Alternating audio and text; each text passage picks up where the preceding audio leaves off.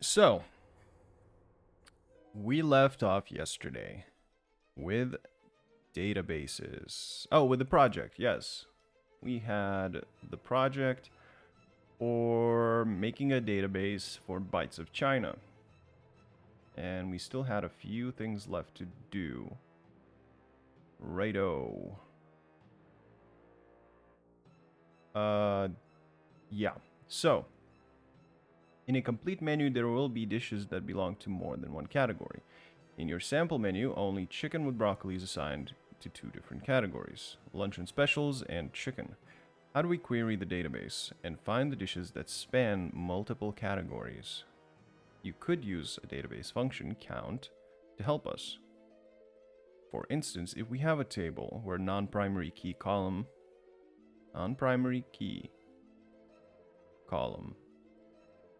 appears multiple times in results, we can count how many times the row appears. With a query that displays the dish ID and count dish ID as dish count from the categories dishes table. Alright, when we are displaying dish ID along with an aggregate function such as count, we also have to add a group by clause, which includes dish ID. Okay, so that's why it didn't allow us to provide additional information on which query was it? It was something in the previous exercises. Yeah. We couldn't display anything else besides count. So I guess we select,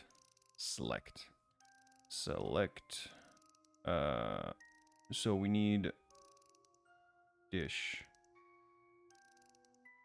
dot ID as, dish dot ID as dish ID. Let's do it like this. And we should use snake case. Dish ID. There we go. And we also need a count on dish ID.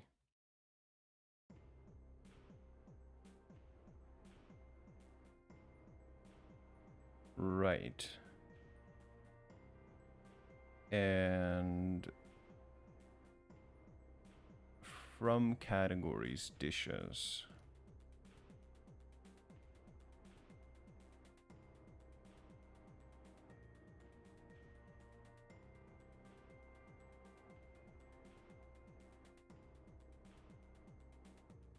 And I suppose we also need to group by dish ID.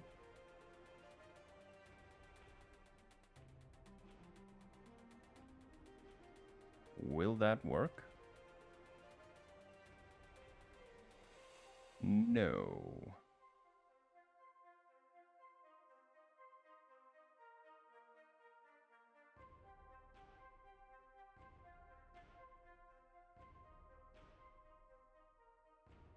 Oh, we're selecting from categories dishes. I would appreciate this error not being over the table that I need to check. Let's run it again.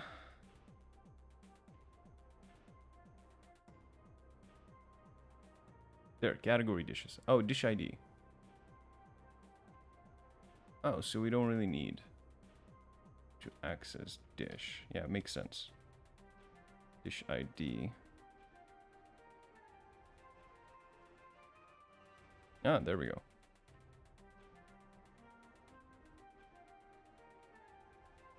Okay, so dish ID 1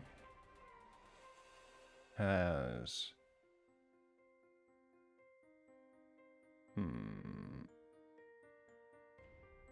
several categories. And if we actually check that, chicken and broccoli. Yep, that is the case. Okay.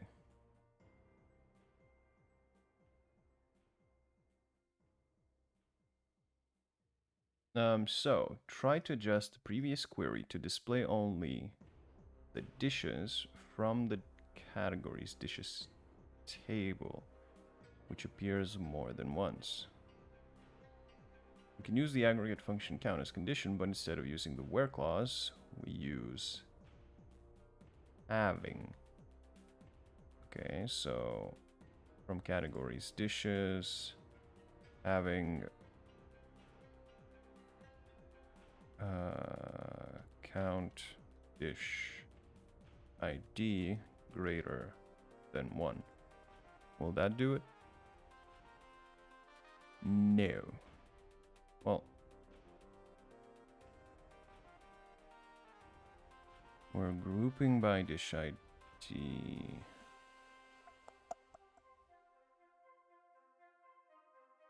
It said instead of from.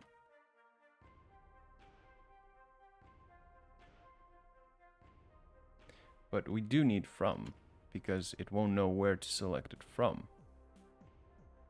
Maybe we don't need the group group, but we do. Yeah.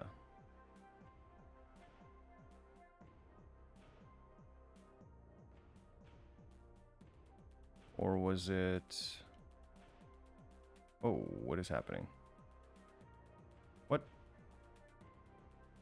What is going on?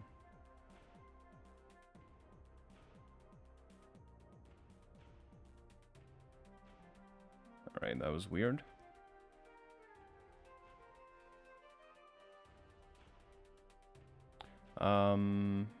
Maybe we have the having after group.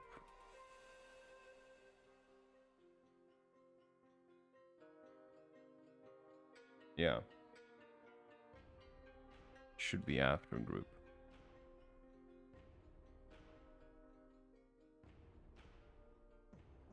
A extension morp is here, barking their morning barks as usual. Alright, so we're done with that. The previous two queries only gave us a dish ID, which is not very informative. We should write a better query, which tells us exactly the name of the dish that appears more than once in categories dishes table. Write a query that incorporates multiple tables that display the dish name as dish name, and dish count as dish count. Okay, so we just do as dish count, and here instead of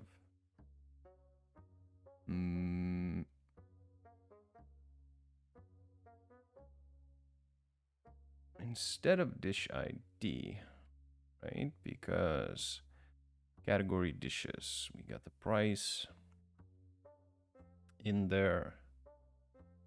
So we should probably access the dish table. So we'll do dish dot name as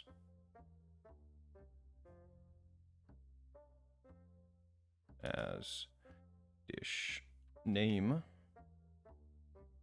And you know, let's throw in the price for the good measure. And let's do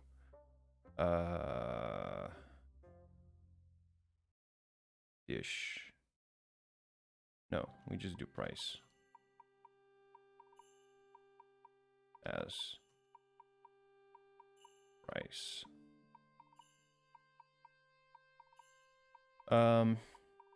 Okay, now we have to join them. So from categories dishes, we want to do join dish on categories dishes dot dish ID equals dish dot ID.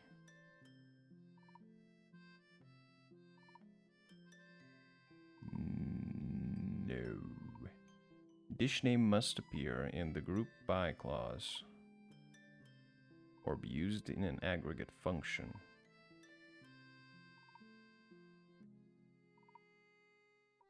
Sure, we can group. by dish name, maybe.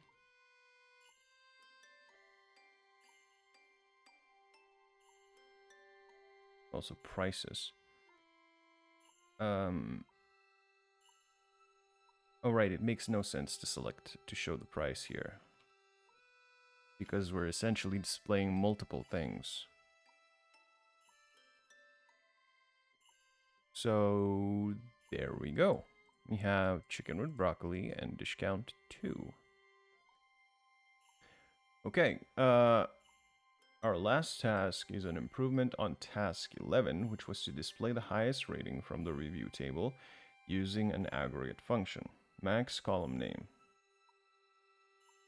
Where did we have that?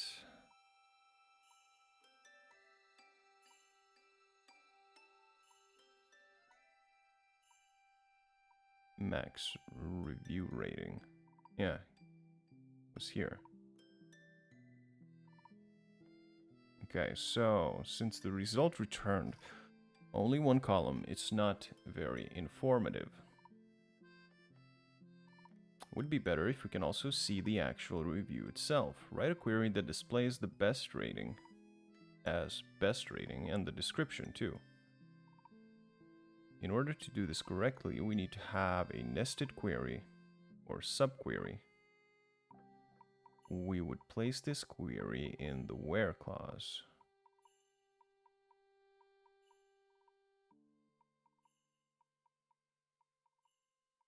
Oh. Okay, so we just place this entire thing. Oh, close.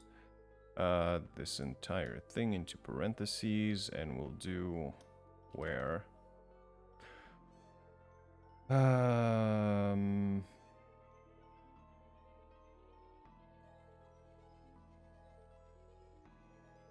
Where review max review, no, where review rating.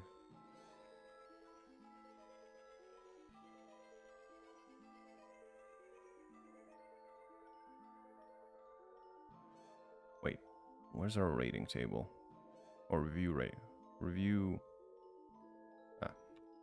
dot rating equals like so, and then we can just do select review dot rating and description from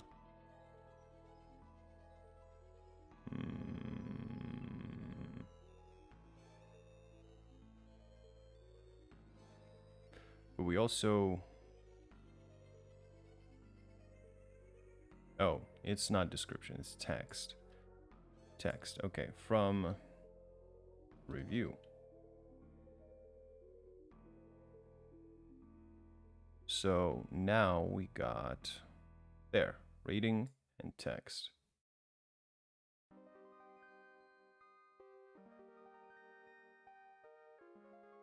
Okay, we are done. Yes, we are done. That was pretty fun, actually. Look at all this information about fake restaurant.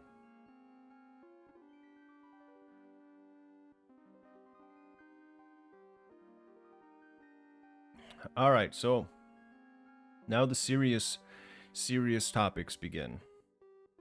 Well, I shouldn't say serious because I don't really know what triggers are. Maybe it's just minute stuff, but let's take a look. According to Wikipedia, a database trigger is procedural code that is automatically executed in response to certain events on a particular table or view in a database. The trigger is mostly used for maintaining the integrity of the information on the database. In practical terms, what does that do for you, though? What that means is that when you want something to happen every time someone makes a specific change to a table or view, a trigger is placed on that table or view. That trigger will call a function when the conditions conditions for the trigger are met. You may be asking yourself, why would you want to have something happen without the caller specifically asking for it, and possibly happening without their knowledge? In short, adding a trigger saves people from forgetting to do that action and ensures consistent rules are applied. Of course, nothing comes without a cost.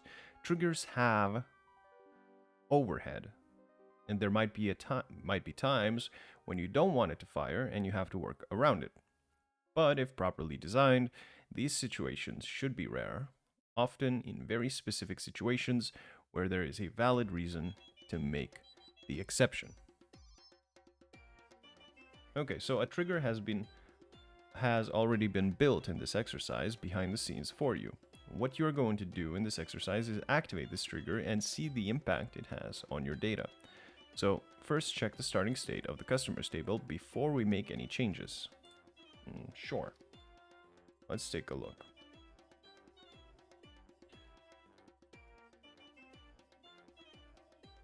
Boom, we have 3 customers. One of them is 82 years old, the other one is 10. Excuse me.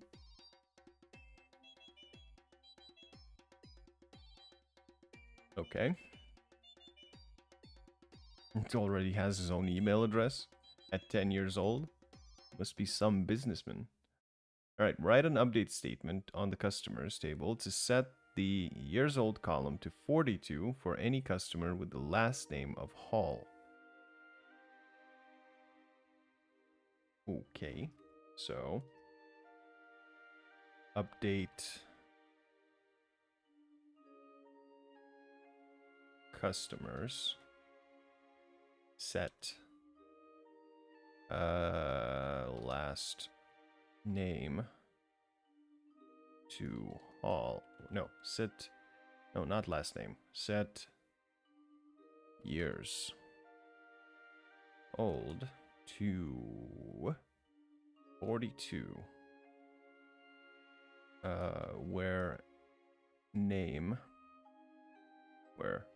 last name equals... I think I'm doing this correctly. I'm doing this from memory, so might be incorrect, but should be fine. All right, and if we queue it again, hidden Hall 42.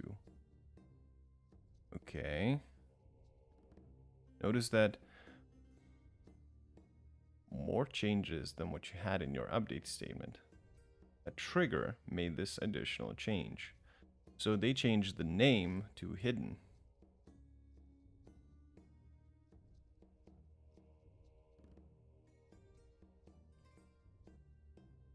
Okay.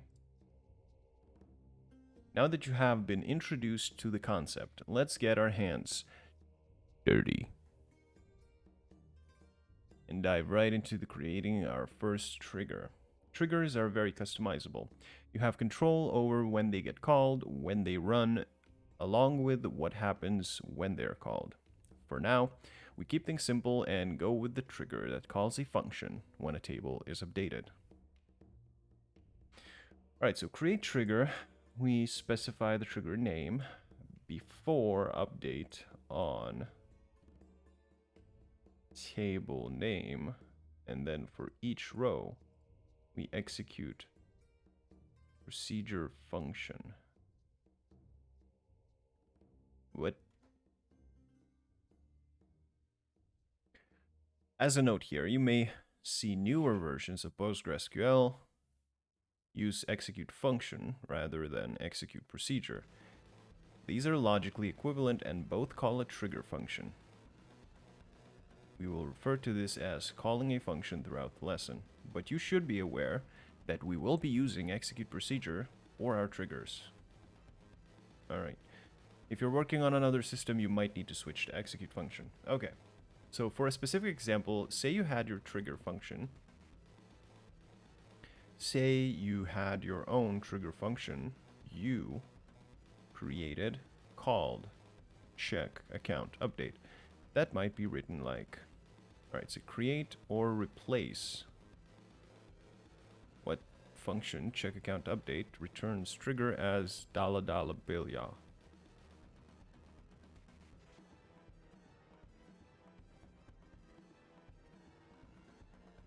Okay, so create trigger, check update. Why not? Oh, because yeah, it's a trigger's name, not the function's name. So create trigger check update before update on accounts, and then we will execute this function on each row. For each row, execute procedure, check account update.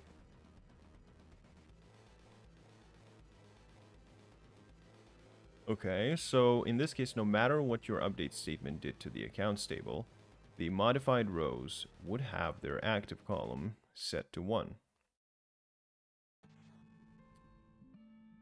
Would have their active column set to 1. You're not limited to setting a trigger on your only on an update.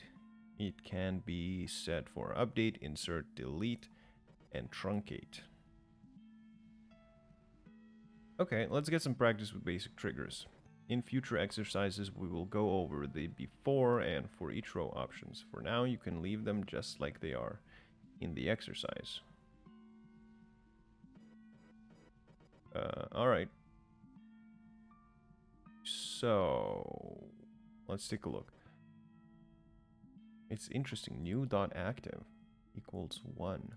Return new. Functions are going to be an entirely different beast. I have a feeling. SQL functions. God darn it. What else is there going to be? Loops?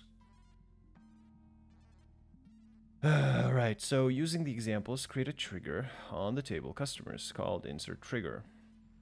That will call the function insert function that will be activated on an insert statement for that table.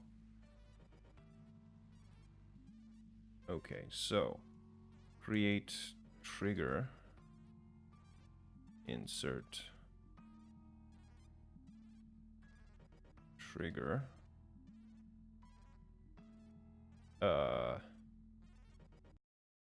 I guess before update on customers for each row, execute procedure.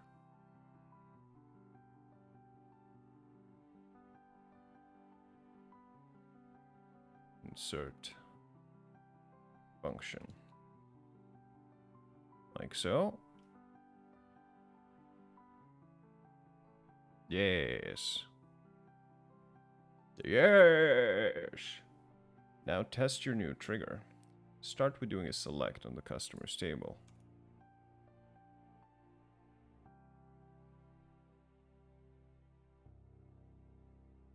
Okay. Insert a record into the customers table. The only required fields are first name and last name. So to keep things simple, on your insert use, first name equals John, last name equals Doe. Okay, so insert into customers values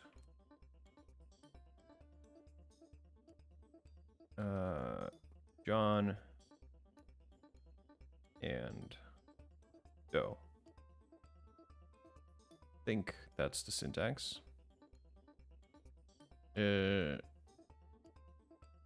Oh.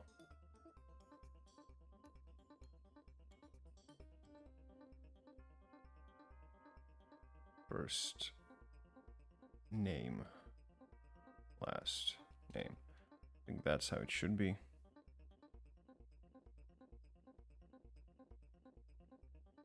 Wait, is it? SQL.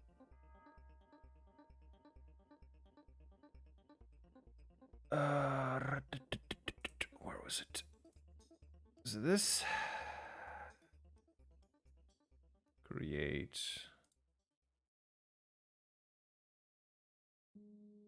Insert into.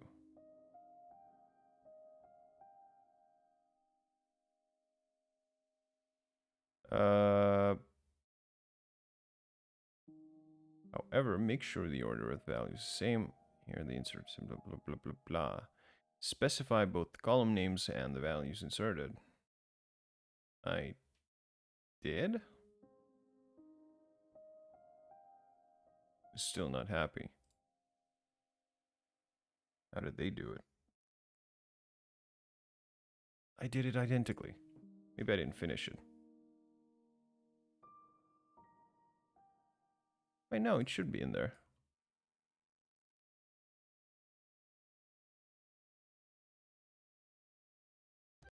Yeah, it's in there. What are you talking about?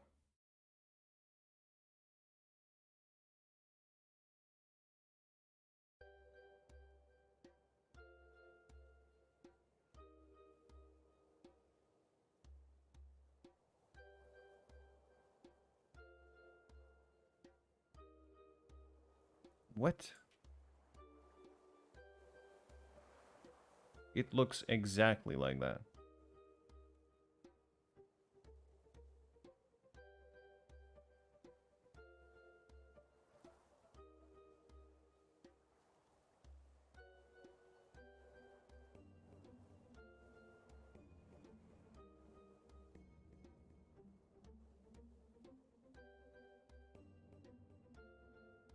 Codecademy, what's your problem?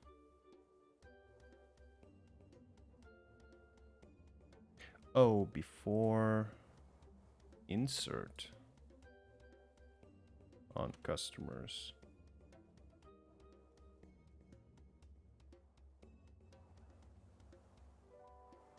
Okay, you know what? I'll make it identical. There. It is goddamn near perfect. It is perfect. I'll even copy this and just paste it here. Oh my god. What's your problem?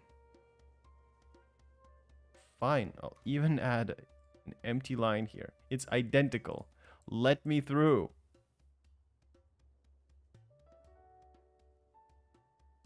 I'm gonna write a complaint.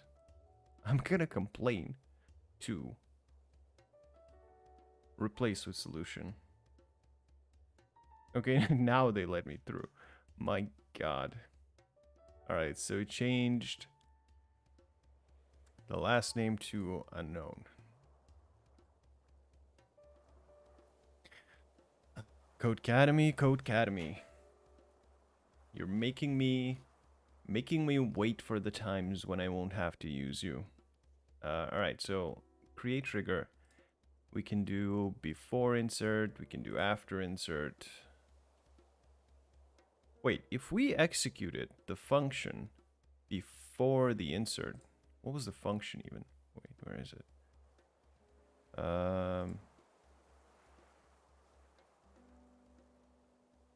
There. New last name, function, unknown. So how does it make sense? Because we executed this function before the insert. So, and how does it know which thing to target?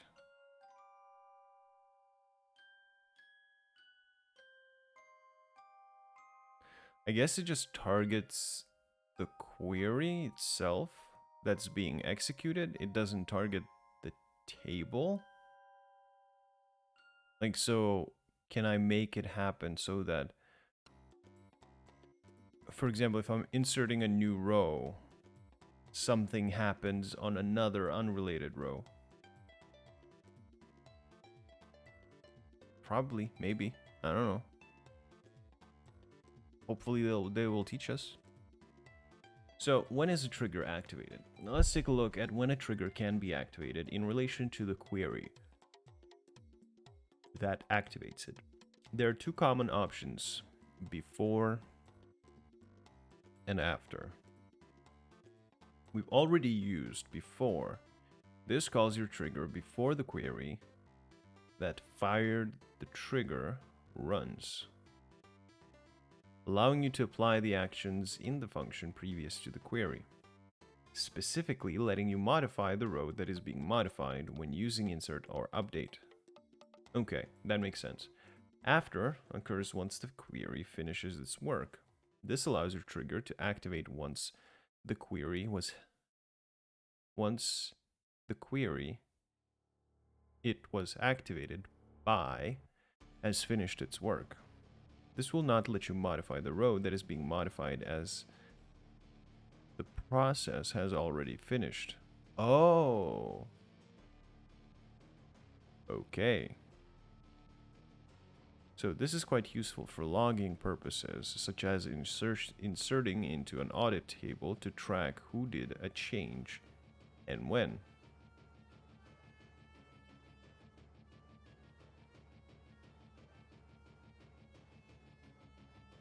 Okay. So using after doesn't allow us to modify the table, the row being inserted into. So if we want to if we want to modify the query for whatever reason, we have to use before. And after is mainly for logging purposes. All right, so start by select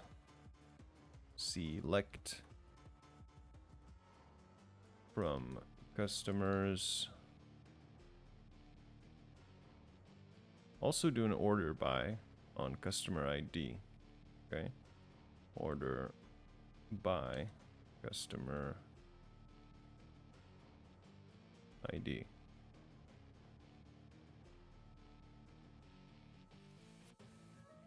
Okay.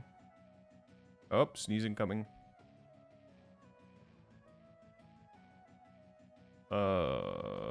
Is it incoming? No, false alarm. Hey, designated Aussie. It's going great, man. How are you doing? How's your week been? How's your weekend? We're doing databases now.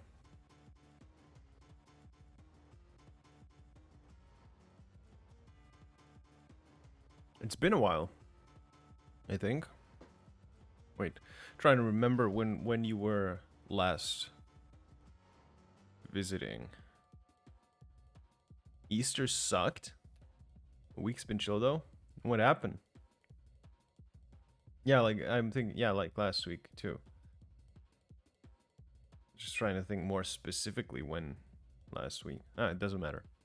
So why did Easter suck? Family stuff?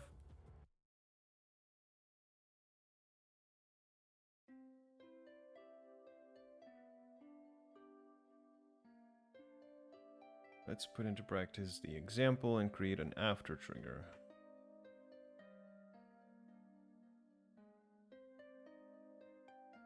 Oh yeah, the piano stuff. God. That seems such a long time ago. It's like, wow. We're moving forwards.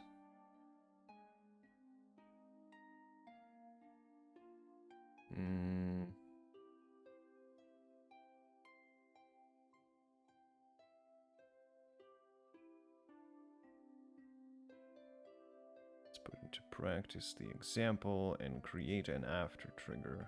Create one for customers that will fire on update. Calling log customer change. Okay, so create trigger log customers change. I think that's how you do it. And then okay, I'm gonna need gonna need my cheat sheet here. Normally we do a family thing, and normally I have the kids with me. This year family decided to do their own stuff, and I didn't have my kids this year, so I was basically alone doing nothing. Oh, that sucks, man. That sucks indeed. Do you, like, are you into, like, celebrating holidays? Database stuff that's like SQL. Yeah, it's SQL, basically SQL. PostgreSQL and SQL. Um, view path.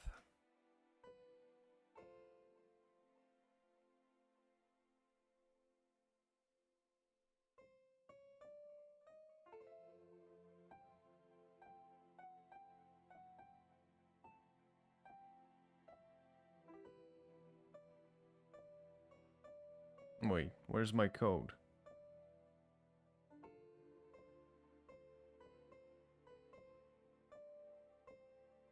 Getting old.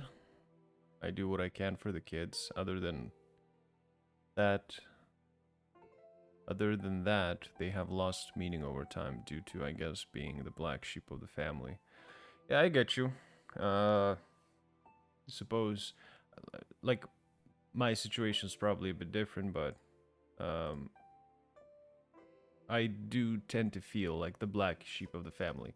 So much so that I kind of cut out my family and basically making my own family with my girlfriend and whatnot. Well, I mean, it's not the last Easter and not the last holiday this year. I'm sure you'll catch up.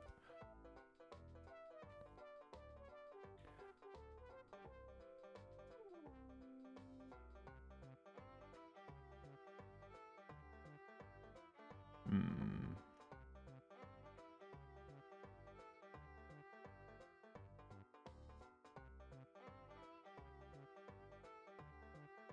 Though, I guess it depends. Like, what did they decide to do instead? Because, like, if it's like, oh, we're just gonna do Easter normally, except, like, without you, then that kind of sucks. But if they're like, oh, we're like going for vacation somewhere, you know, doesn't bother me too much nowadays. Just more the kids are used to seeing family. And then I'm like, well, didn't get an invite this year. Oh, that kind of sucks.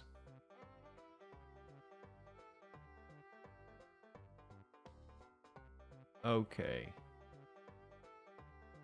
Well, shit.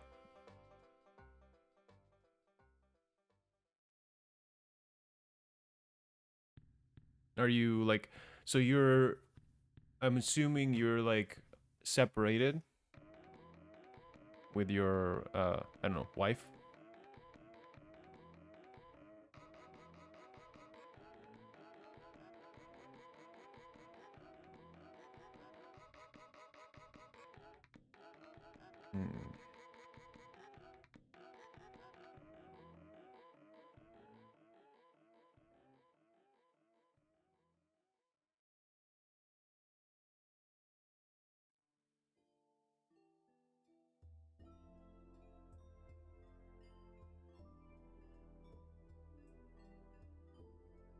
Hmm. That's the function. It's not really a trigger.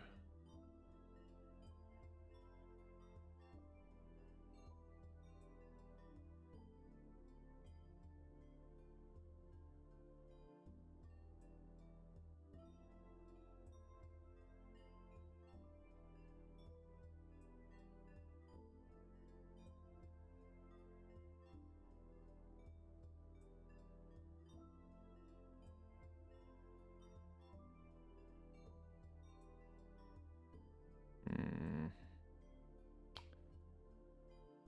I guess I'll just go back to the previous lesson. Keep that open.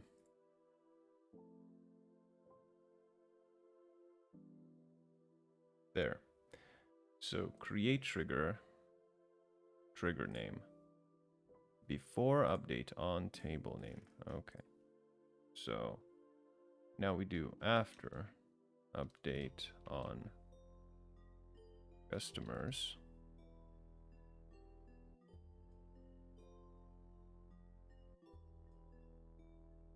For each row.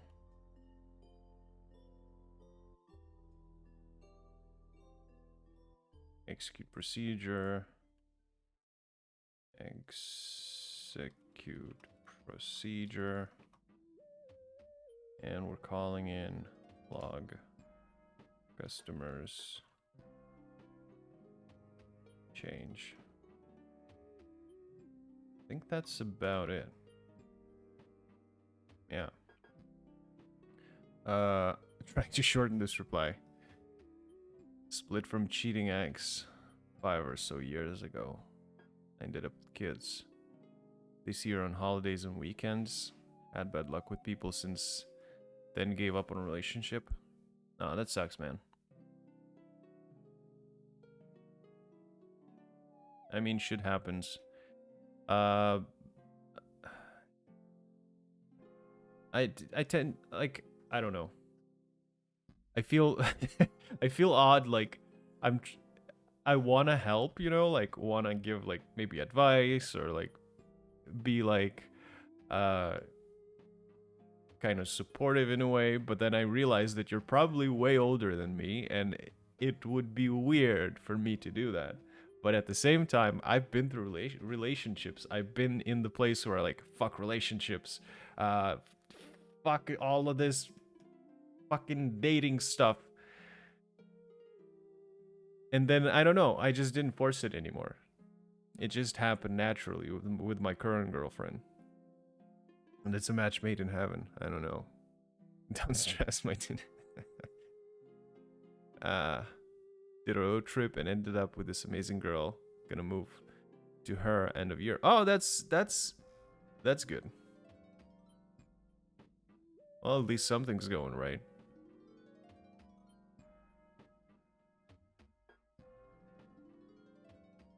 A lot older. Been through hell and back. Oh. Well, you know what they say. Any experience is good experience. I'd be the one to give you advice. Yeah, probably. Though, I don't know. I feel like in my age group, I probably end up being the one who gives advice often because I've been through some shit. Back in my day type convos, yeah.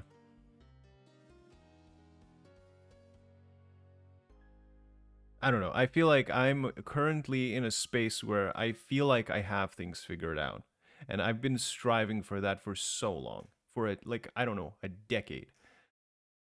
Constantly just like looking for that feeling of, okay, I know what I'm doing currently. I know where I'm heading towards. And everything is fine. And that took so much work.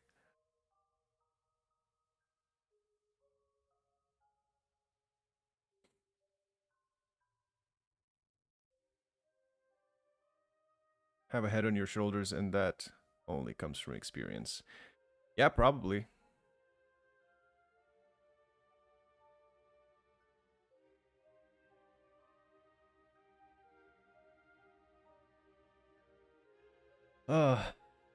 Reminiscing about the good, not so good old days. But, happy to hear things are turning up for you. Even though Easter was a bit sucky, but, at least you have something to look forward to on the relationship front.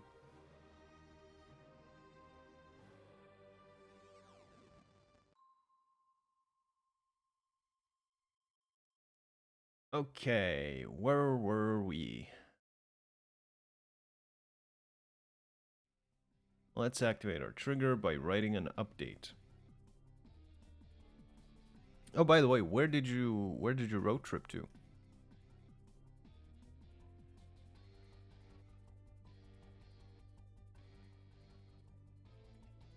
Oh, flying. So she's kind of far away.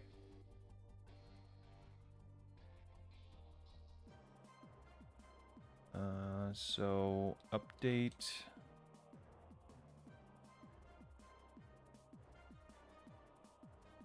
The database has customers' age wrong.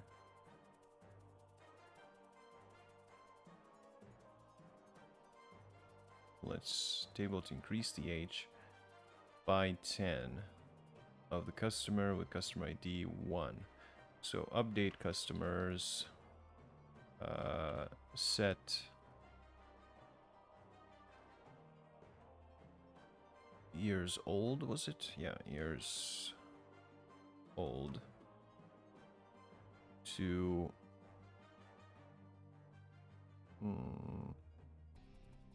20, where customer ID is equal to 1. Live in South Australia, she's in Perth. Was a 28-hour drive each way. Oh my god. Went in December, and her and me started dating January 9th. Now I fly back because I'm not driving that again. I can imagine. And it being Australia, it's probably most of the ways just like boring, unchanging landscape of like semi... I don't know what Australia is like. Semi-deserts or something.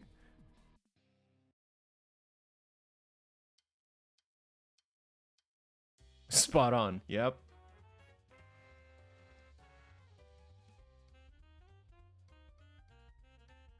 Well, I mean, could make a road trip out of it. But then again, probably not. It's boring as hell. Sounds boring as hell.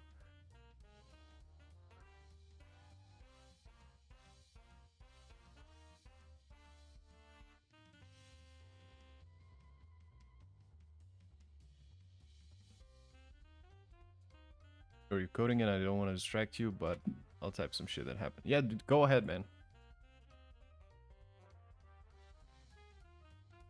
And it's not distracting. Like, well, I guess it is a little bit, but it's fine.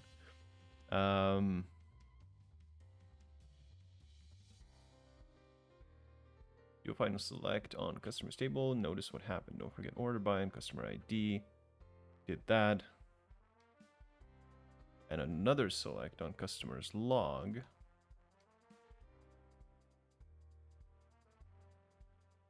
From customer's log.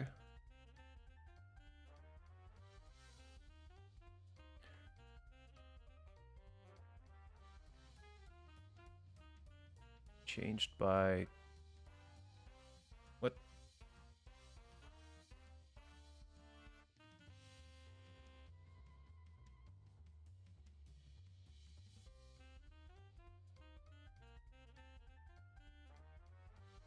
The name of the change is the user ID given in this tool. In a production environment, you would have a more specific user information on who made the change.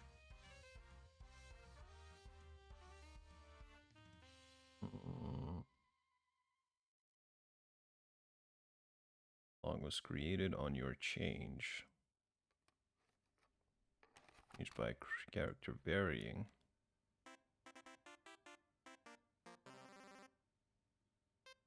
Oh, it's here. Time changed. But it doesn't really show the change itself.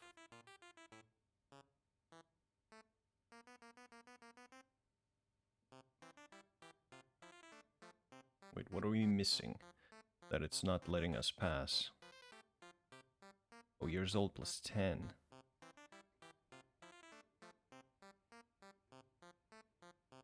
Oh. You can do that, I forgot. Years old plus 10. Nope, still not happy. After trigger.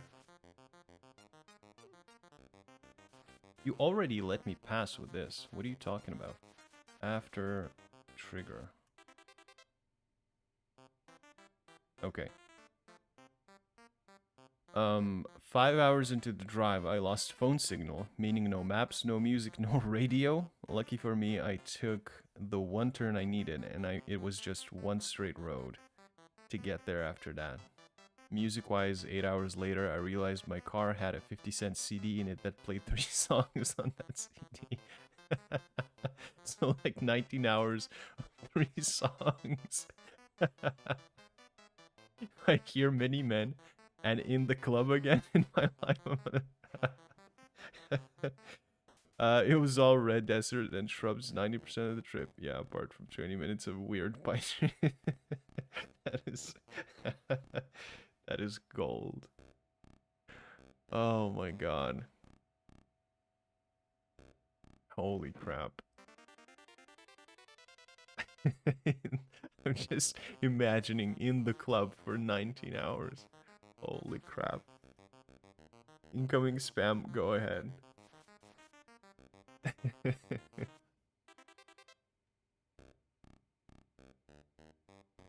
Thor, you okay?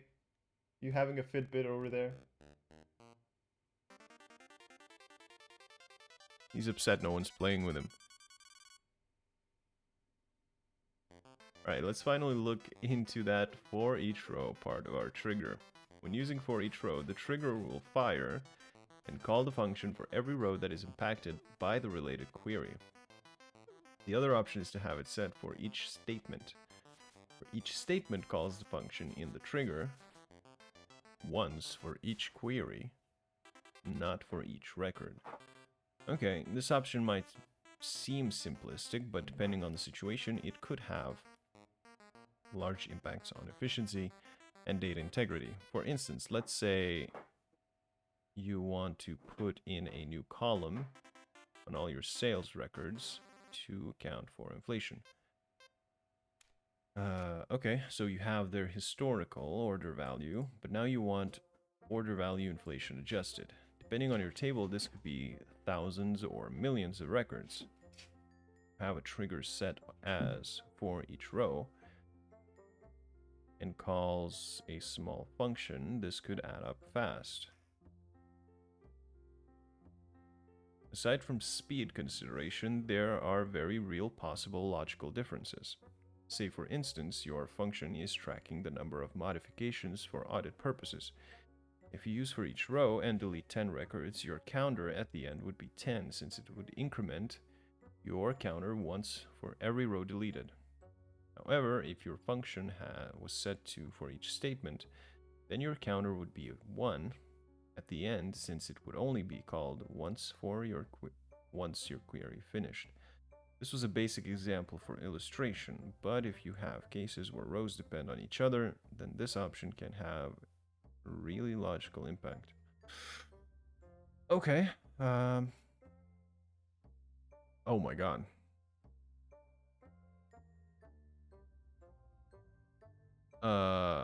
Wait, where did we finish?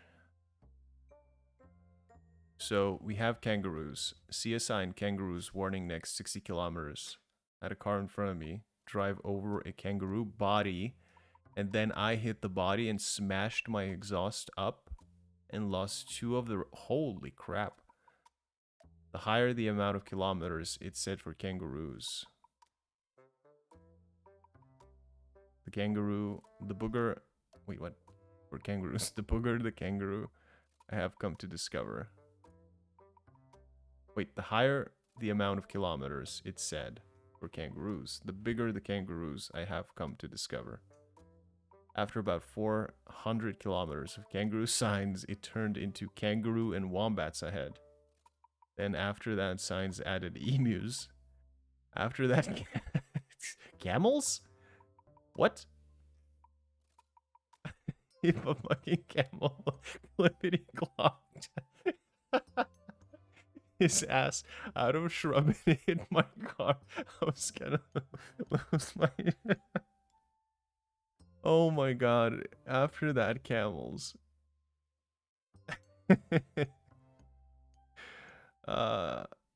They're fucking camels running around the goddamn outback. Are there? How many camels are there in Australia? About...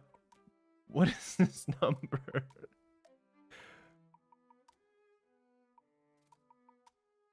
Holy crap, I didn't even know you guys have camels. Estimated about, I'm assuming 300,000. Spread across 37% of the Australian mainland. Okay, what's the kangaroo count? Oh, 42 million. Okay. Wait, how many people are there in Australia?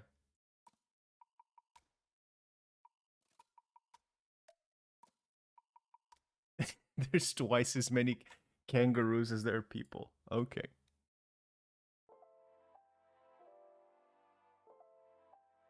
It's fine. It's fine. The spelling issues happen. I didn't know till I drove this. Went to war against emus and we lost. Yeah, I read about that one. Okay, this is the wildest story. Like, freaking camels. Oh my god. Thank you for the good laughs, though.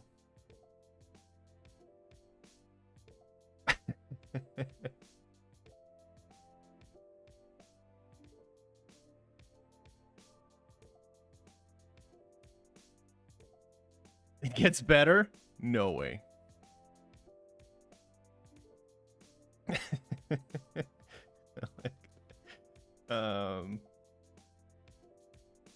From customers. Create a trigger called each statement trigger for the customers table that calls a function statement function on after update. This time, however, use for each statement rather than for each row. This will make the trigger fire only once per query, no matter how many rows you update. Statement function will insert a new row into your customers table. Okay. So create trigger each statement trigger. Let's try to remember the syntax. It should be after update and then for each row execute procedure.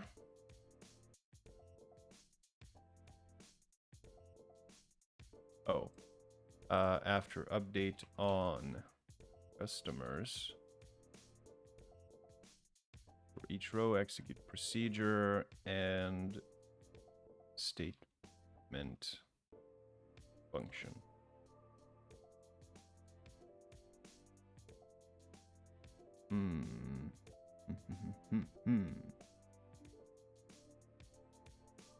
Let's activate the trigger you just created to see what happens when we use for each statement.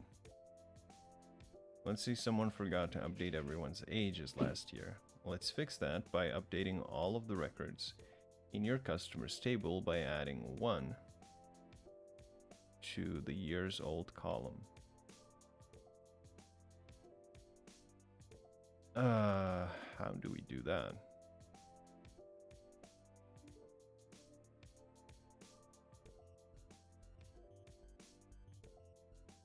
See what happens when we use for each statement. What in the hell is a for each statement? SQL for each statement.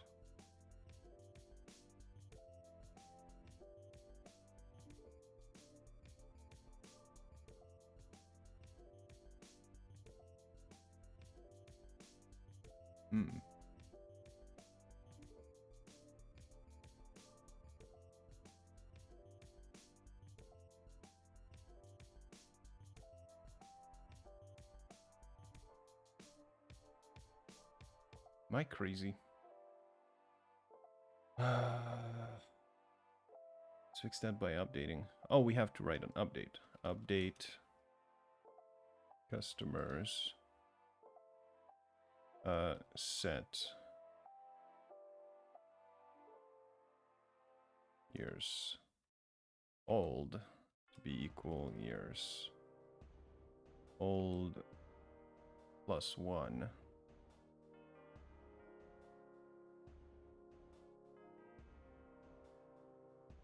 I think that should be it. Yep. And so do a final select customers and see what happened.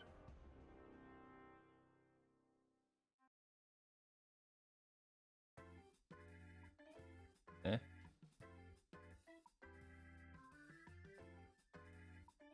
Syntax error. Oh, semicolon. Okay, so statement, statement, statement, run, run, run. Okay, so it created 3 statements for each call on the statement function. Okay.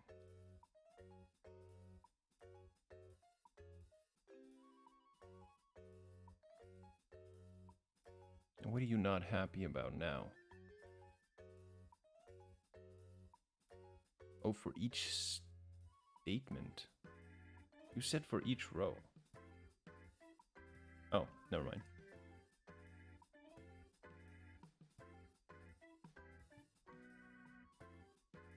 As a bonus, we won't grade your code. Try changing the for each statement to for...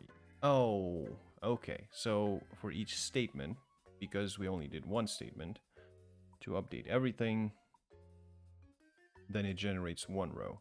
And if we do for each row, it does 3. Because we update 3 rows. Okay. Alright, let's take a look. I'm driving along and see a sign for whale spotting. Okay, nice blue water. Whale jumping out of the water. Okay, keep driving. Another sign. Looking around like, where is this whale? We're in a desert.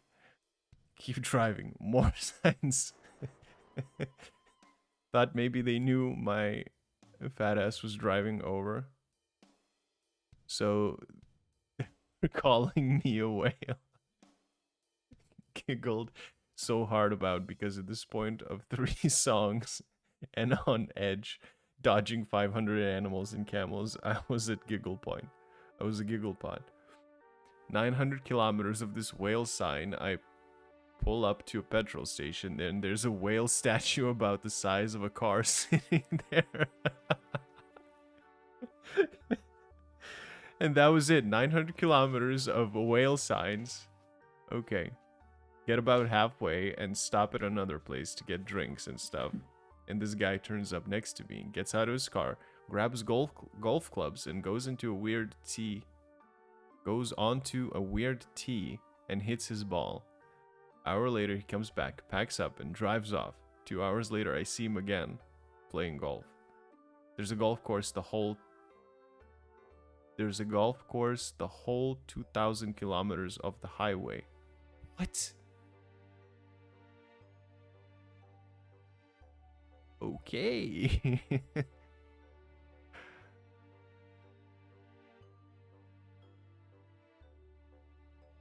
This is crazy.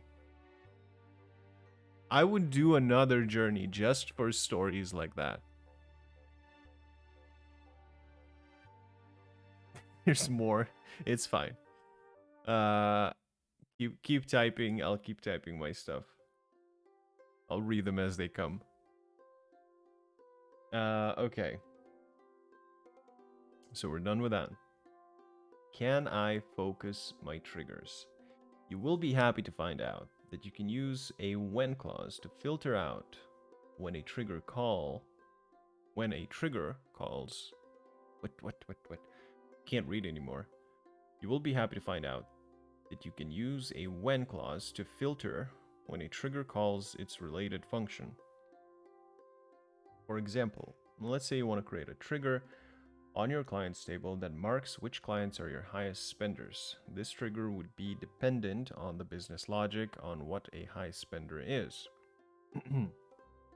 For example, when When total spending gets higher than X, you could update the high spenders flag for that client.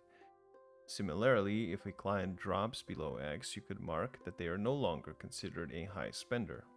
As a note, with the when clause, you can use new and old to get the records from the table before and after the query. Logically, insert cannot refer to old because nothing existed before the insert, and delete cannot refer to new because nothing exists after the delete. Okay, so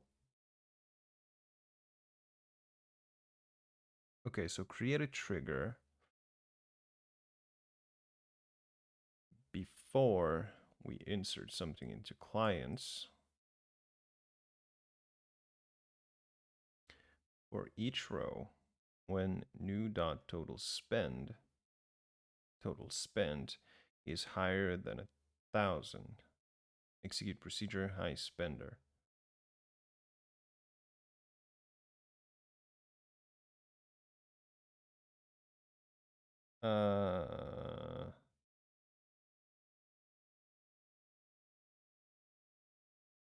Okay. But I don't think for each row it's here.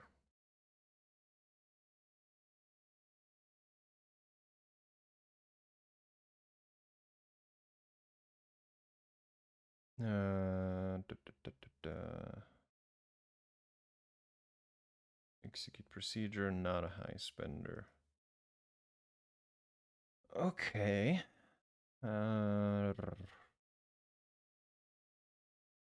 Let's try it out. Using the examples as template, create two update triggers for the same table clients. Name the triggers update trigger high and update trigger low. Both set to before update and for each row.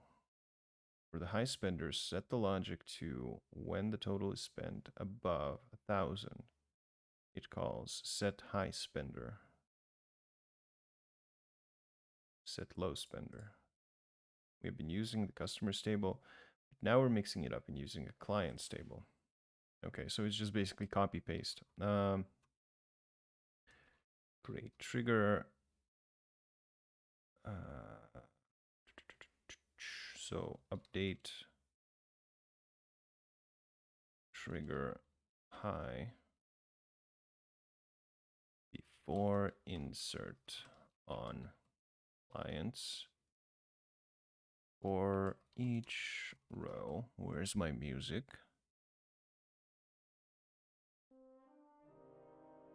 There it is. Each row when new total spent is greater or equal to 1,000. Execute procedure. Set high spender. Yeah. And then we need a second identical one, except update trigger low. Clients, new total spend is less than 1,000. And set low spender. Oh.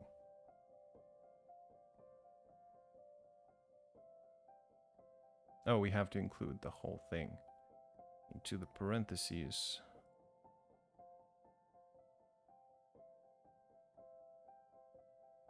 Okay. Do a select on the clients.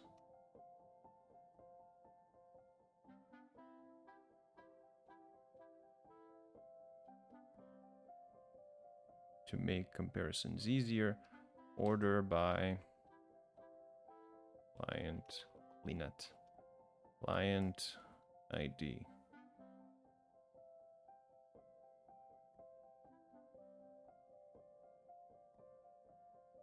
Okay. All right, let's get back to the story. At this point, it's becoming more interesting than programming. All right, where did we finished off? Just looked it up. The course is 1,365 kilometers of the highway. Holy crap! It's called Null Arbor Links Golf Course. Memories are amazing. I found stuff like memories are amazing. I find stuff like I went through funny as fuck, and I was laughing the whole way. Solo trip, by the way, so I managed 22 hours driving there, no sleep. Then I did the rest. But on way home I did like 16 and then the rest. So wait, what ghost bike? What ghost bike? I didn't see any ghost bikes.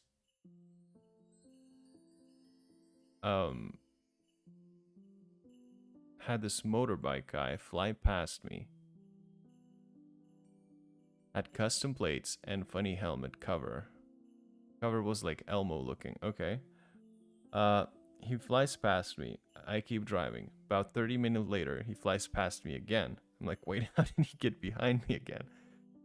Maybe different bike, but look the same custom stuff. Again, later on, he flew past me again. Get to the petrol station, and he's parked there. I fill up, get drinks, and he was chatting away to someone. I drive off. Don't see a single car for 2 hours. Then I drive past a rest bay.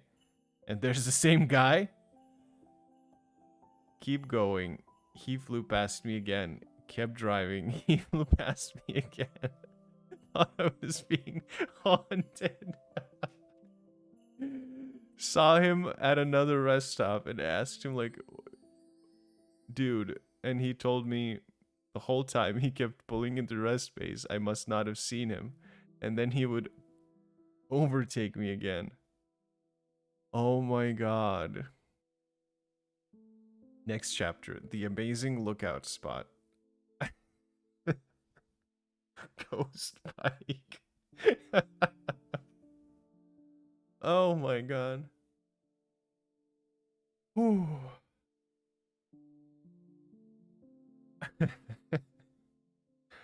All right, let's test our triggers. Write 2 update statements. For the first, set total spent to 5,000, where the last name equals Campbell. For the second one, send total spent to 100, where the last name equals Lewis. Okay. Update clients. Set total spent to 1,000. Where last name equals Campbell.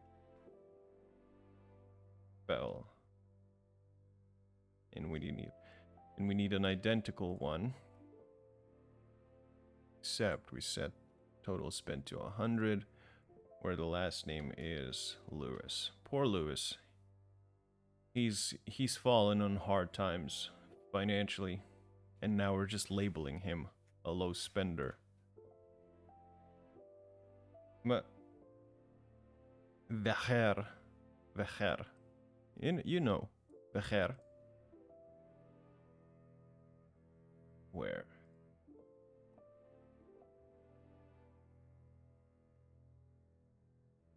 Okay. So run your select on clients and order by client ID again after your update statement, and notice the changes to the records. Sure thing. Let's do it. Okay, so wait.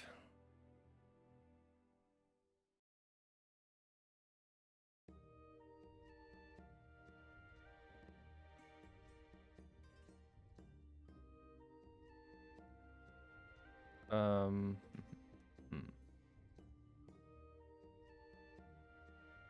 So Campbell was not.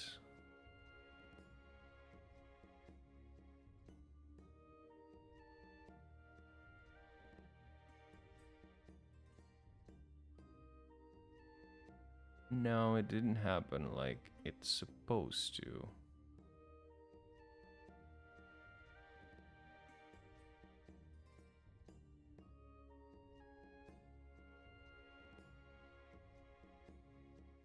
Hmm.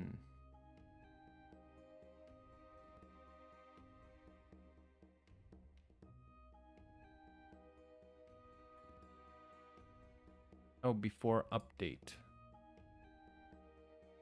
Makes sense. Because we are updating, not inserting. All right, let's take a look now. Okay, so now it worked. First, Lewis was flagged as a high spender. And then Campbell got flagged and Lewis got unflagged. Okay. All right, so the trigger altered the record beyond what was specified in the update statement you wrote. In practice, you could and probably should do this logic in the function itself, letting it decide when to set the high spender to on or off. But this served as a good example of how to use when clause to limit when a trigger would fire. Yeah, probably. This should be part of the function. But what's your problem now? Oh, 5,000. Not 1,000. There we go.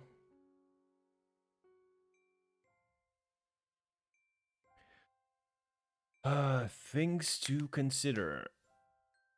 Now that we have covered the basic structure of triggers, let us cover some of the nuances to keep in mind. For instance, in PostgreSQL, multiple triggers of the same kind can exist in the same table. If a statement causes multiple triggers to fire, they are triggered in alphabetical order. We have seen this by implication in our previous exercises where we had more than one trigger for update and insert. In that example, because of the logic of where clauses, only one trigger called its function, but with different where clause logic, both could have been fired. We will play around with this idea in more detail in the exercises. Okay, so when it says in alphabetical order, I assume it means based on the name of the trigger.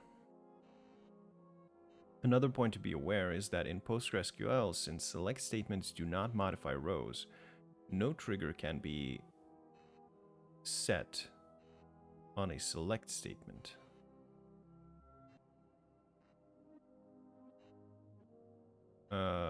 Okay. Makes sense.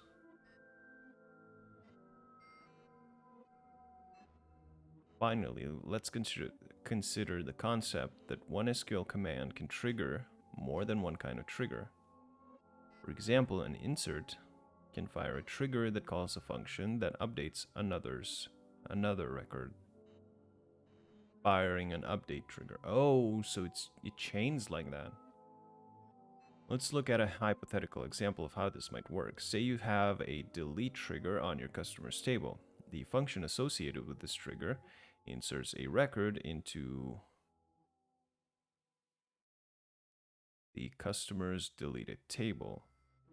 Additionally, the customer's deleted table has an insert trigger on it. So when this record is inserted, it calls its associated function for the trigger that updates the record in the security table, setting the date for next review due to the current date.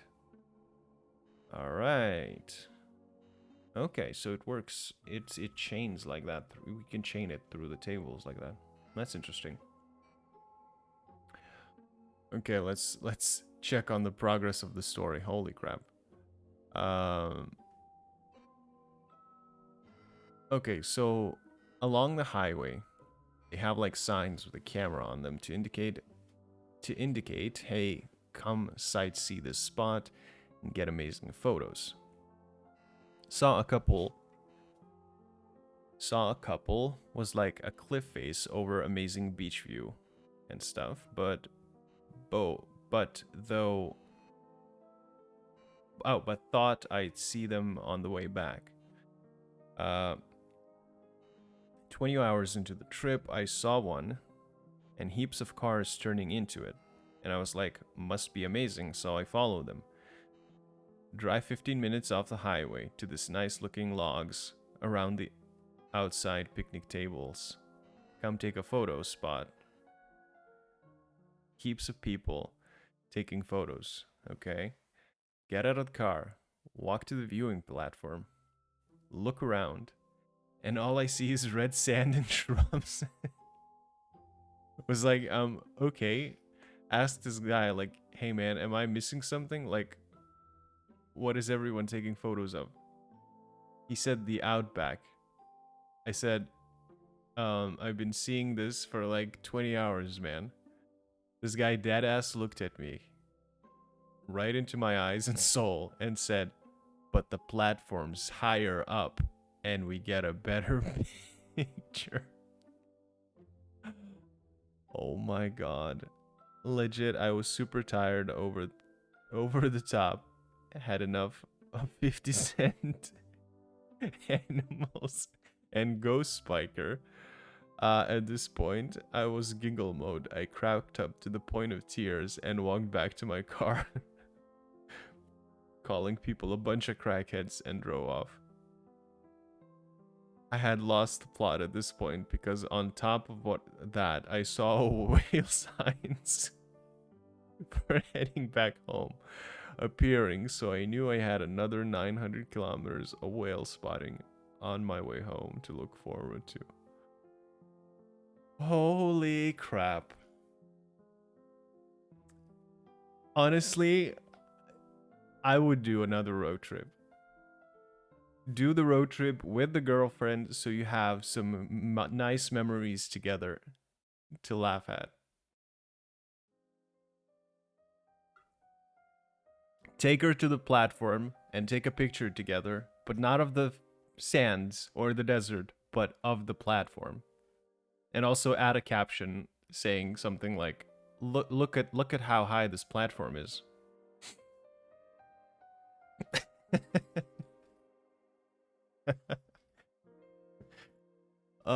My god.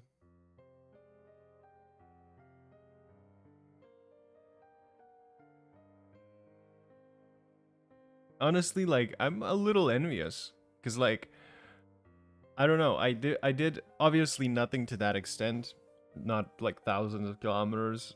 My road trips usually are like about 300, 600 kilometers. So, honestly, like it's probably even more boring cuz you're basically just driving through highways the entire time and they're, I guess, just as boring, really. And in general, the topography and the geography in Lithuania is pretty lame. It's just a flat land all the time. We will one day, because I told her about all this and the vids I made, and she was laughing in tears. I'm almost laughing in tears. This is, oh my god, this is so great. Crap. All right, I think it's time for a break. Need to stretch my legs, hit the loo. If I saw a damn bridge or something, I would jump for joy.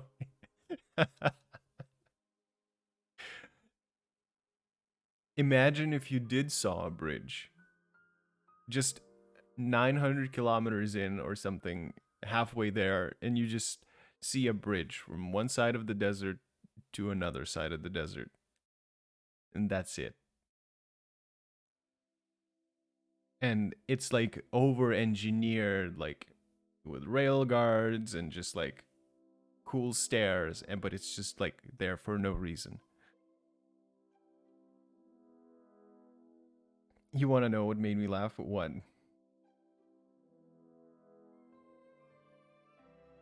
So far, everything, but most of the highway was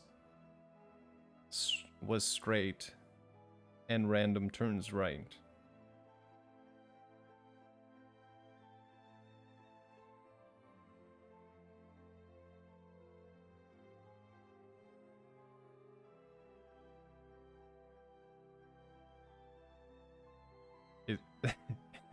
Is, is that the whole thing?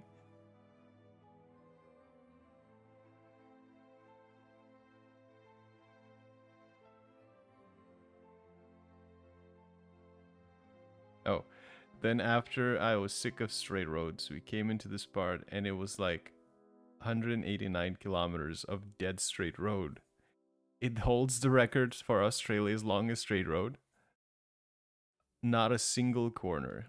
Red sand, shrubs, and straight for 3 hours.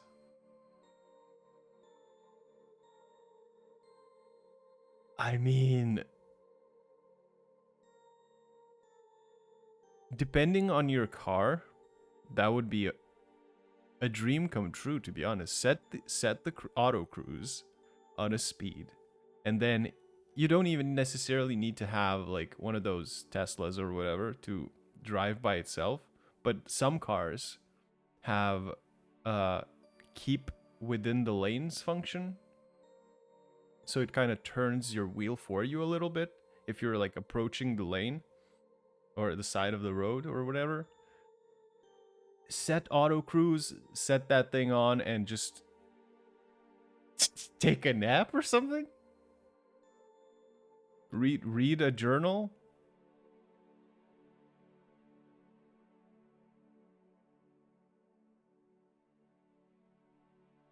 I don't know.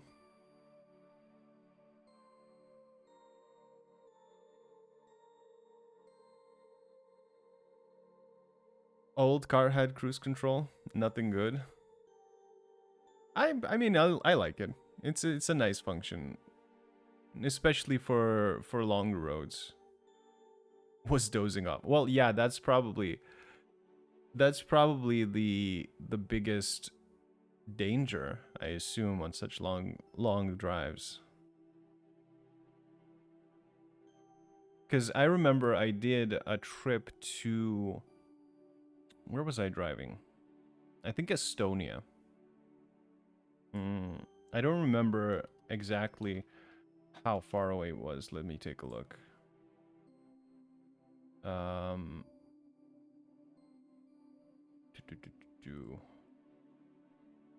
Wait, I'm gonna quickly hide the thing so I don't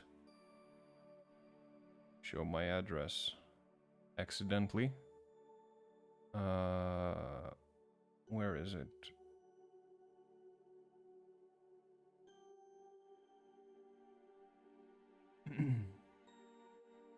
Directions.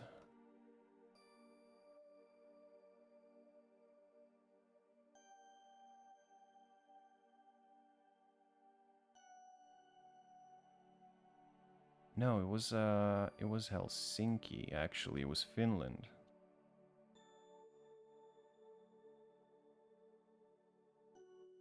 Yeah. Yeah. So it was like 700 kilometers, and on my way back, or 700 kilometers one way. So on my way back, it was evening, late evening, and I was just passing, like micro passing out, basically.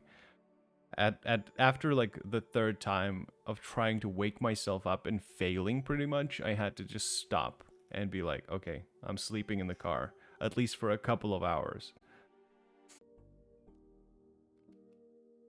And we're back. All right. Add a refill on my water. Hit the bathroom. Petted the dog. We're ready.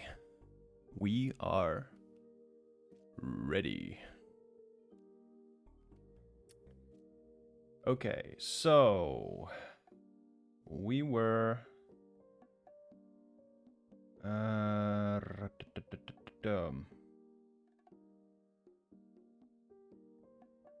right, we were reading about the fact that one trigger can trigger another trigger. So we need to create a new trigger called update alpha. It should do before update on orders. Wait, for update on orders for each row, and we execute procedure calls update first, and then we need a second one which will be update bravo, both before update and for each row. This will call update second. Okay.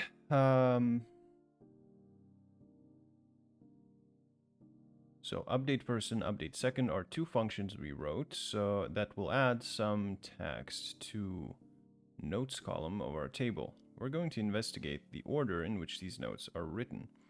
Remember, the order is based on the name of the triggers in this case. Yeah.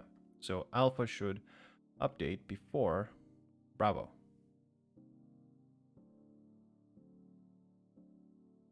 Oh, something's not right. Syntax error. Execute. Execute. Execute.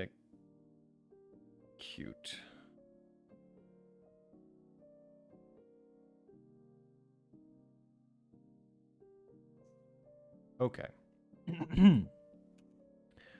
Let's do a select everything from orders, order by,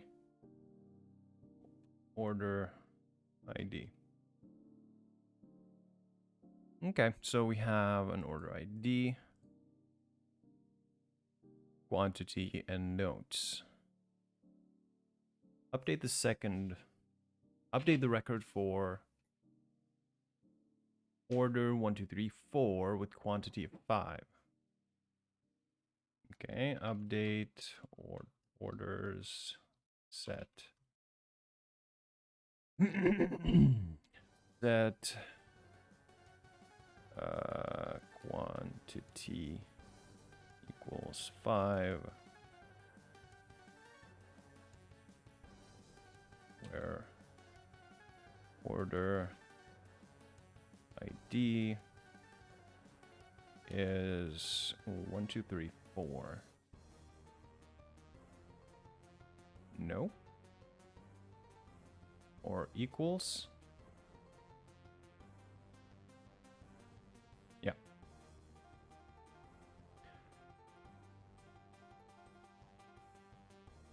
Run our select statement again.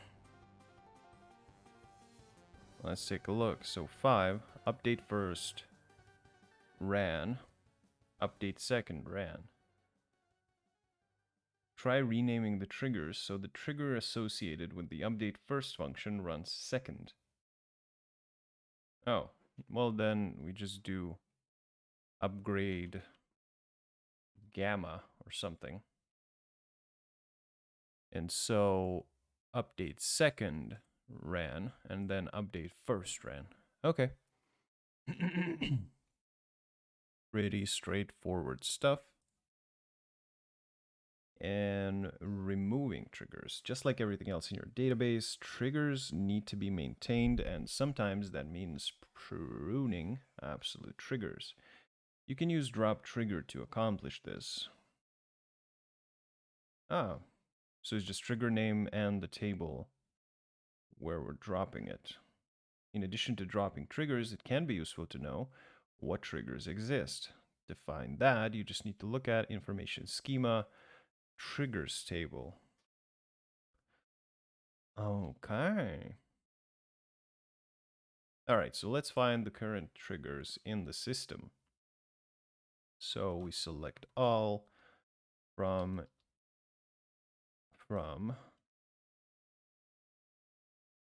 where did my music go? God, do I hate YouTube for pausing my videos. Wait, is there a way to prevent that? How to stop YouTube from pausing.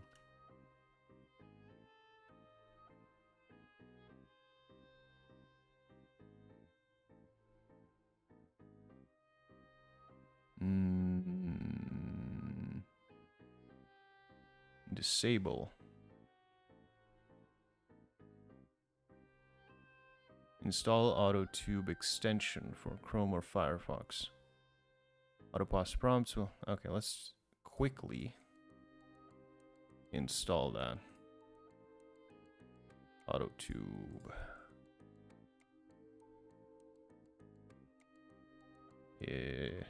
Nothing was found.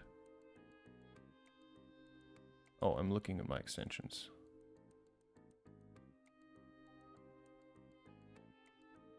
Add to Chrome, add extension. Donezo.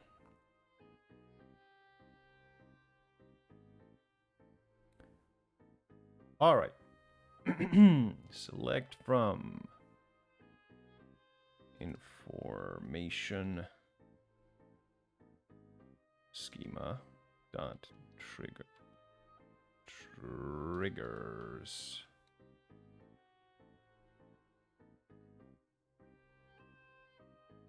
Okay, so we have two triggers. Trigger catalog, trigger schema, trigger name, event manipulation is update,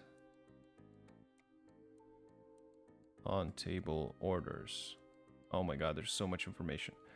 Execute procedures, statement function, statement after and before. Okay. So remove the trigger named I'm a bad trigger on the orders table. So we can do drop trigger I'm a bad trigger on orders. Yep. And let's check the list again.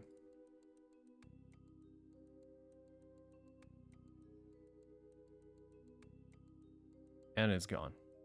Okay. That's cool.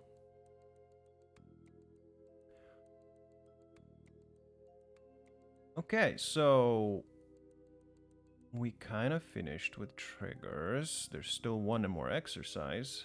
You can use the workspace here to experiment with what you have learned about triggers. The tables you have to work with are customers and customer log tables. As a tip for the customers table, when you select and order by customer ID might be helpful. 3 functions have been created, named function 1, function 2, and function 3. See if you can figure out what each function does based on how you set up your triggers to call them. Note that they were given terrible names on purpose to not give away their purpose and let you discover through experimentation.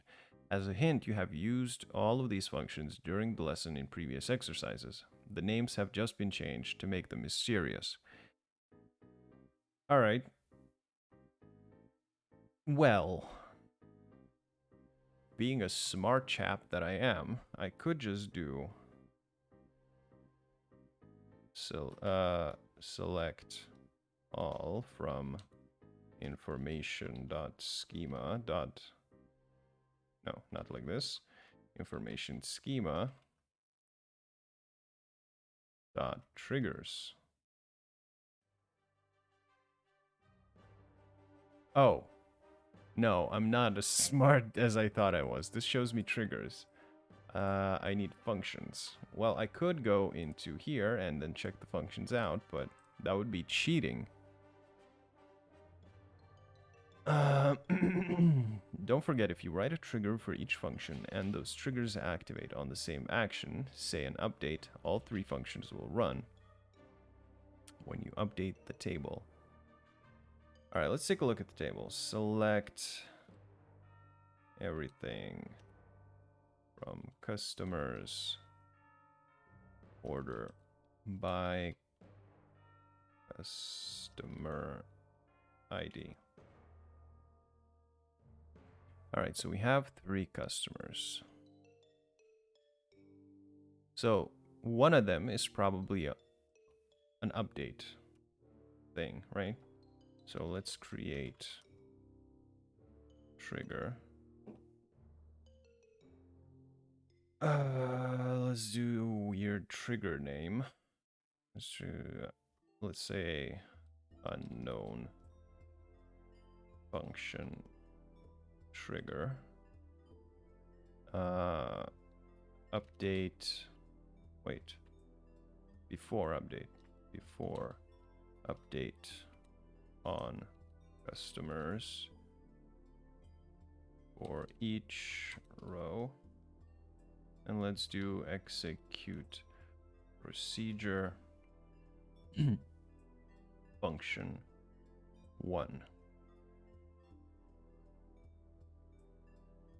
And then let's try to update the age. So update customers, set years old to be equal to years old plus 10, where let's actually increase it everywhere. Okay, and then we want to select this and take a look at it again. Aha. So function 1 adds a row.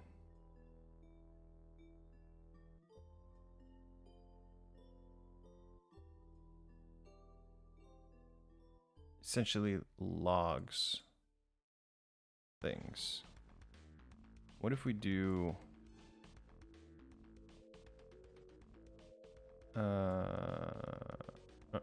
before update? We can do before insert. Then instead of update, we can do insert into customers. Let's do first name, last name, values, John McAfee. I think that was his last name, John McAfee.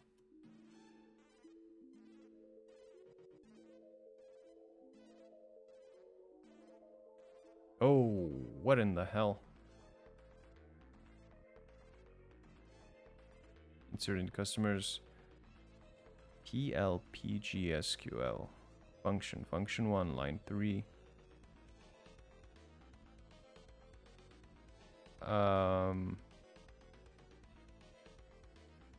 I think I made an infinite loop in SQL because this function inserts something, but it also calls itself on an insert. So when I called this insert, this trigger got triggered and it's inserting a new thing, but also because it's inserting a new thing, it's also calling itself again. All right, let's try it with function 2. Okay, so this changed. Function 2 just changes the first name.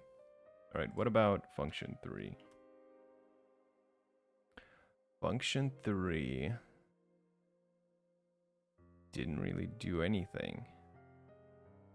Wait, what was function 3? It was on update, wasn't it? No, we already tried that.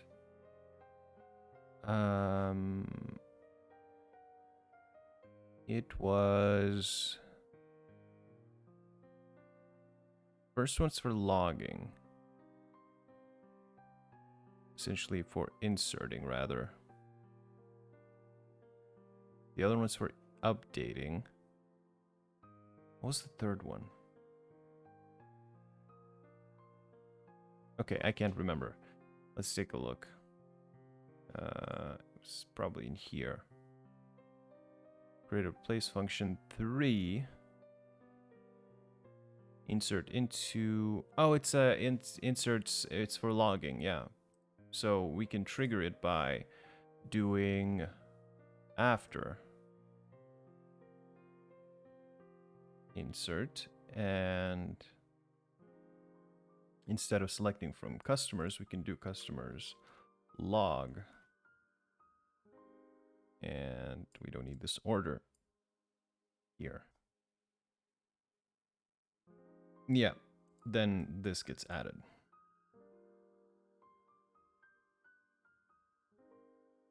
Okay, well, I feel like we have a good grasp on triggers now. All right, quiz time. You need to create a trigger that will call a function that will create a record in the customer's log table when records are inserted into the customer's table. You have talked with legal, and because your company is often updating groups of customers at a time from third-party vendors, they said that one log record per insert group would be sufficient. What is missing from the code below that would do this? So, for each statement. Yep.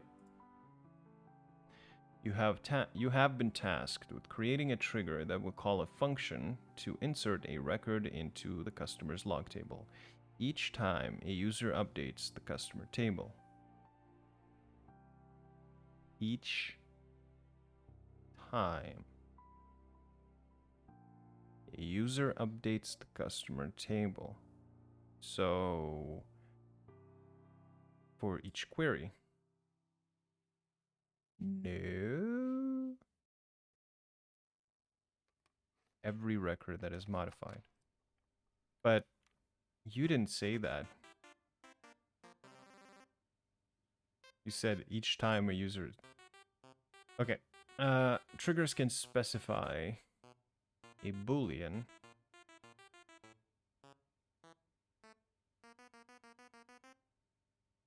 when condition. I think it was when. Yeah. You need to create a trigger that will call a function that will create a record in the customers. So it's for each statement. The command removes a trigger. Drop trigger. In PostgreSQL, what database types can triggers be associated with?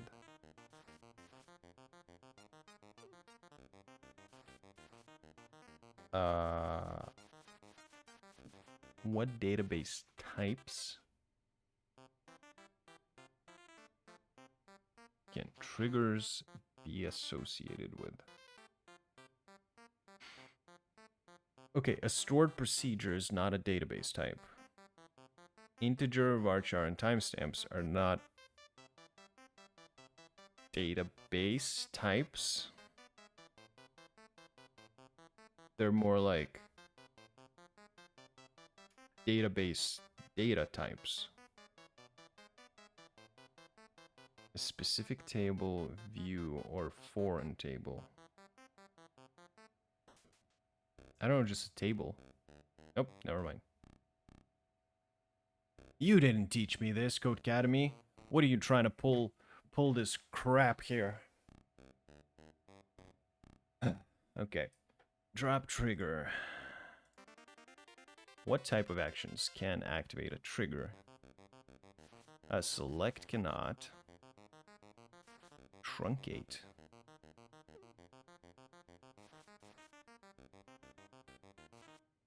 Can truncate.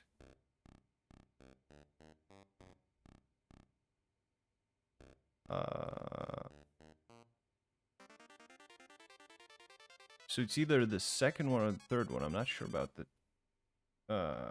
truncate. Can truncate trigger a trigger? Cannot, because the operation does not log individual row deletions. What does truncate do even?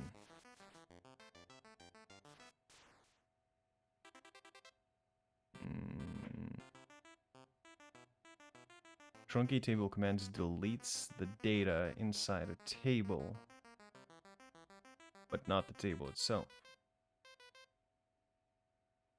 Okay. So, not select what? A trigger can be set to fire on truncate as well. But the Google told me it can't. Google has betrayed me.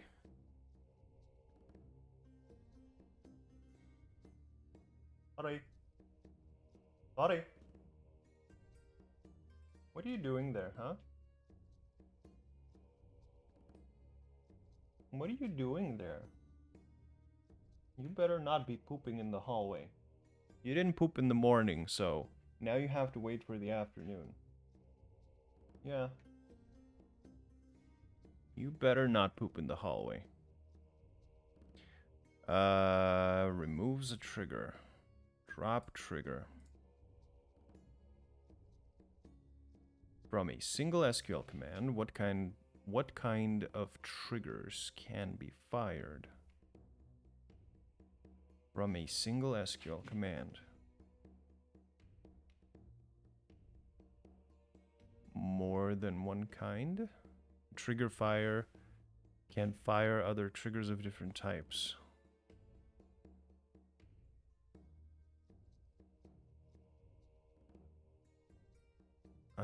Let's think about it. Okay. So we have an update trigger that fires when things get updated.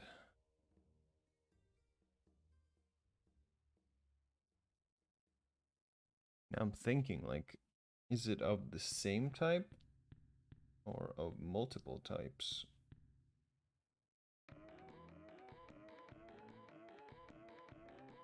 Ugh. Because I'm trying to think of the example that it gave me.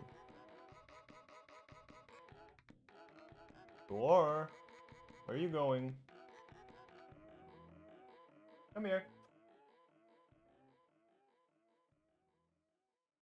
Stop sneaking off into the kitchen. There's nothing there for you.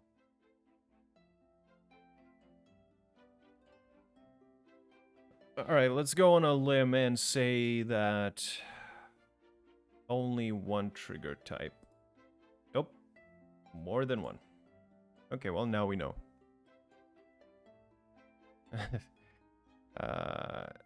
Drop trigger. More than one kind of trigger. Multiple triggers of the same kind can exist on the same table. If so, how does the server determine the order in which to trigger them? It is alphabetical order. That at least I do know. Okay, what type of actions can activate triggers? Then we also know that it's insert, update, delete, truncate, but not select. When can triggers run in relation to the operation that fired the trigger, either before or after? Trigger can run before or after the operation. Yep. Triggers can specify a boolean when conditioned to see when they should be fired. What database types can triggers be associated with? So table, view, foreign table. What is a foreign table though? So this should be for each row.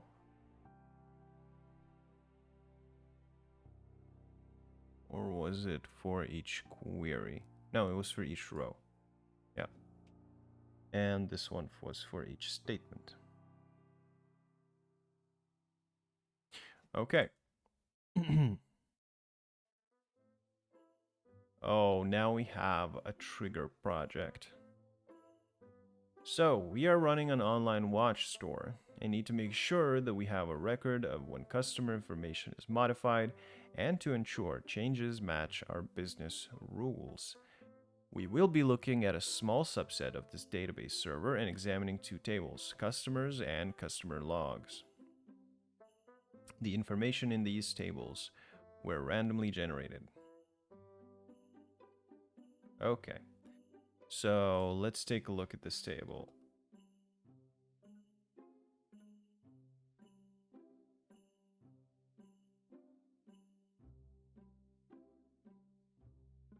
Only 3?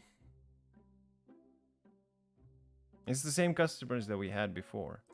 What are you peddling this watch store crap to me? Alright.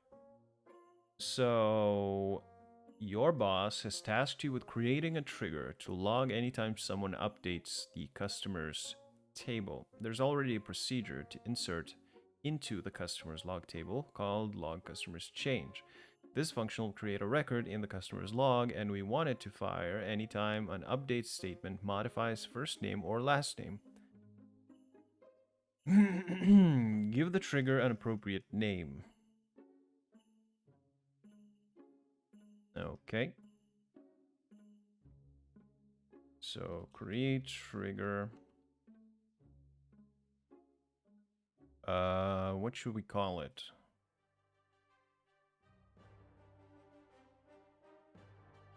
Update on name. Trigger. Sure. So we want to do after, before.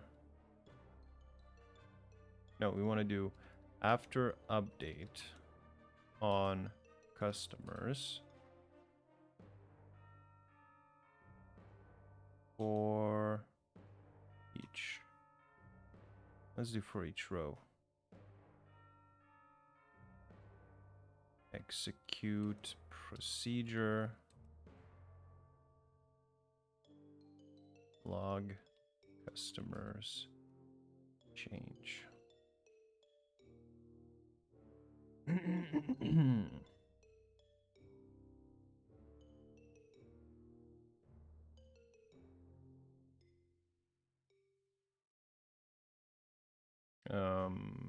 So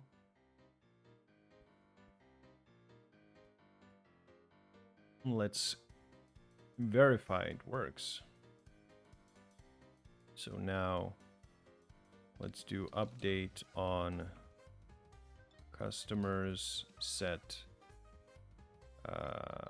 first name to, instead of Frances, let's do Francis, where first name is equal to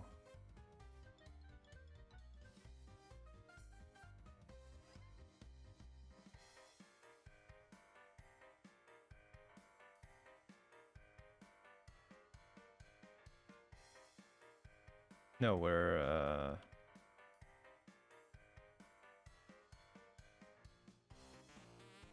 wait, oh, I got a little scatterbrain there for a second. We do where ID is equal to 2. Oh. Maybe we don't need on. Column ID. Oh, customer ID.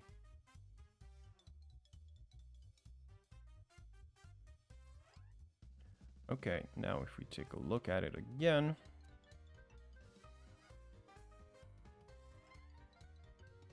Yeah, we have Francis. And if we take a look at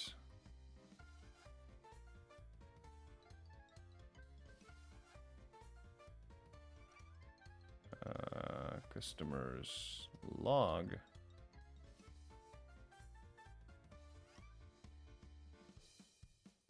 Time changed. Change type. Changed by.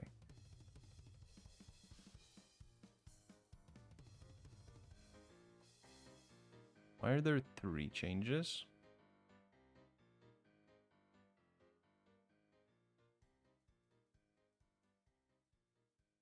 And why did my... Oh, because... Oh, it should be...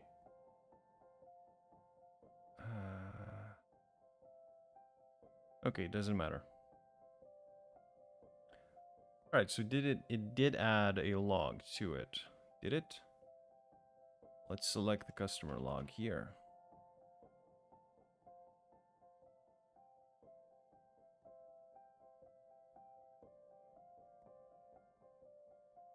Where's my customer log? Oh, it's empty, I think. So we did create 3. Yeah, nothing here.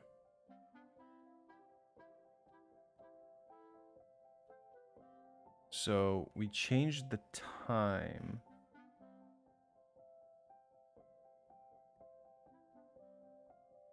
And the type.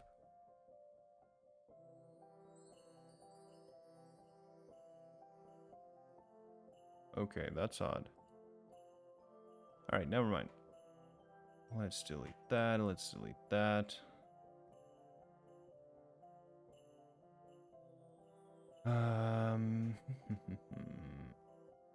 Okay, so it's working.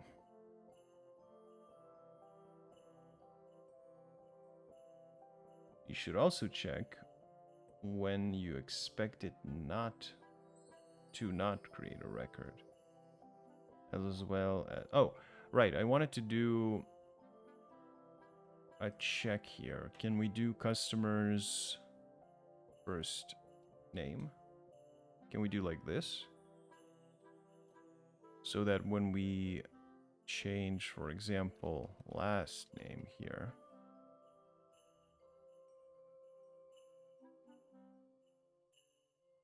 Oh, we can. It didn't trigger. Yeah, so we can track updates on specific cells even, or on specific columns.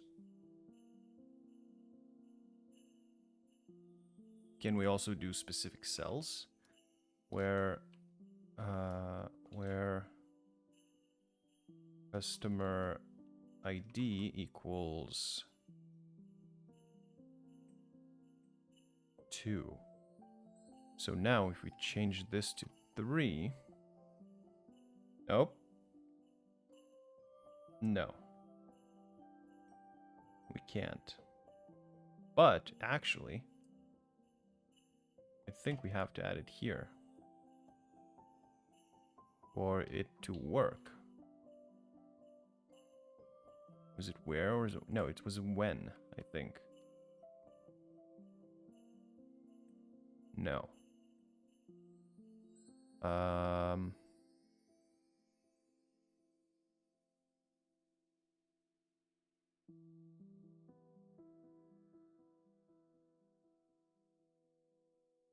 Sneeze? Ugh. That was weird. Me just screaming sneeze. Okay. So we can track specific changes on columns, but not on cells. Unless I don't know how to. Wait, let's take a look at the cheat sheet. History, sheet.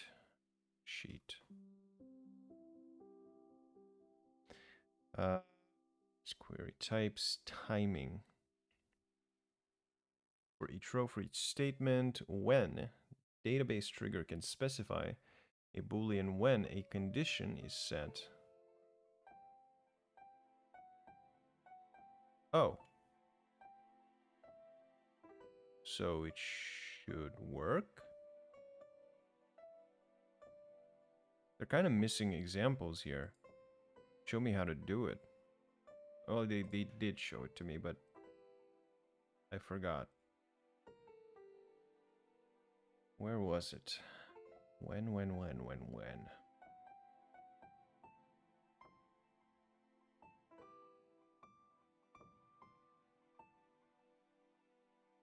I already done this.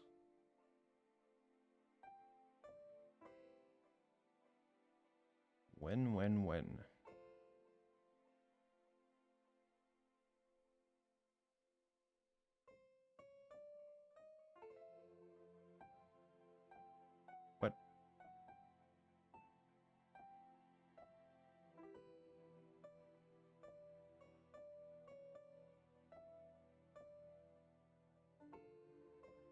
It's just broken now.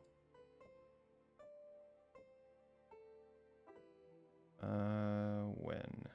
Not here. There. Oh, we have to do it before the execute. So we cut this out, we do this here, and we put the condition into parentheses. So technically now it should work. Right, so we update schema customers does not exist. Huh?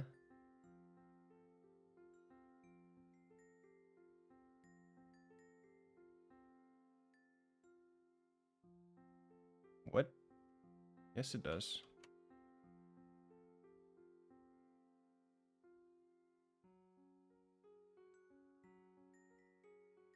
It's right there. Customers.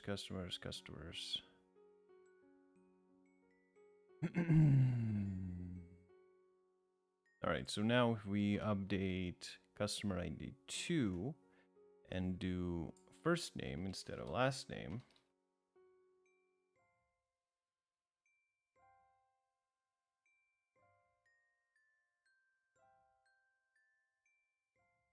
huh, it didn't trigger?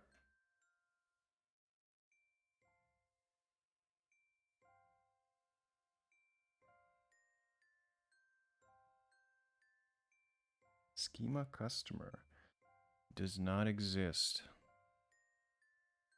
Customers. Yes, it does.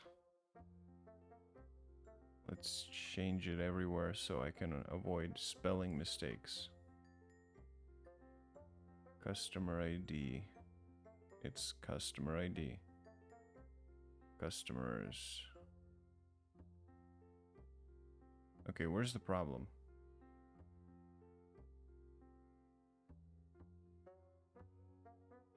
So it's in the trigger.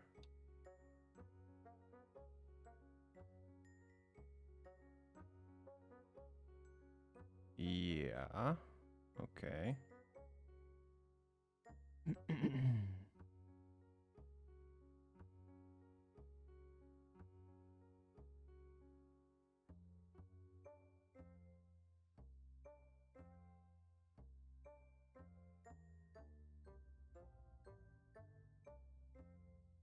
Oh, I think I need to do new.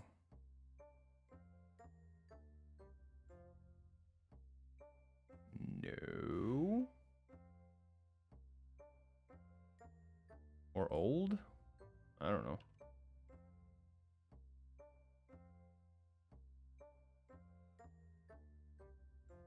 Still no.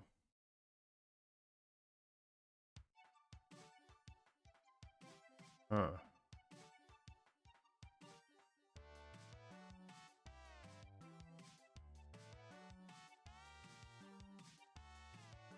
I mean, the customers table. What are we doing? We're just creating a trigger. It doesn't make sense for it not to work. Let's take a read here. As a note, with the when clause, you can use new or old to get records from the table before and after the query. Okay, logically insert cannot refer to old, and delete cannot refer to new, but it should be fine with update. um,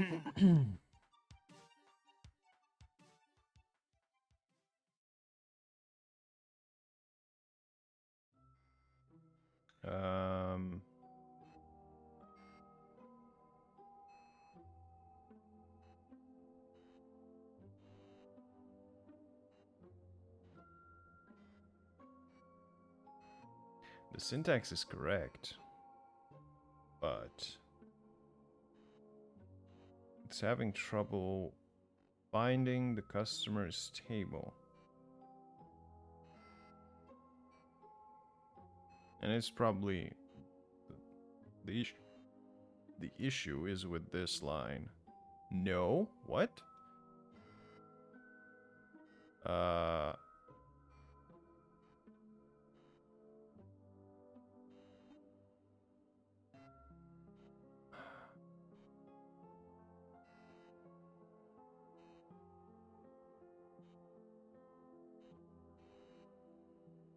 What?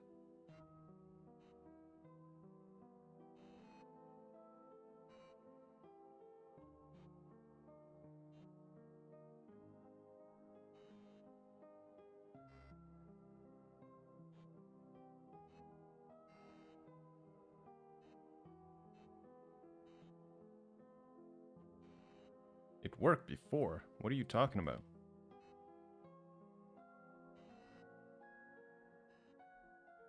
Okay. And the problem isn't here. No.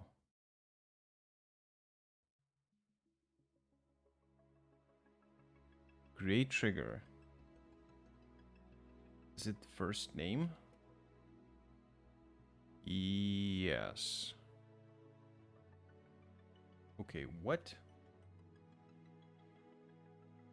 First name.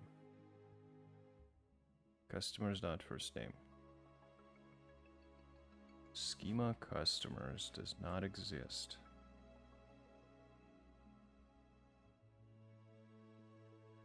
Okay, we can do customers.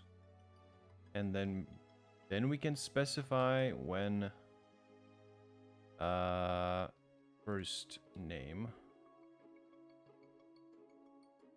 No. When customer ID equals 2. Column reference. Customer ID is ambiguous. You are ambiguous.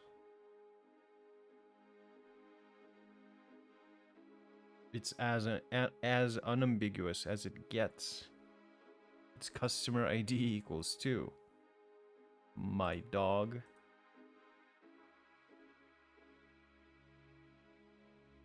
New?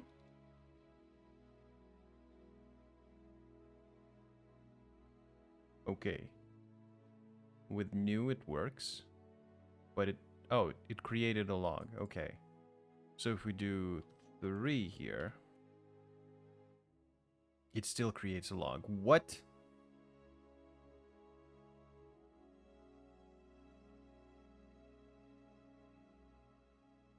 It should only fire when the customer ID is 2. But it's firing even if it's like 1 or 3.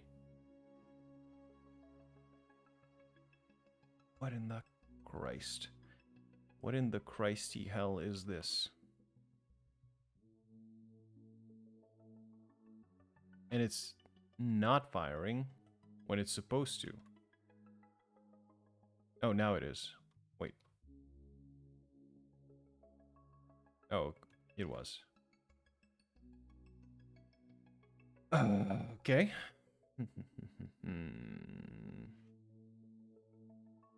So specifying is just a little janky.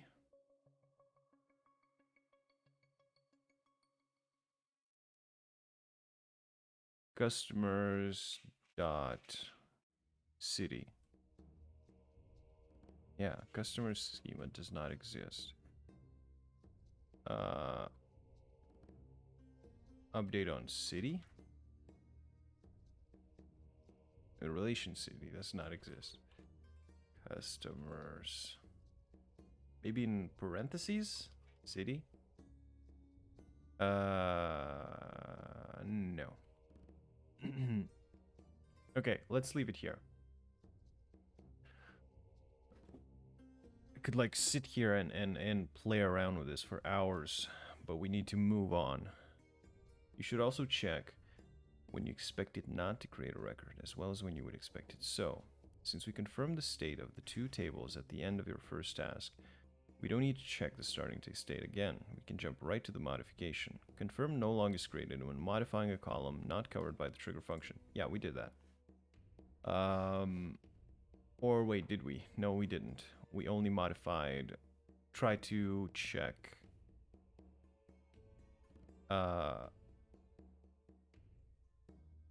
Something else. Let's do city. And change this to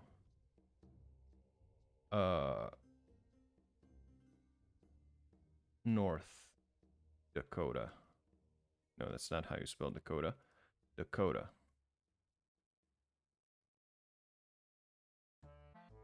Yep. It's probably the wrong state, but it works. And wait, a customer log got created?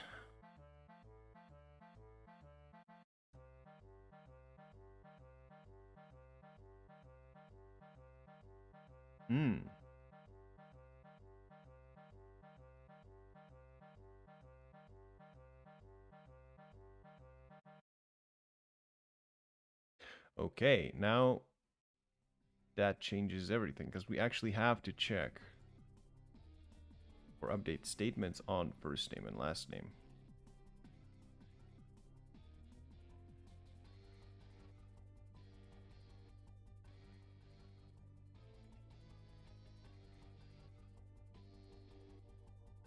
I mean, I know how to write the trigger function, but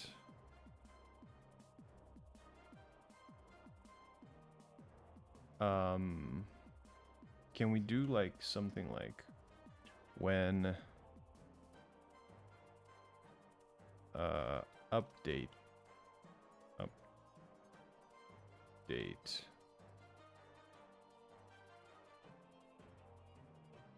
no, when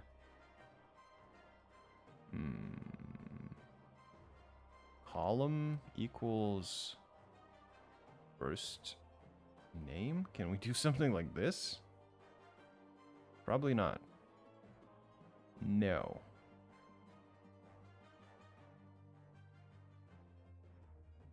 Or just when first name? No.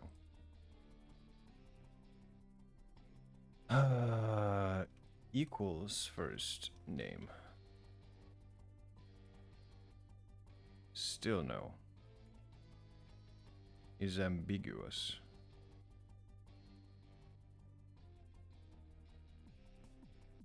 New? No.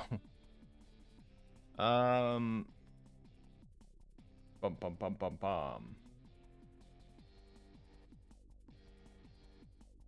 Equals equals equals. No. Okay, it doesn't work.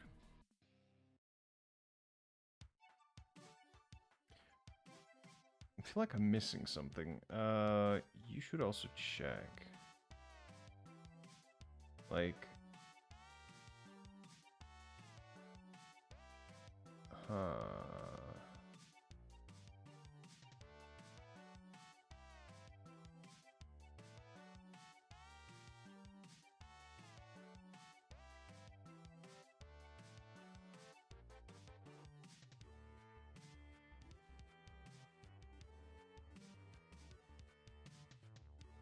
after update on customers.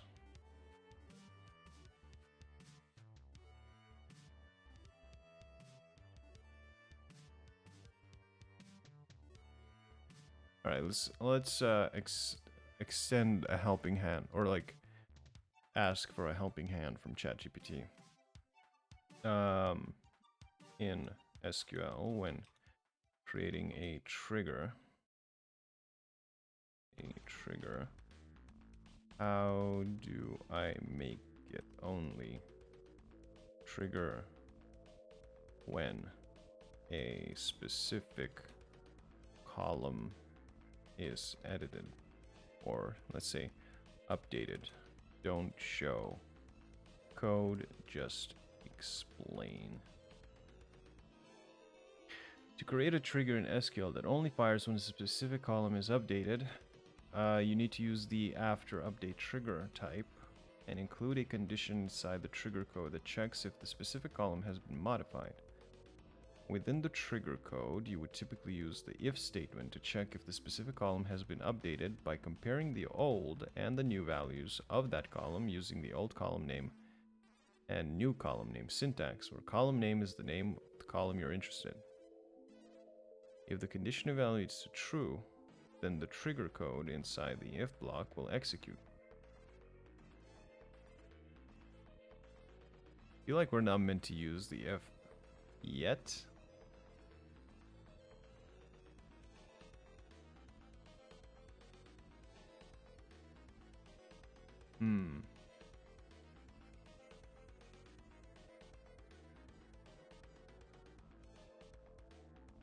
Okay, but we can try it. If new first name equals old first name, is that what it's trying to get at?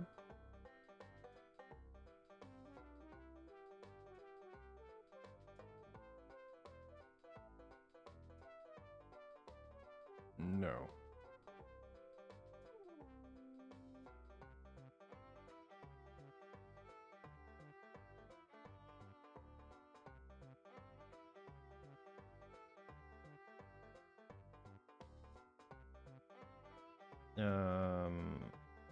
Is there a way to do the same without the if statement? Okay, stop telling me code.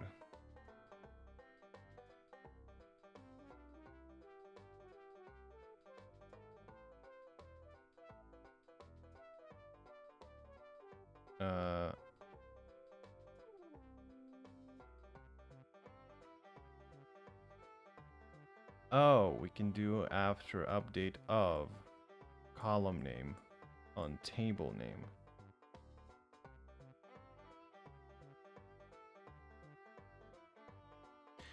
Okay.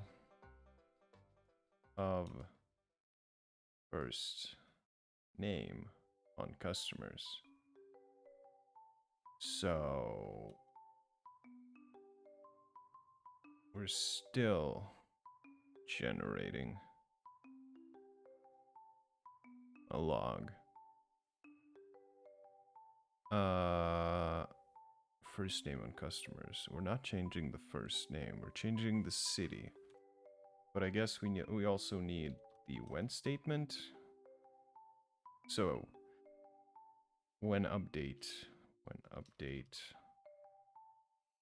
first name.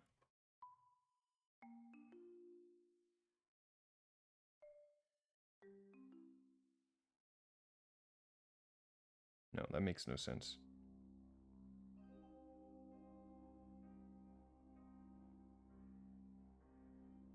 But this makes more sense.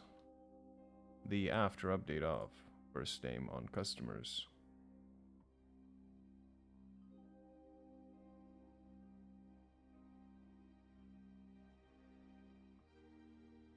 But it is not working. still generating a customer log. Even though we're changing just the city. What if we do first name? What happens then?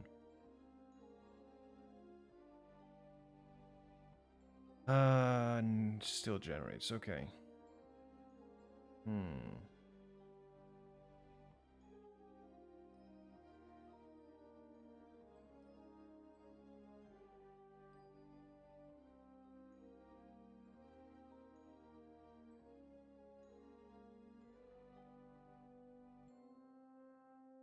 We know that the state of the customers and customers' logs are from our previous check. So we can go directly to testing our trigger. The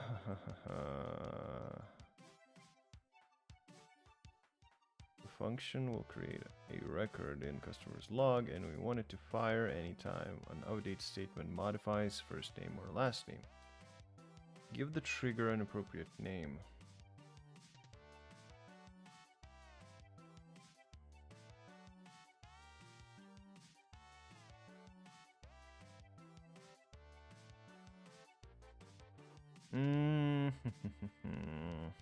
SQL trigger only if value changed in column.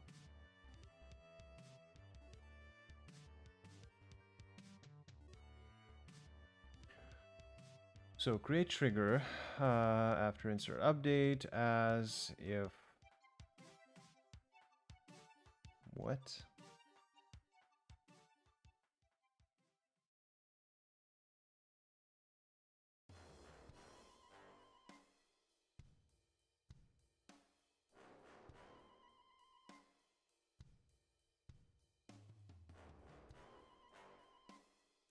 After insert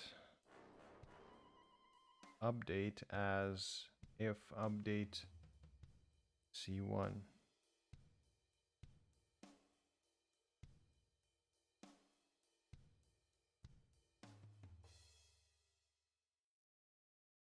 So we just do if update first name. No, that doesn't make sense. I mean, it makes sense, but it's not correct. As?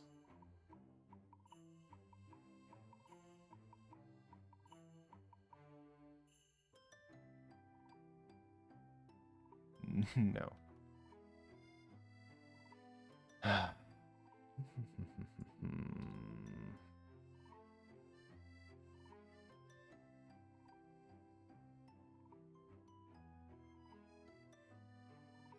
So, alter trigger after update as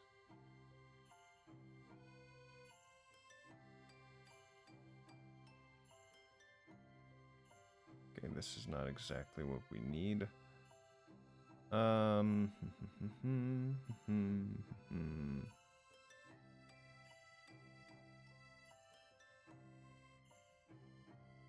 So this guy's using the if statement. Quick word in use: if update column, it returns true if the DML specifies a value for a column, regardless of if the value actually changed or not. Except said operator. The exists will only value to true if both. True both if it's just an insert or if it's an update with different values for any of these volumes. Any of these columns.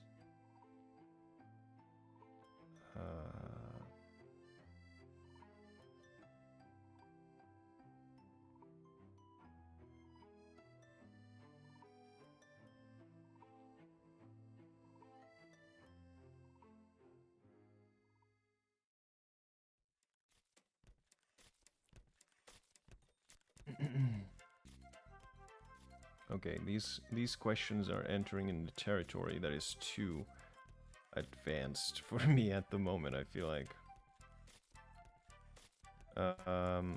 This is the same website we looked at before.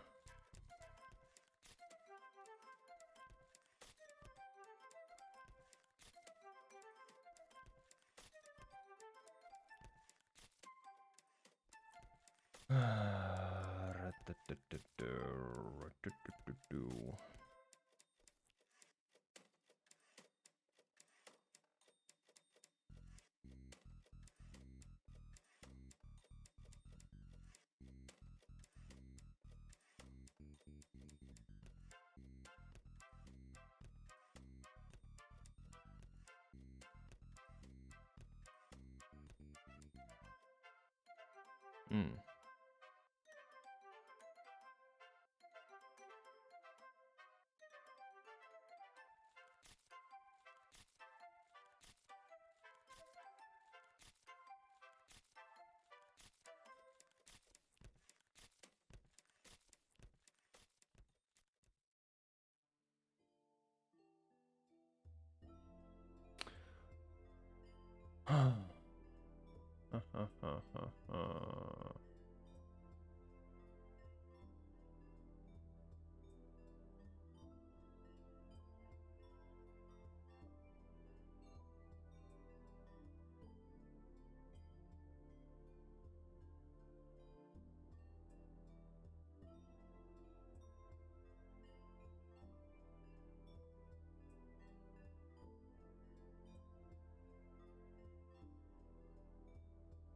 After update of first name on customers.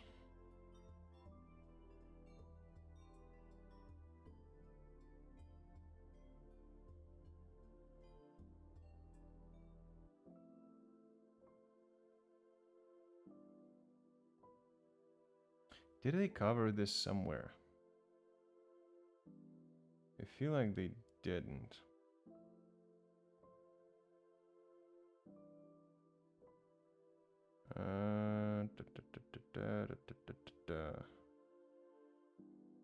Like, this talks about focusing the triggers, but doesn't really cover the thing that it's supposed to. Like, for instance, triggers the same kind of exist stable. If a statement causes multiple triggers to fire, they're triggered. Okay. Since select statements do not modify row, no trigger can be. Okay. May trigger more than one kind of trigger. So this is just the hypothetical with the multiple triggers.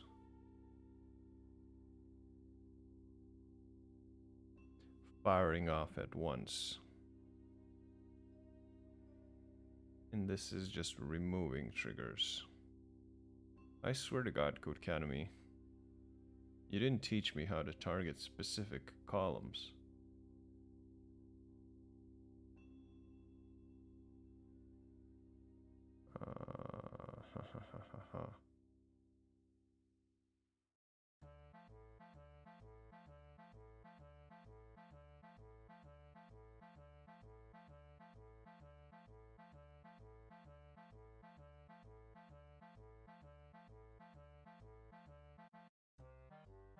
What if I do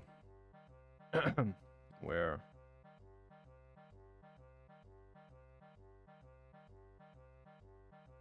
customer ID equals, say, 1? Okay, so not when, where. Not where, when. When. Too ambiguous. New. There we go. But it's still... What? We're not modifying customer ID 1. We're not doing anything to it. And it still logs it.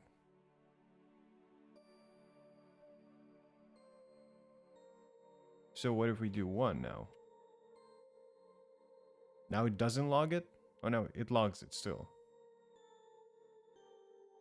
I swear to God.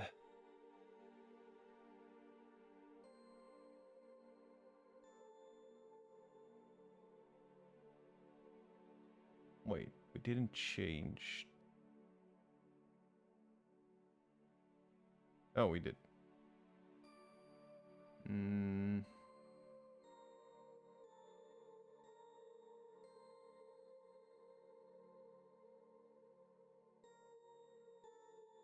I do not understand.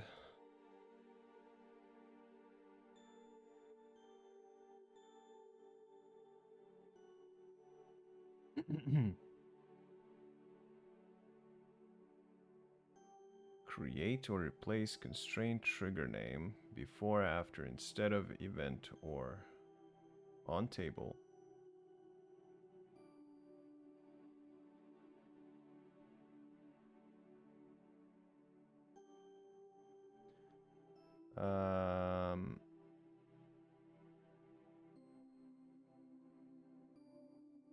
Row level.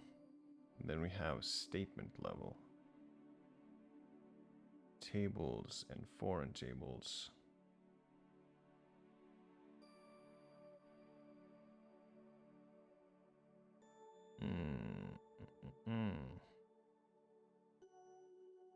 I'll execute the function if column balance is specified as a target in the update command.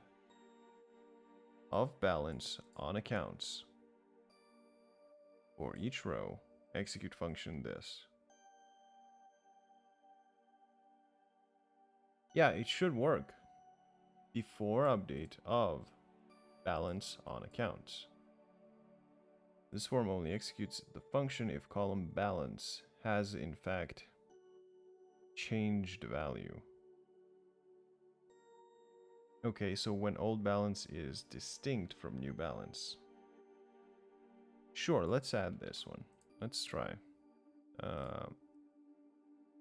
Instead of old balance, we do old first name is distinct from new first name. Right? So now we're changing the city and it still logs it.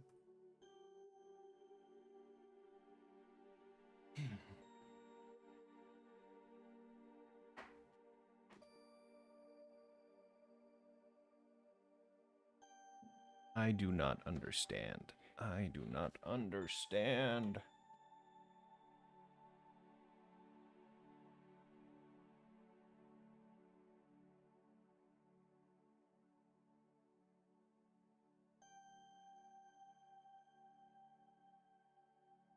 I'm just probably lost somewhere very simple that I'm not realizing.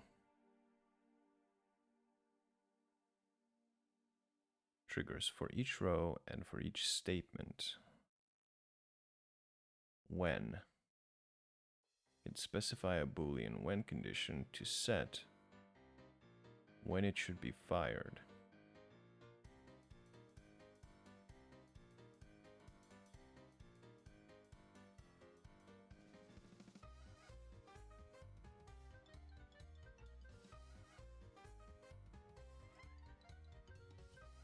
We shouldn't have any other triggers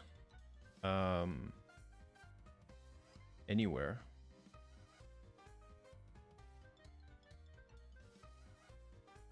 From, what was it?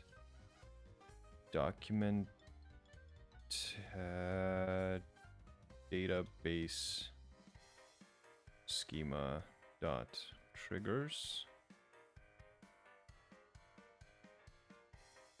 No.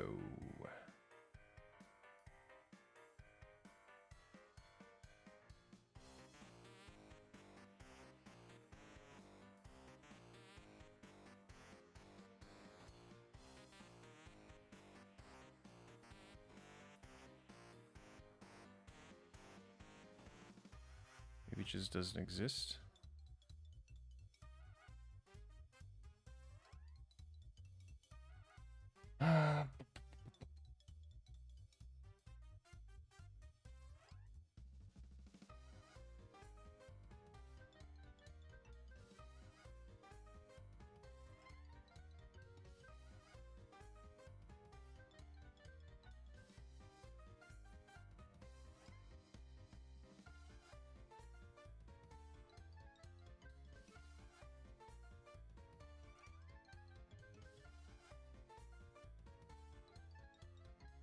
Okay, let's take a break. Let's do 10 minutes of brain cooling down, and then we will try to unravel this mystery.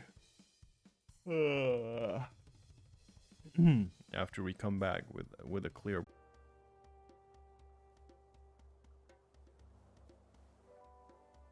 All right, we be back.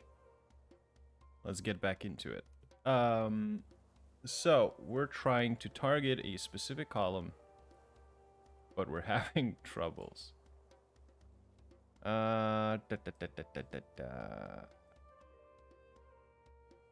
Okay.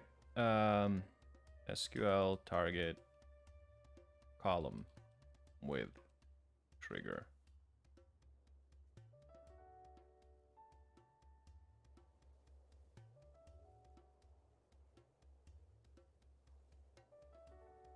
All right, actually, let's copy this.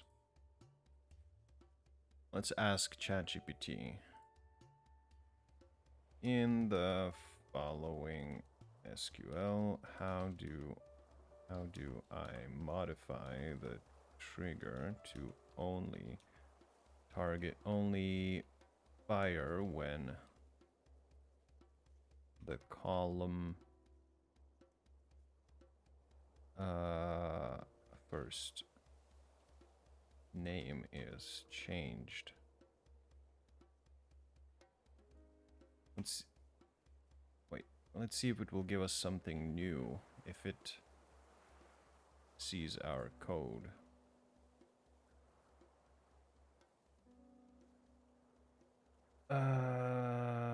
Okay, stop. When old first name is distinct from new first name. I did that.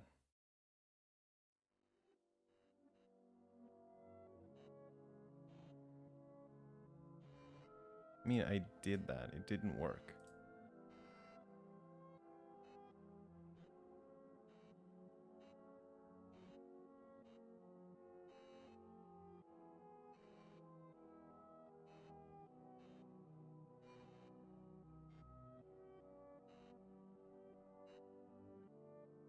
Like, we changed the city, but we still get a customer log entry. Wait a second. I am stupid. This does not equal. Oh my god. Okay, this does not equal a customer log entry. It's just saying that the customer log table exists. Yeah. First name. And now we have an entry because it has one row in it.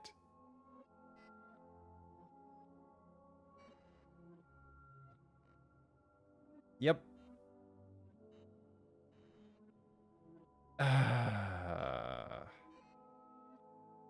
Okay. My brain is kinda stupid. And this still works too.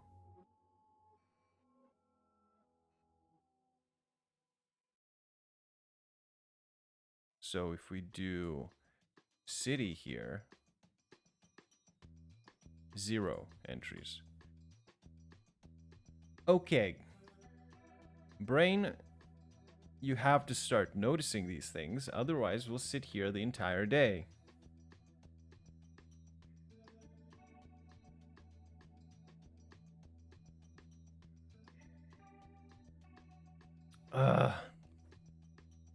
Okay, we can finally move on. So you suggested to your boss that insert statements should also be included. They agreed, but thought that tracking every row for inserts wasn't necessary. A single record of who did the bulk insert would be enough. Create a trigger to call the log customers change procedure once for every statement on insert to the customer's table. Okay. So we can do create trigger customer insert let's do after insert on customers for each statement.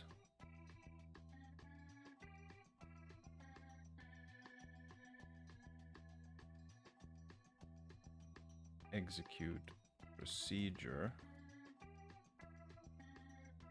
log customer change. So now if we insert a new customer, you're interested in how the function works, see the hint, blah, blah, blah, add 3 names to customer's table in one statement. How do we do that? In one statement?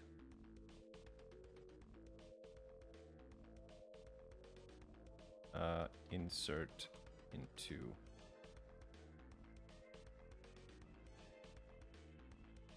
customers for first name, last name, values,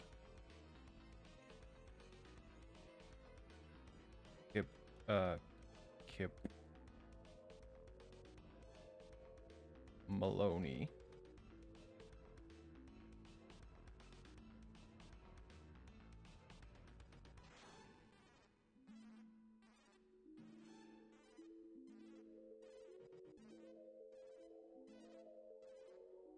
No, not this one. This one. Oh, you can do it like in the parentheses with commas. Okay. So do that, then Jeff Malarkey and Anton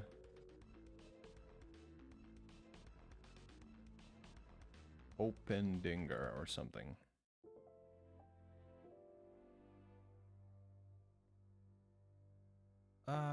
Log customer change does not exist.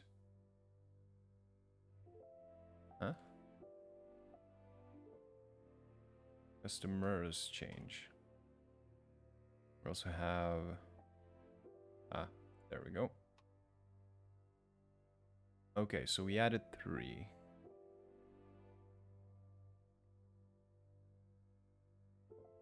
But we didn't get a log. Let's comment this out for now. Oh, we did get. Wait, so...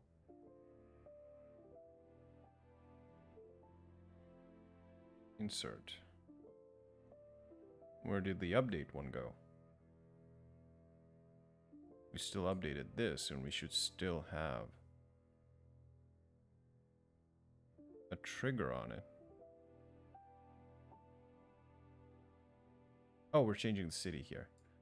So if we do first name, we should have 2 now. Yep, update and insert. Okay, that's done. Wait, add 3 in one statement if your trigger is working as expected and only inserting 1 row per, not per record. What would the log look like if you had a trigger fire on every row? To complete these steps, you'll need to do the following. Use insert into customers to add 3 records.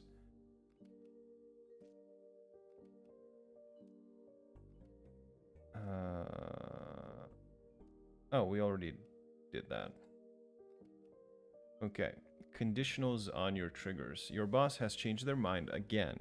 What a dick of a boss. And now has decided that the conditionals for when a change occurs should be on the trigger and not on the function it calls. What does that mean? Conditionals for when a change occurs. should be on the trigger and not on the function it calls. We'll be using the function override with min age. The trigger should detect when an age is updated to be below 13 and call this function. This function will assume this was a mistake and override the change and set it to be 13. Name your trigger something appropriately. We called ours customer min age. What will happen with the customers and customers log tables? Okay, so now we need a trigger that will check for updates on the age. So create trigger. Sure, customer min age after, or no, before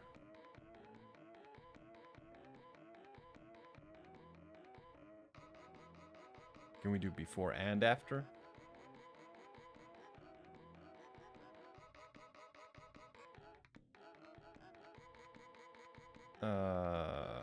Before update of years old on customers. So we do for each row, probably. For each row, execute procedure override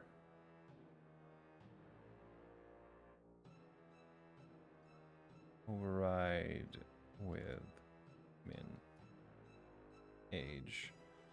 But we also need a when years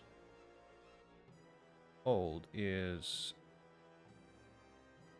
updated to be below 13, so less than 13.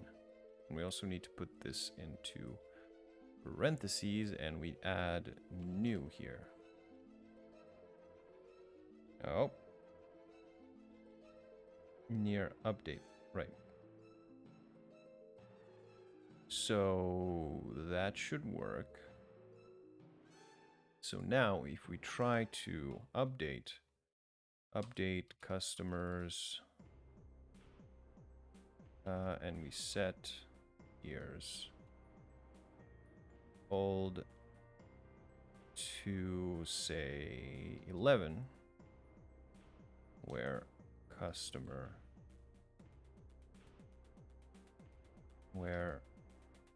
customer ID equals, say, 1. We should get a log.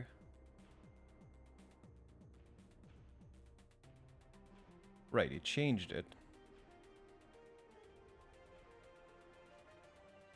But we didn't get the customer log because we didn't create a trigger for it.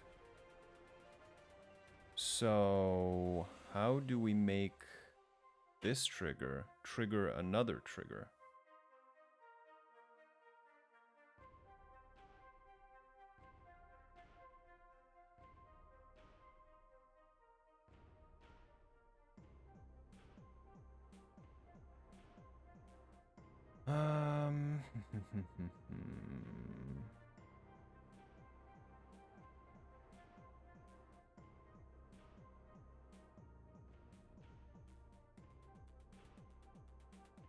Trigger should detect when age. The function will assume this is a mistake and override the change and set it to the age to be 13.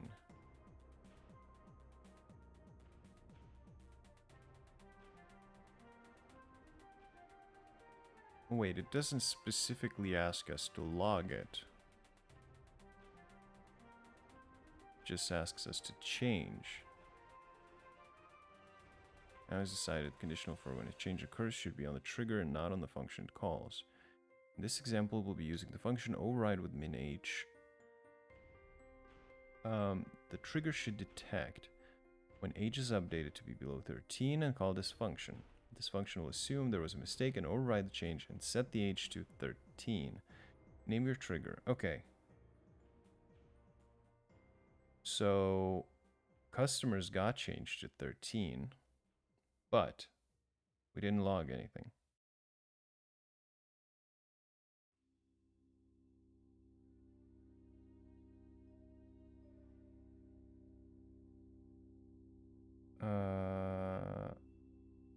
Could we do like this?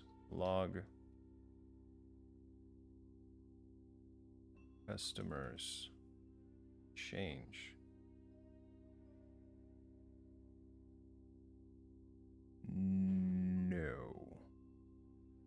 Or if we put this into parentheses, maybe then? Still no.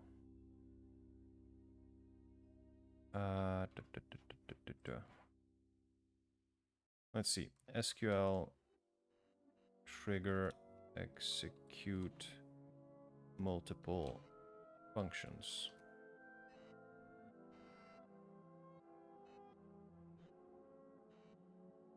Is it possible to call two functions from a trigger?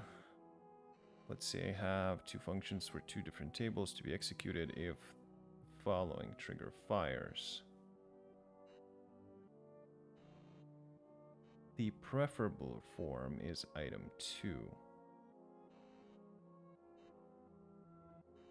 Create function returns trigger as $. Huh. This is not exactly the syntax that I'm learning.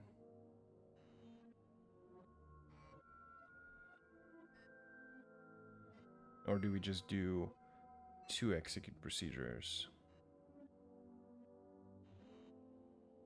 Creating a trigger per procedure is one way. I think you could also just wrap the function calls to one procedure.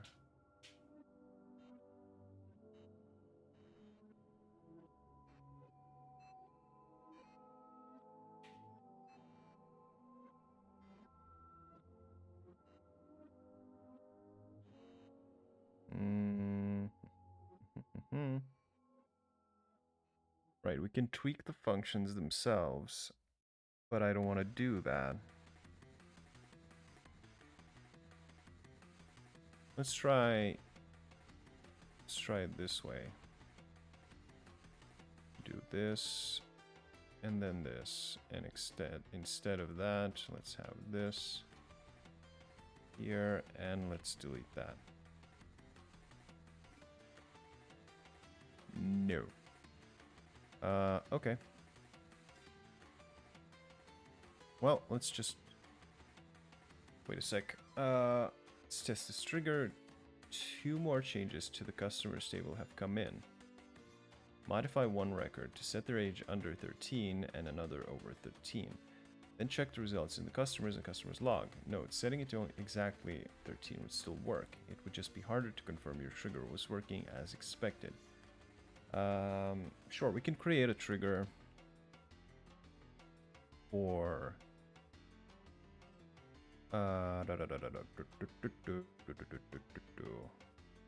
customer age change. Let's call it that. And we'll do after update on year. No, after update of years old on customers for each statement.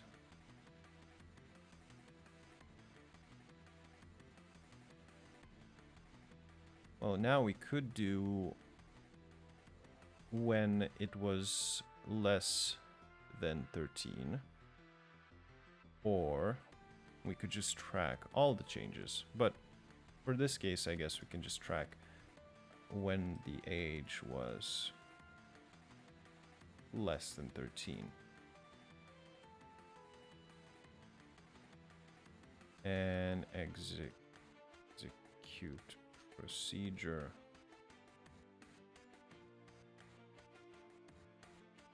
Log Customers change. So now, wait. Syntax near create.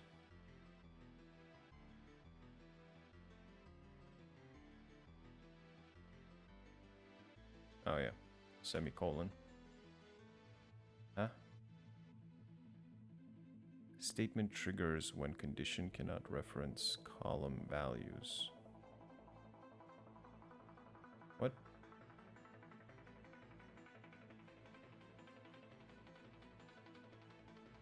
Statement triggers when condition cannot reference column values.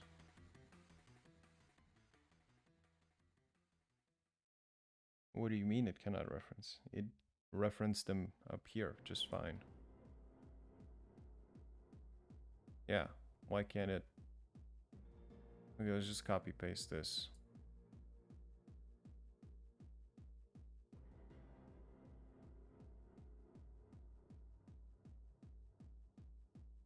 Result, everything's identical except here we will execute log customers change.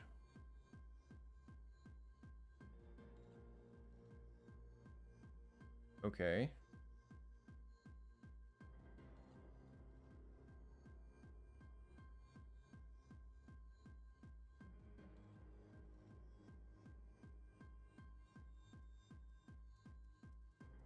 So it didn't really log it.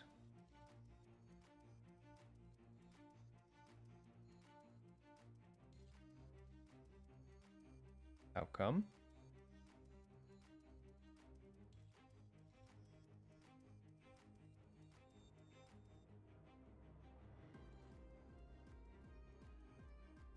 Well, we could do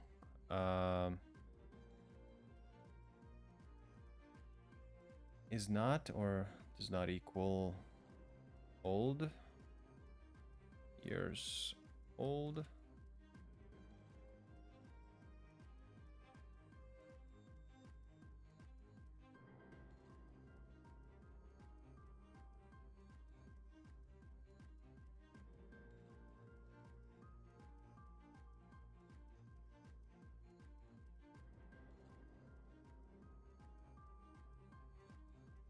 No.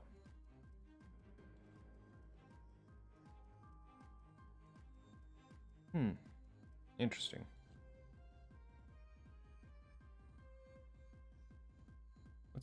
Let's hide this update. Let's also hide this insert.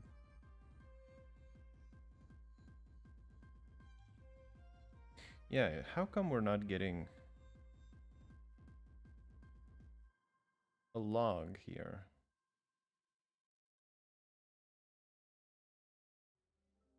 Oh, this should be after.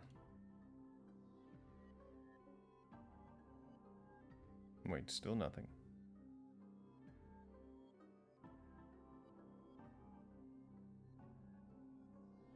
After update of years old on customers, or each let's do statement when New Year's old does not equal.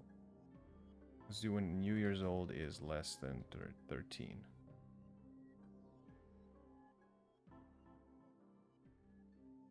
Still nothing.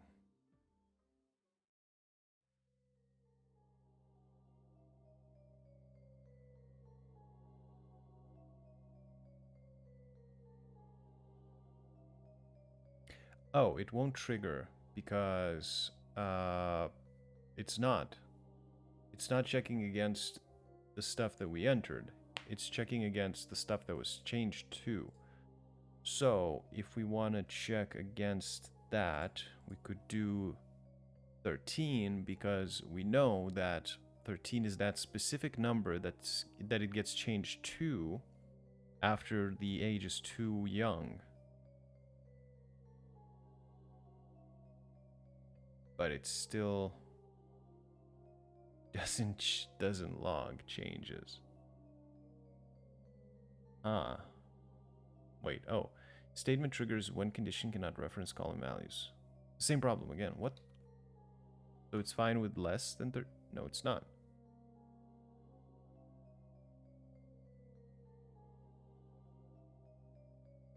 What in the hell? So it's fine with before update. Sure, let's do equals 13. Still nothing. But that's only because it's before here.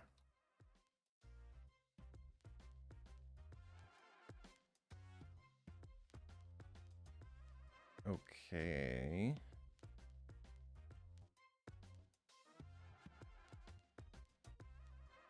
Statement. Statement triggers when condition. Okay, fine. For each row. Or for each query. What? Did I misspell query?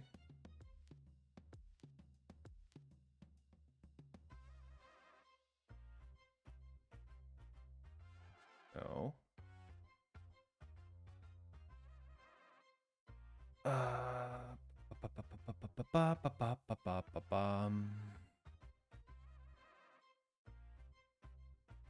Wait, where's my cheat sheet? Insert, update, delete, truncate, timings before and after for each row, for each statement. Oh, for each... Okay, whatever, for each row.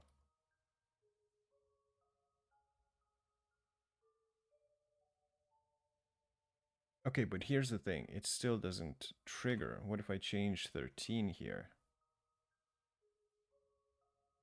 Still no trigger.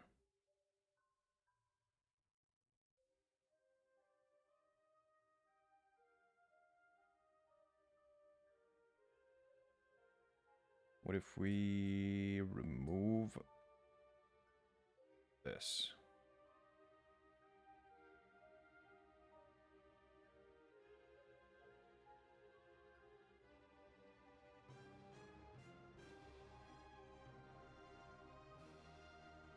Nope. Huh. That is peculiar, to say the least. The trigger should detect when age is updated to be below 13 and call this function. Function will assume we did that. Modify record to set their age under 13 and over 13. Then check the results in the customer as a customer log.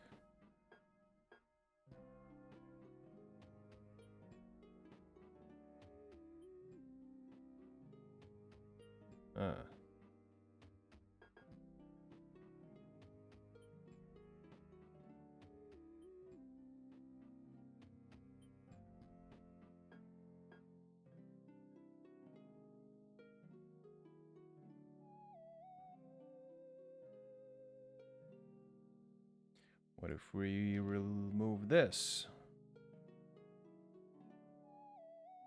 Still no log. Well, that doesn't make sense.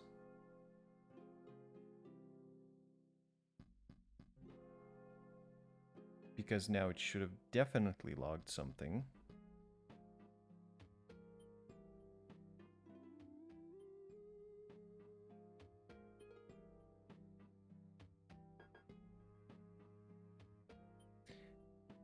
Create trigger, customer after update of years old on customers for each row. Execute procedure, log customers change.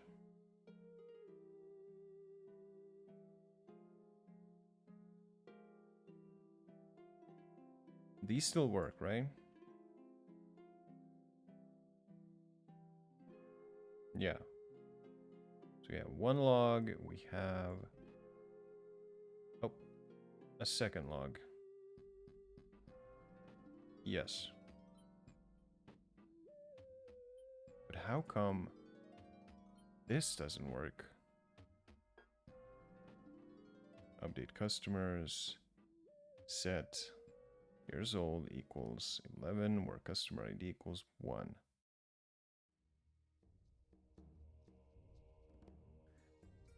So we know this trigger works.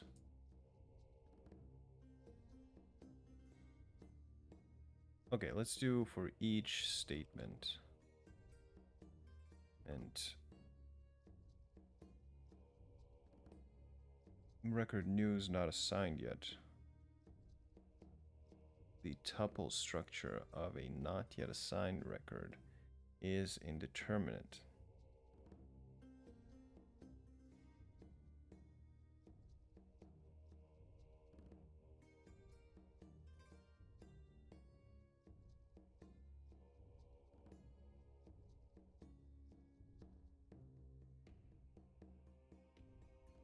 What?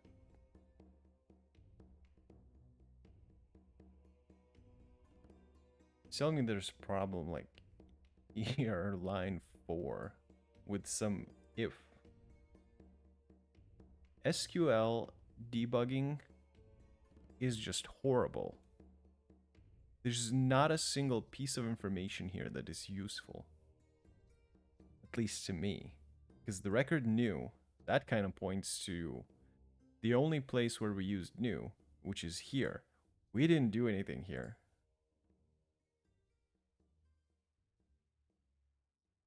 Or did we? No, this works perfectly fine. It worked before too. Then the tuple structure of a not yet assigned record is indeterminate. It tells me nothing. And then function long customer change, line 4, add if. What?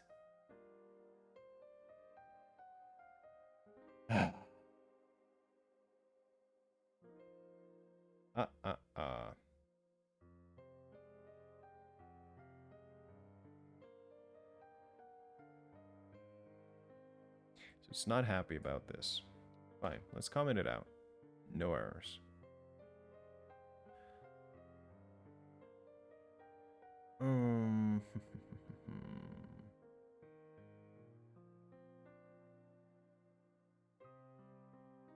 Like these triggers are basically identical.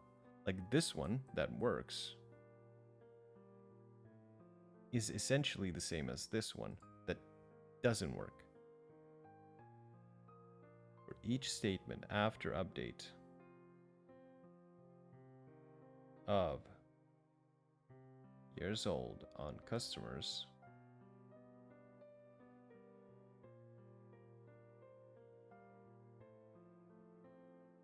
sure, let's do for row. God damn it. But it still doesn't work.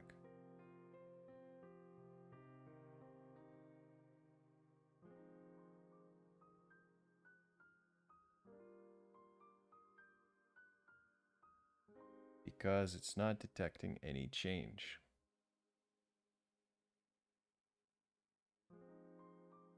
But it should be detecting a change. Like,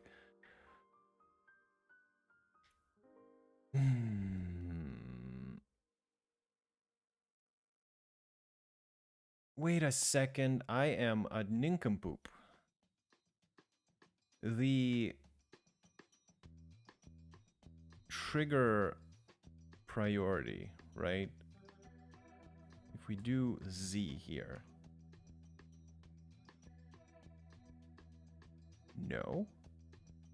Because I thought that this might, or this trigger might run before this. So at this point, when this one runs, it's not really detecting any changes.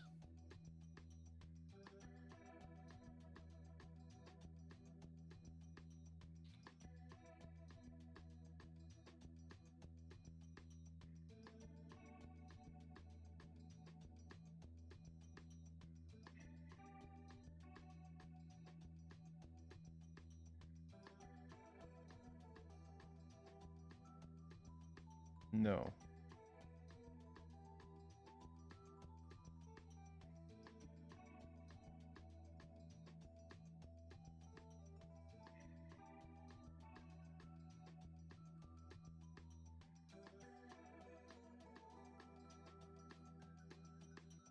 Um,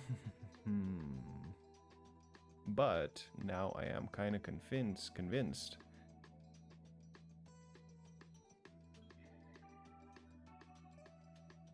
that after update on years old.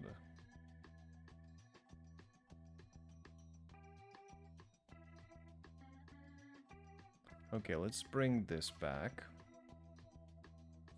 Change this to 13. Nope, still nothing.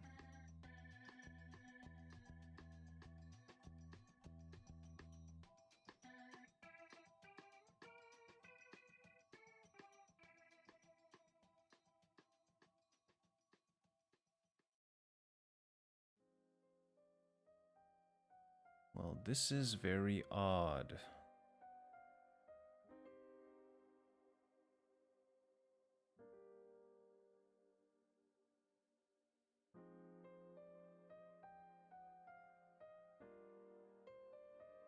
Okay, let's have another update. Let's have ID 2 change to, I don't know, 99.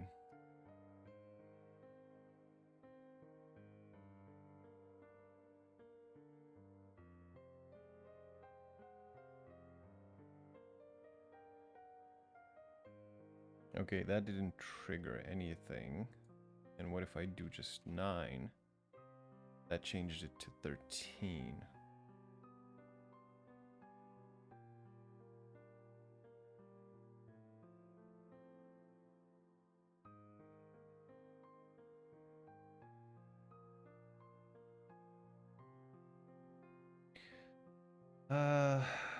Note, setting it to exactly, okay, we already read this.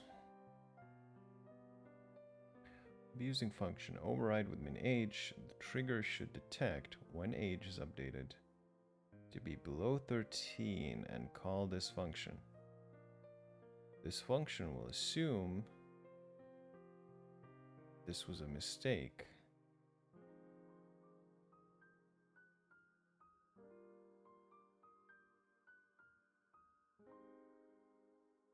Wait, no, our insert function does not catch it.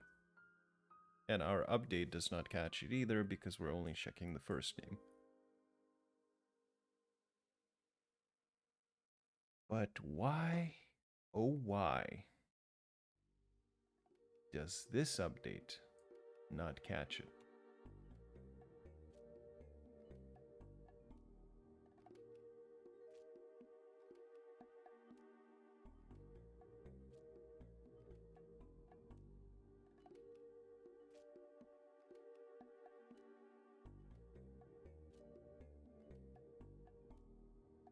Well, let's attempt. Oh, no. Let's attempt to ask ChatGPT. In the following SQL, when ages are updated to below 13, why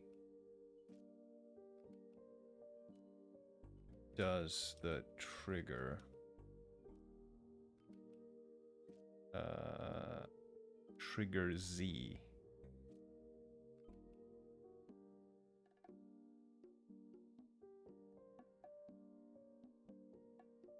Trigger Z, not get triggered. Does not get triggered when ages are updated to below 13 because it is after trigger. Okay, trigger A is fired after an update of the first name field on the customers table. Trigger B is fired after an insertion into the customers table.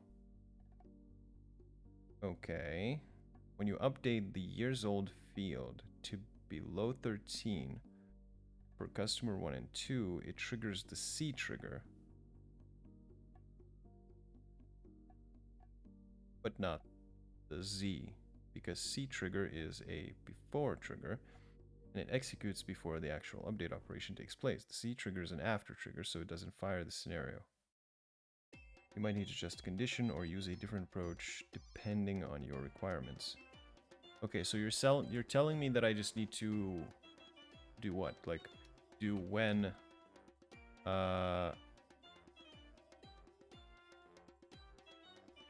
old dot years old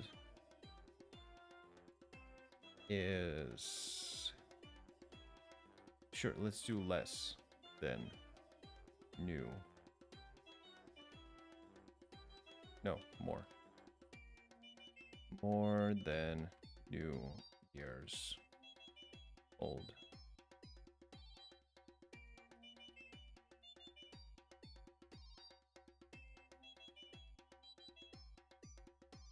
Nope, still didn't work.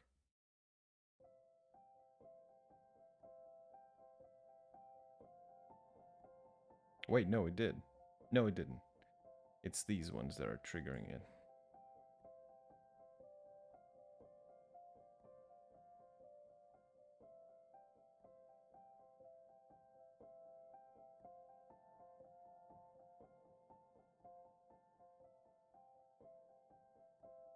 No, I think ChatGPT is just weird.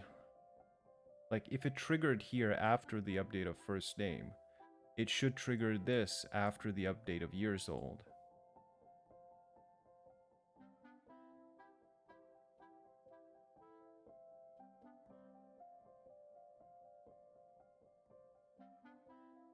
But the trigger A executes after an update of first name. How come the Z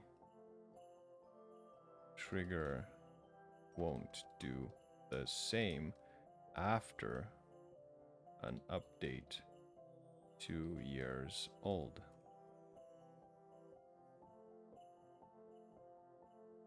Should indeed execute after an update to the years old field. The reason it might not be firing could be due to a misunderstanding in the trigger definition or an issue with the database management system. You're an issue with the database management system.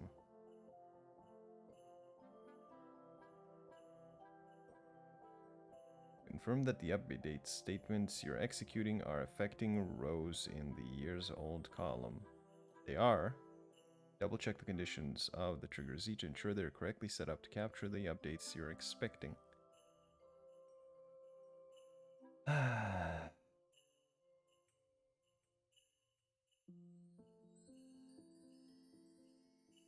I feel like it's just the problem of how it interacts with the trigger C.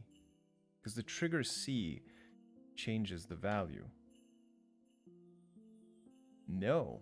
Wait, what?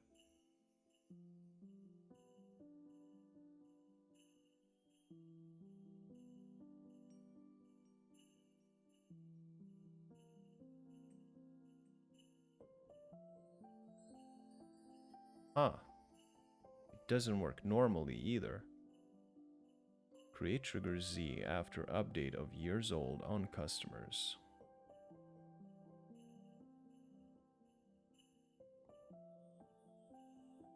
Okay, let's just copy this. And then paste this here. Instead of this, we do Z. And instead of first name, we do years old. So these two are identical. This one gets triggered. So this one should get triggered. It doesn't. Why? Why?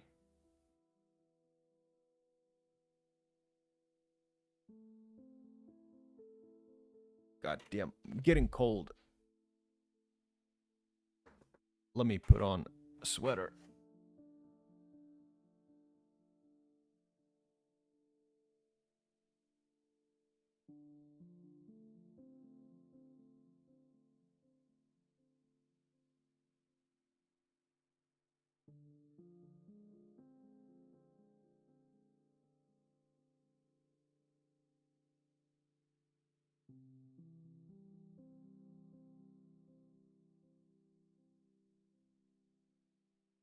All right. Okay, does it even get triggered if we just have a very broad change on after update on customers? No. What? Doggo on the back. Yeah. Welcome, Joker. How's it going? What have you been up to?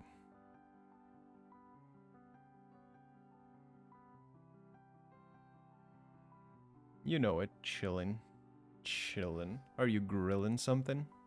Or just chillin'?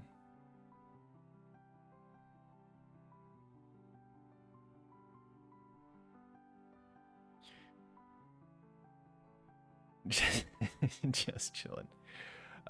We're doing database triggers at the moment, and we're getting stuck because, I don't know, our triggers are broken apparently now. Oh, wait, no, don't delete that. So, this trigger, it should. Why though? Why are we doing triggers, or why is it broken? Uh,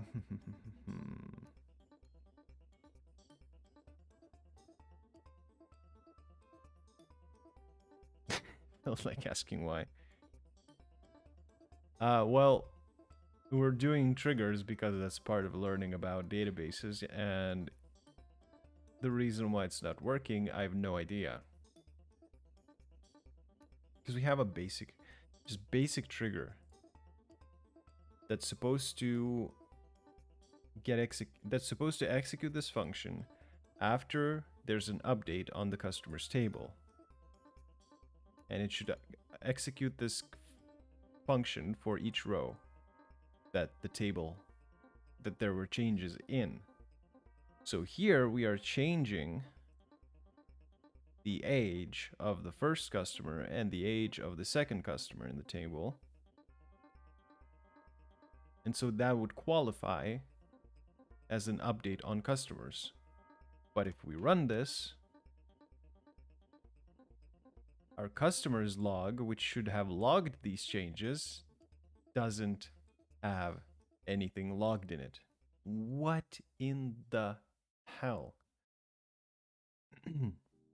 Even though if we take this trigger, which is basically identical, except it's more specific, it's only looking for changes on the first name column of the customer's table. The function is exactly the same, and we actually update the customer's first name. Wait, 2 changes? Excuse me.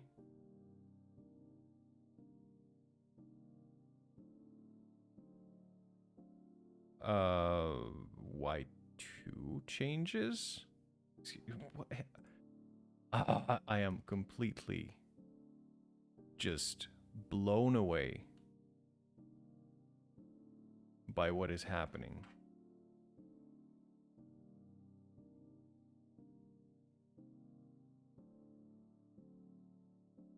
Why 2?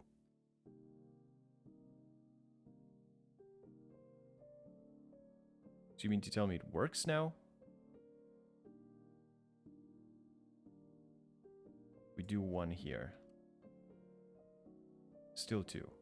If we take this away... Oh, no. Go away.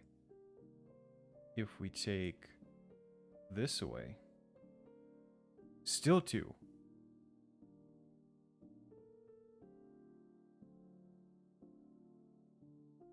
Yes, there's 2 because... Okay, I get it. Because we have 2 triggers basically doing the same thing. So the trigger works.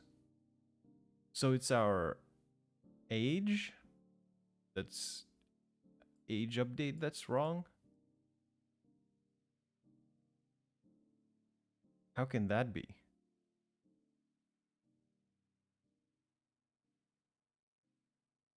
Update customers. Set years old to 11. where customer ID equals 1. Okay, let's hide this. So now there should be... Wait, no. We do this. We hide this. Now there should be 1 log. Yes. There is. Okay, so we know that the trigger works. Let's unhide all the triggers. And we should still have 2. Because these guys are tracking something else. No. This one should have activated too.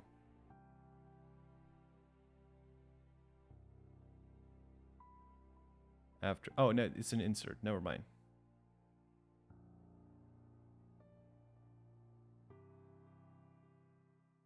And this one...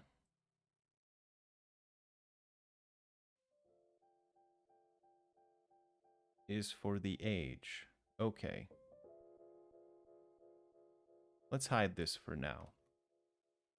So now if we hide this update, let's write a new one. Let's write update customers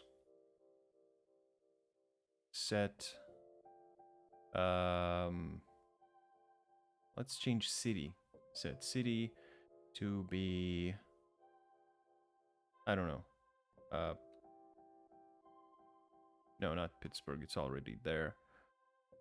Let's do Los Angeles.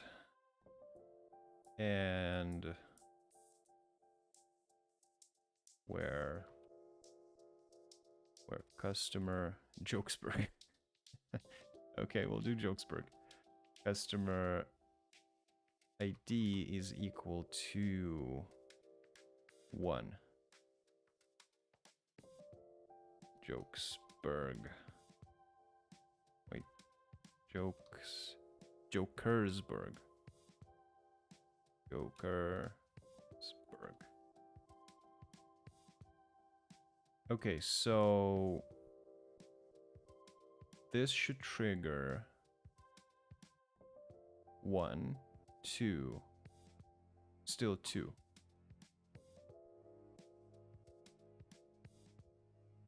Zero.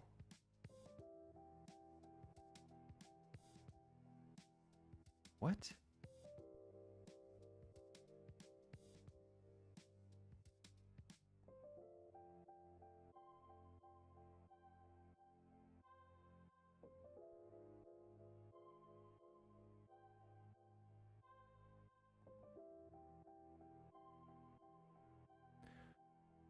I am beyond confused.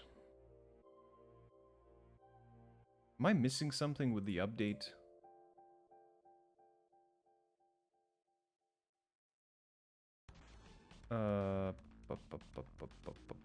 Organized, creating organized database. No. SQL update.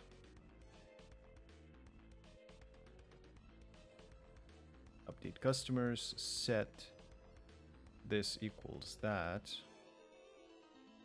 where customer ID equals 1.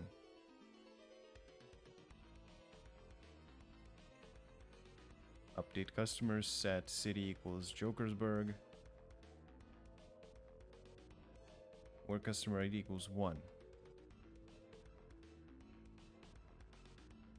I am beyond baffled right now.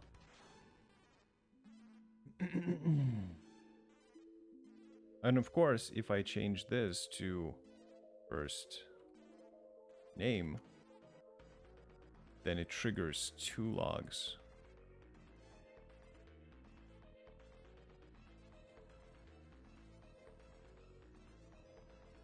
Okay, let's leave this to brew in the pot of Codecademy's, I don't know, basement of hell. And let's take a lunch break. Sorry, Joker, you just got here. But gotta take out the dog, gotta hit the bathroom, gotta eat something. Do our markers work yet?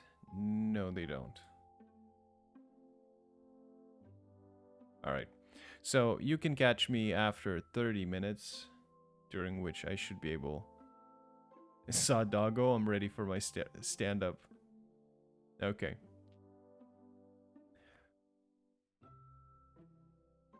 Wait, for your stand up? What do you mean?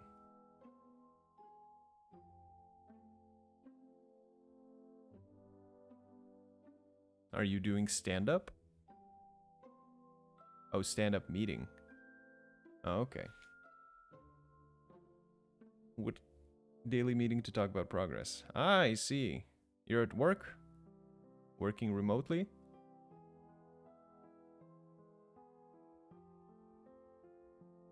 Always. Ah, that's cool. Oh, you're in the office. I assume you have your own office too, then. To be able to watch streams.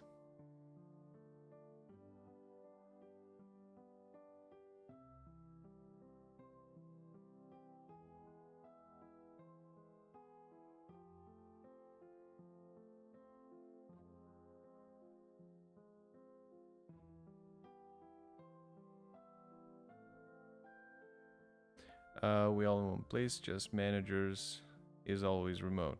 Oh, okay. Well,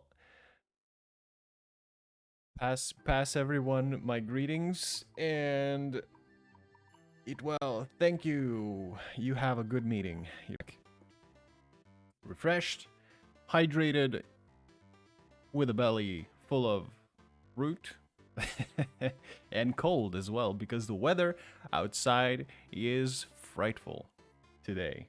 Holy crap, it's raining, it's hella windy, and it's cold. T1 Bur1 N. Thank you for the follow. I probably butchered your name. Welcome to the stream, where we I don't know what we're doing here. We're doing SQL. That's the short version of it. Okay. So, when we left off, we were trying to untangle this mystery of mysteries as to why updates on specific columns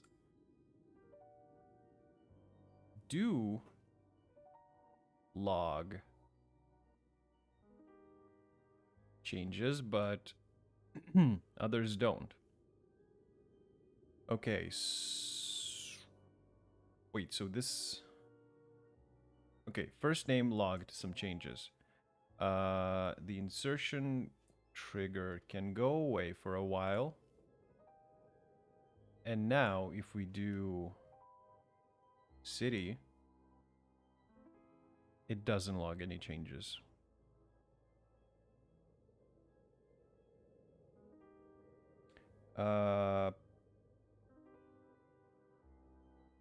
It's fine. This shouldn't have. But this should have.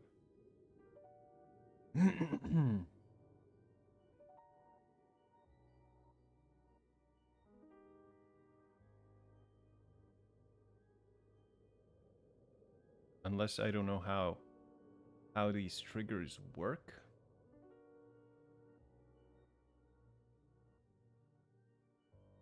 If we go back, basic structure, nuances.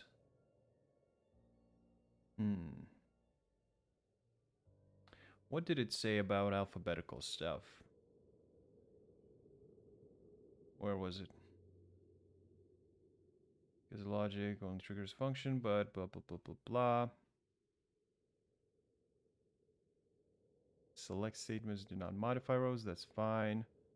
And no, that's not it.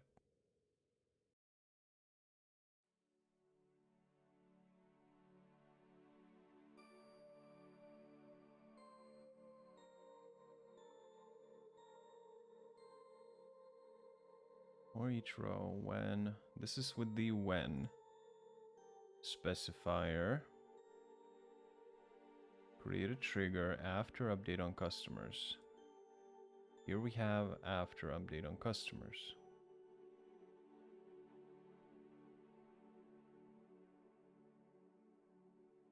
each statement.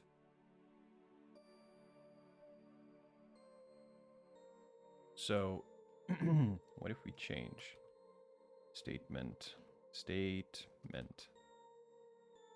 and we do it now?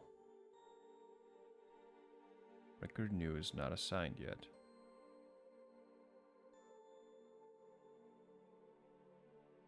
What?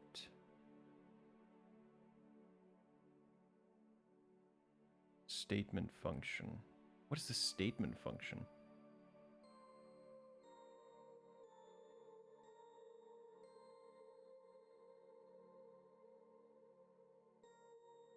This is with the... It should be with update.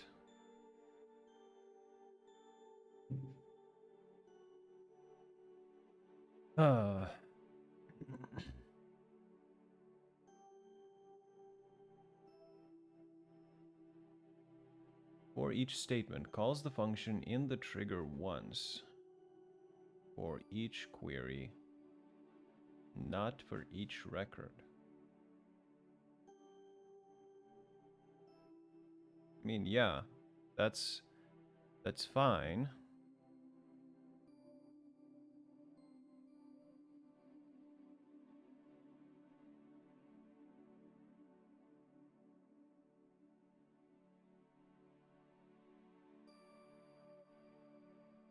Okay, let's copy this entire thing, because we know it worked here, right? Yes, it worked here. So let's copy this entire thing. And let's take a look. Let's delete all of that. Create... No, that's just an update. Okay. Let's delete all of that. Let's comment this out. And let's comment this out as well. Actually, let's comment out everything. Because I'm beginning to suspect maybe they changed the function so it works differently now.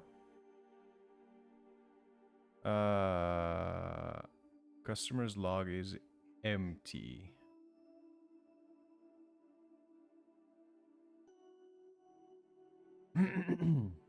Yeah, I have a feeling they changed the log customers change function.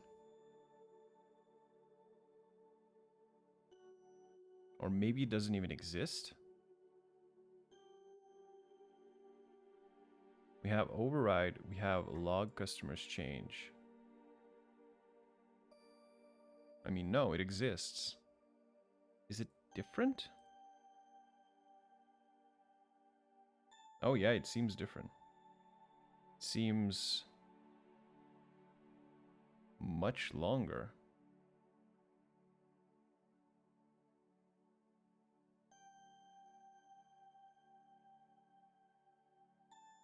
If TGOP, whatever that is, equals update, then if new first name does not equal is higher or lower, old first name or new last name, then insert customer log.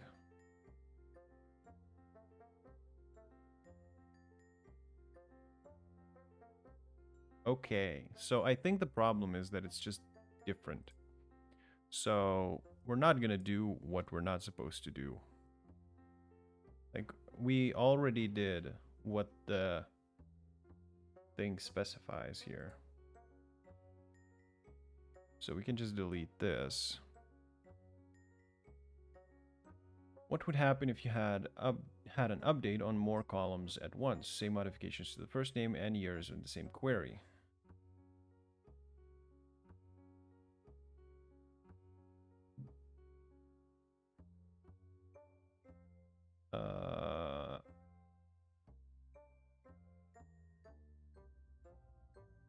How do you do that? Oh, with this. Okay, so we can do where customer set this. We just do a comma. And we do years old to be equal to...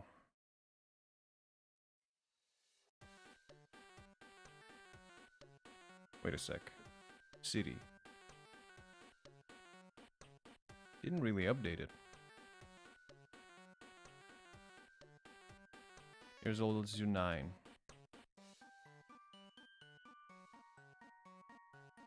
Year old. Years.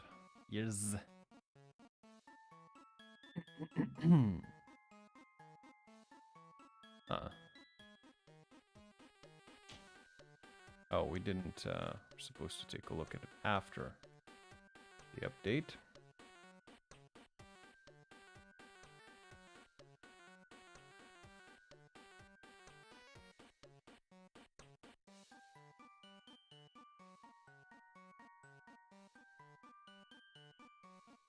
Let's delete this as well.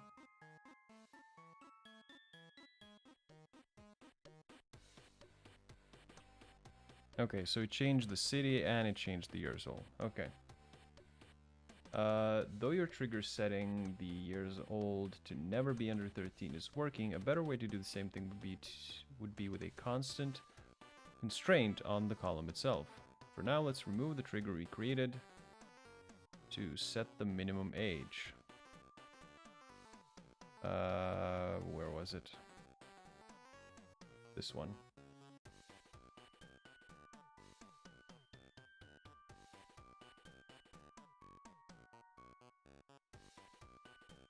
Okay, it's just remove it and that's it. Okay, we're done. We're done. Let's move on. I don't know what's going on. Right. So, we are approaching the end. We still have a little bit of triggers. Wait, didn't we finish this?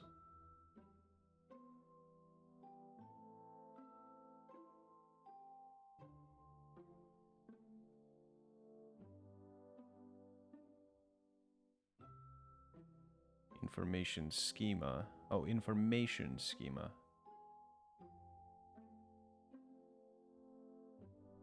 Yeah, we should have finished this.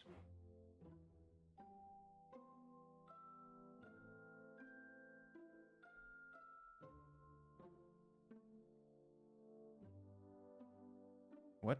Quiz? This makes no sense. Everything is breaking. Brace yourselves. Creating an organized... There. Now it's finished. Okay. Representing a schema with entity relationship diagrams.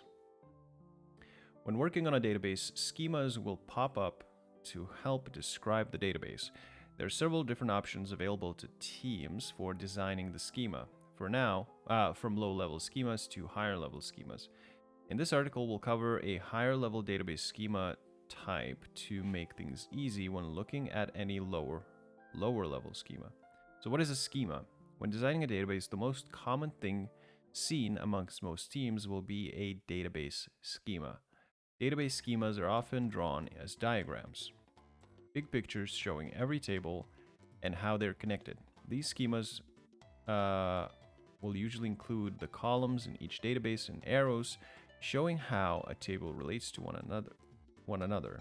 There are a few different ways to draw out these diagrams, but in this article we'll cover an entity relationship diagram, which is a slightly higher level than a basic data schema. Okay, so why use one? Well, when working with a database, especially larger databases, it can become very difficult to track each relation within the database due to its size and scope of the database. To assist in keeping track of the database, a schema can also be used to help visualize the database and all of its relations. These schemas can be as simple as just naming each table and drawing a line to each connected table. An example of a simple database schema can be seen below. Okay, so address ID, foreign key address ID to job ID, foreign key to primary key job ID. Okay. What's an entity relationship diagram? An ERD is a method of diagramming a database with a little more description put into it to allow a designer to better understand the database and the relationships between the tables. This is done by using several different items within the schema, including entities, which are usually represented as rectangles and indicate the table's name, attributes, which can be found in one of two places, either inside of the entity's rectangles as rows, or outside of the entity, represented by an oval that is connected to an entity. In both places, an attribute means the same thing and is the individual columns that will be found within that table or entity. And then we have actions. Actions are seen as diamonds within the ERD and describe the relationship between different entities. For instance, if we have two entities, a customer and a credit card, that are both connected, we can put an action in between those two that says has to show the designer that a customer has a credit card. Okay. Connecting lines. These lines, just like a basic schema, are used to show the connection between each entity, action, and attribute. Okay, so we have zip code state. The squares are our attributes. An address, person, last name, first name. Okay, pretty standard stuff. So what is an entity relationship diagram? Diagram showing the relationship between classes in a program. Diagram showing the relationship between program and its user. It is a lower level database.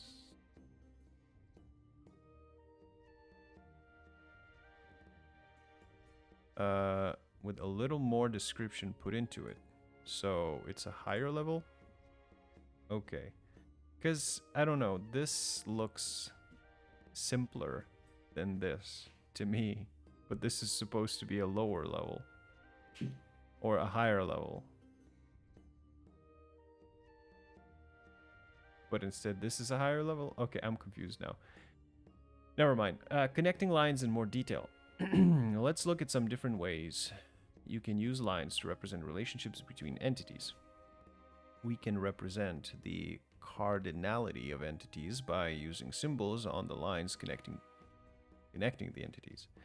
Using these symbols, we can represent relationships such as many-to-many, many-to-one, one-to-one, and so forth. The only complication that comes from cardinality is several current styles differently exist to display these relationships, including the information engineering style, Chen style, Beckman style, and more. These different styles all still represent the same information. Alright, let's take a look at these styles. Chen notation. Weak entity, associative entity, attribute, key attribute, partial key attribute. Oh my god. Alright, so I'm familiar with these a little bit. It's like mandatory, or it was like with dotted lines or something. Yeah, there's an optional relationship, mandatory, one to many, many to many, one to one. This is a Barker style, okay.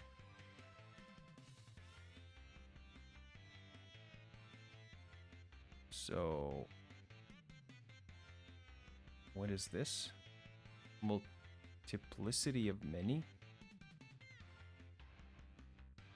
Multiplicity of one. So one to many. Here, right?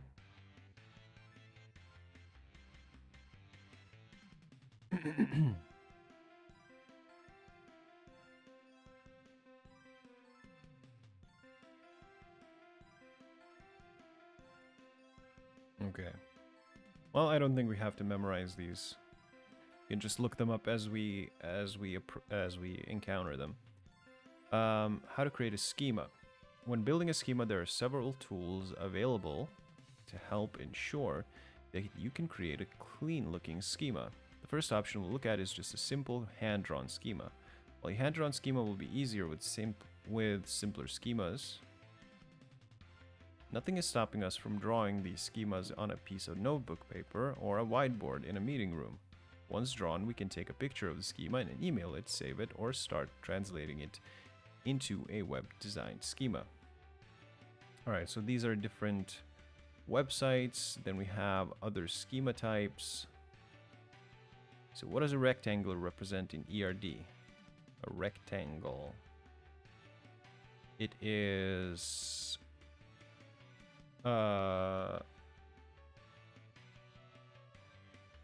column. An entity, essentially. Yeah. What shape can we use to represent the attributes for the table? That was a diamond, right? No. No. Oval. Yeah.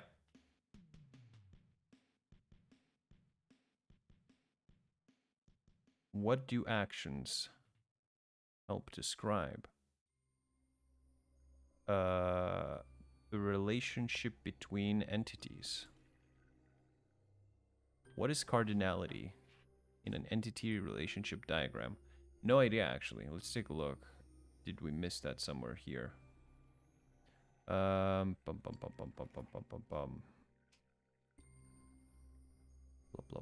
blah. One thing to keep in mind when designing a schema is to try and keep the schema as organized as possible. Especially in larger databases, there can be a large number of tables, all connected different ways. When this happens, make sure that each connecting line is fully visible, easy to follow, and doesn't intersect with other lines.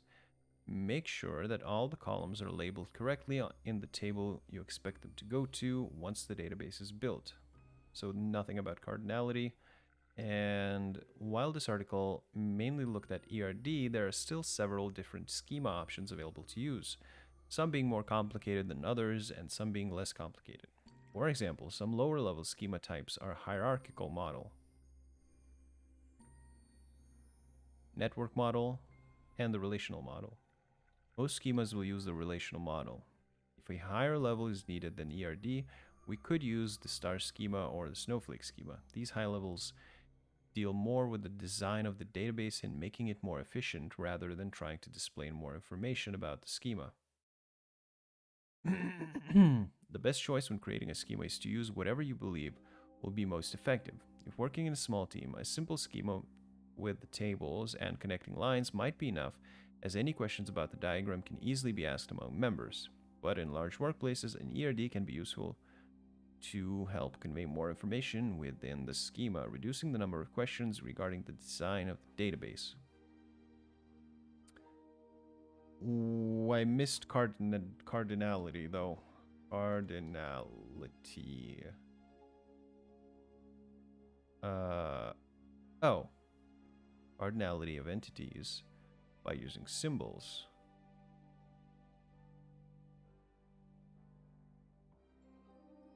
So, cardinality is just essentially detailing the type of relationship between entities in the schema with the connecting lines. Yeah.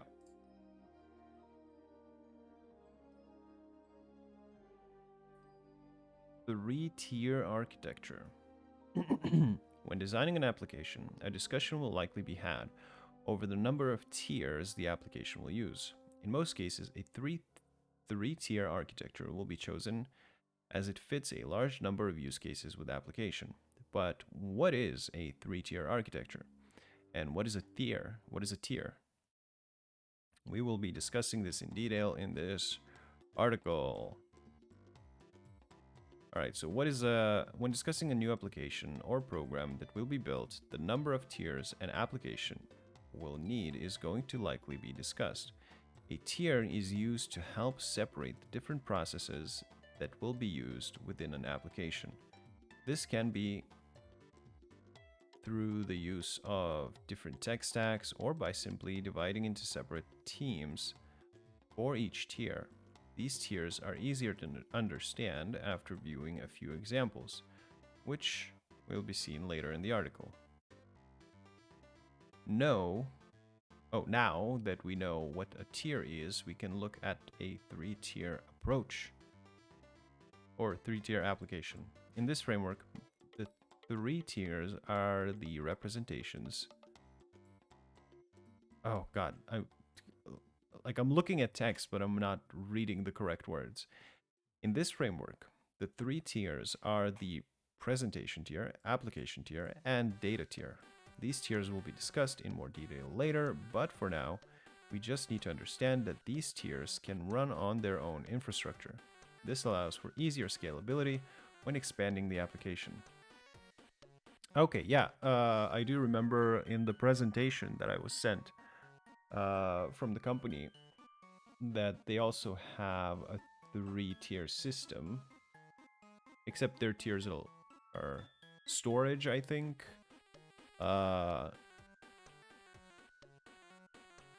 application or something.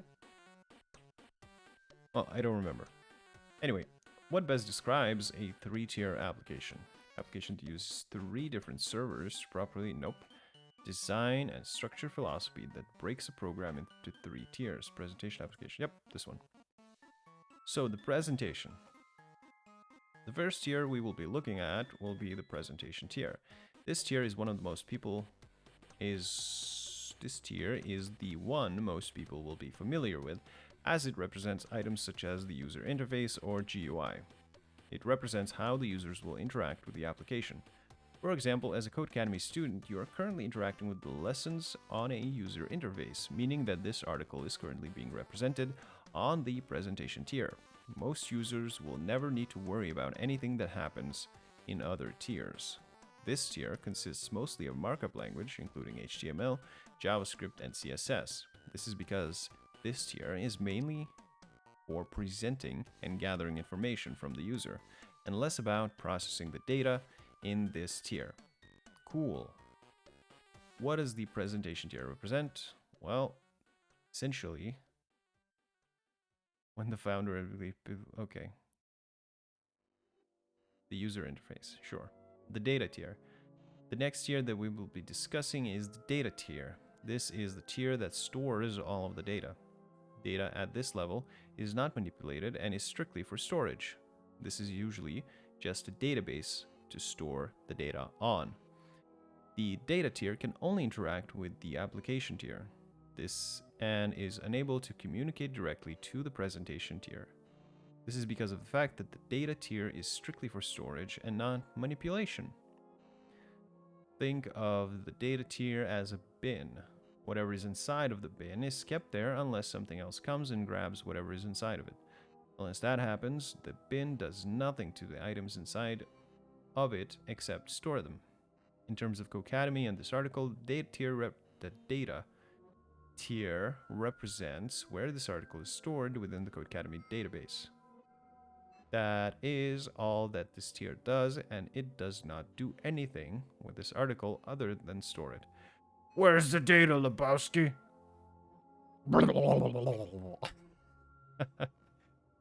How's it going? Check him. We're almost done with the databases for now. Oh, I think this is like one of the last articles that we have to read.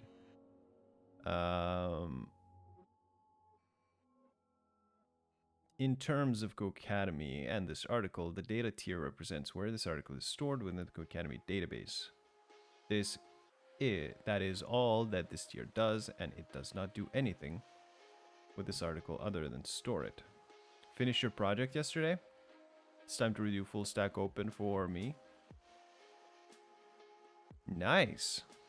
How did it go? Everything work? The data tier of application is usually a database, meaning that services like SQL, MongoDB, or PostgreSQL are used to create the database and assist with querying later. However, any querying done to the database is not considered to be part of the data tier and is instead part of the application tier. Okay. The responsive is a bit painful, especially for mobile, but overall, want to see? Of course I do. Gimme.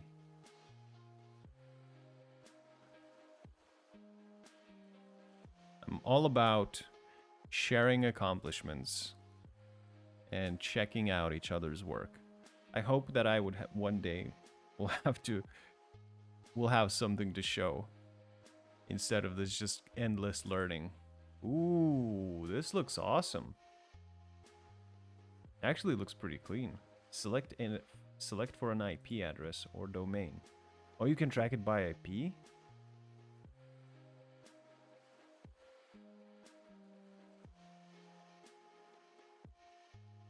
Looks pretty good. All right, let's try like 888. No. Let's see. IP list. I don't know.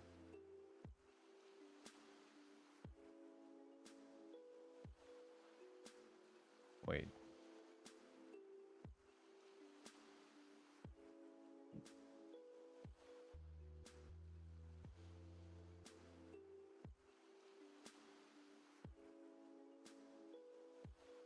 Oh. Cool. It actually works with like... Wait, did it change? Yes, it did. This one is in Milano. H3G Italy SPA. Lombardia. Oh, this is awesome. I have no idea how to do that, but... How would you approach making it faster? I mean, it loads. It's just parts of it are a bit glitchy. Well, okay, yeah, it's like remove the map skin.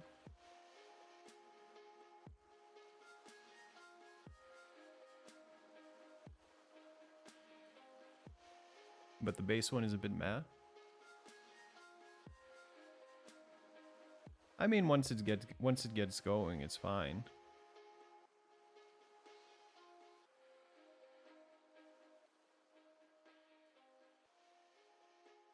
All right, let's try one last IP.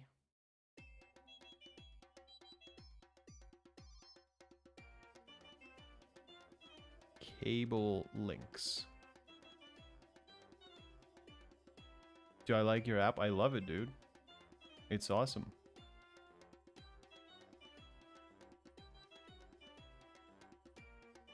Wait, I wanna test something out. Where was it?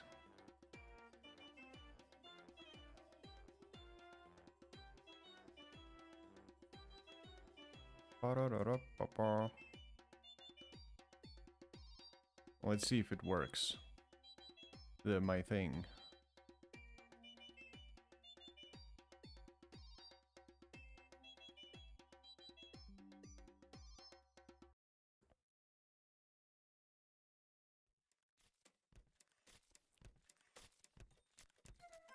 Okay.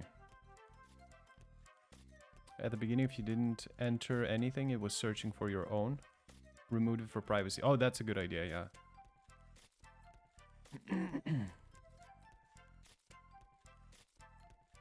Okay, yeah, my VPN works. That's good.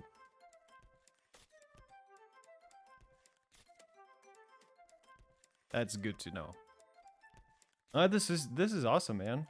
It's clean. The design is like user friendly.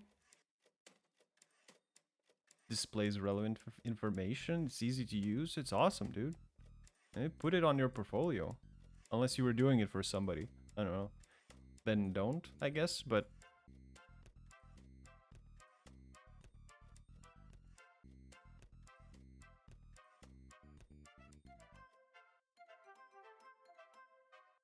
Good job. Seriously.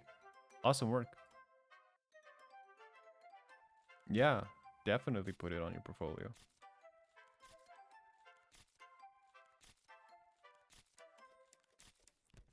Like, I'm thinking now, how do you go from...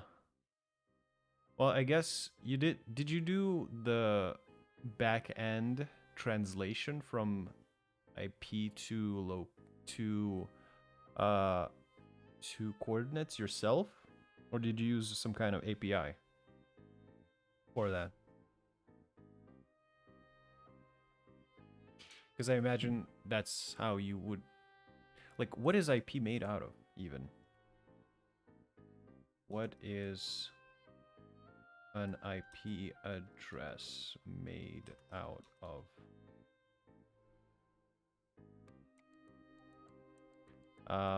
Network part, host part.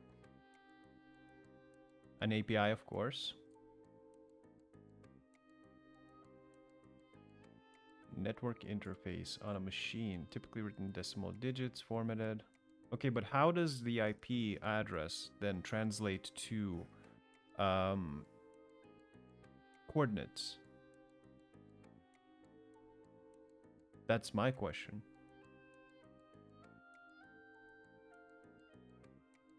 Because, okay, it displays a network and it displays a host. The network part specifies the unique number assigned to your network. It also identifies the class of network assigned.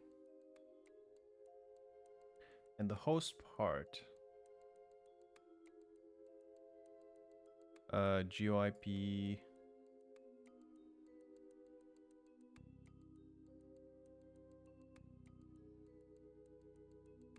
Huh?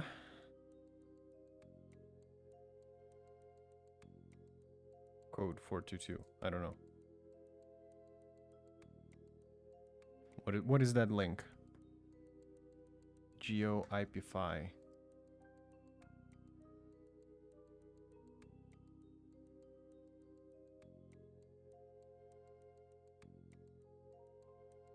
For the domain IP API. Okay.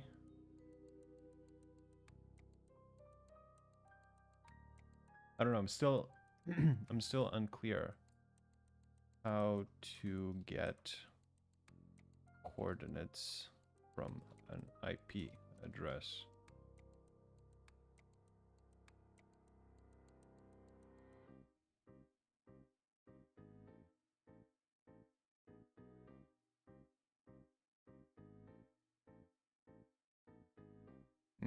It's possible, but complicated. You will need to contact whoever was providing that IP address, get them to release the location of that physical connection. There are two massive issues here.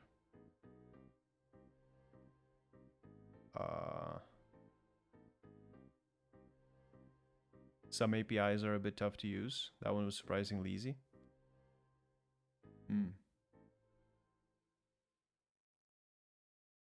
Now I'm curious, like how does the back end work? How do you enter an IP and you get a location?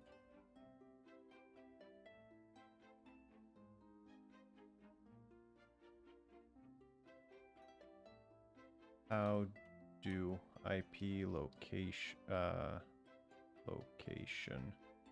APIs work?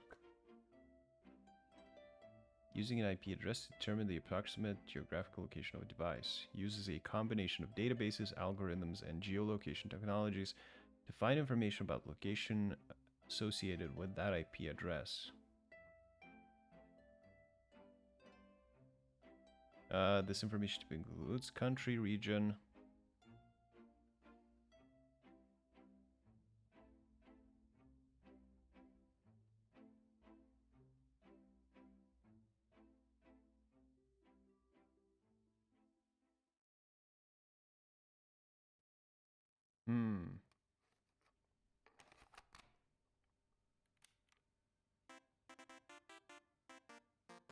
Data source.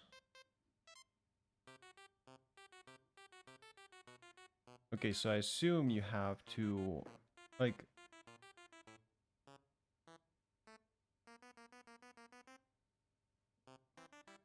one table with name, IP code, coordinates, ID, then role, something like that.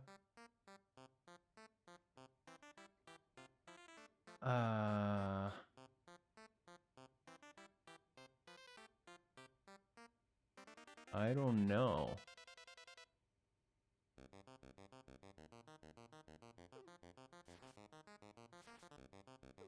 Using data collected by the device's browser. User's permission to access location data.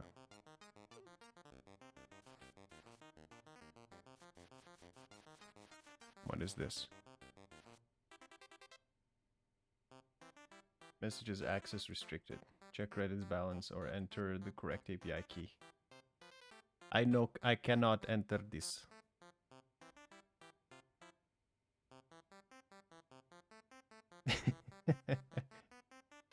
uh.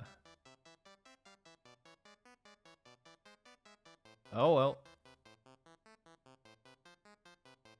Yep, probably. Alright, whatever. Let's just drop it. Let's go back to what we're supposed to learn. But thank you for sharing your project. It's really interesting and it's really amazing. And I really love checking out the things that you guys make. Brightens my day. But yeah, good job.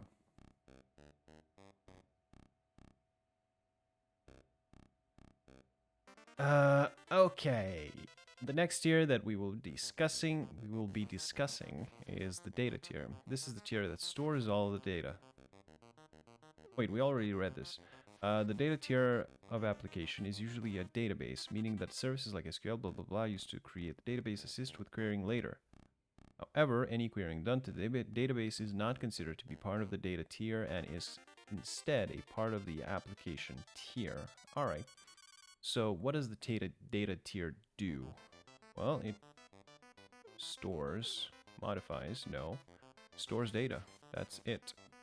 The application tier, the final tier that will be looked at, will be the application tier. This is where the bulk of the application will go. This tier will deal with processing data gathered from the presentation tier and modifies the data within the data tier. It acts like a bridge connecting the two other tiers. For example, when looking at this Codecademy article, the application tier represents the process performed when you first open this article. The data for this article was grabbed from the data tier and then converted into a form you now see in the presentation tier.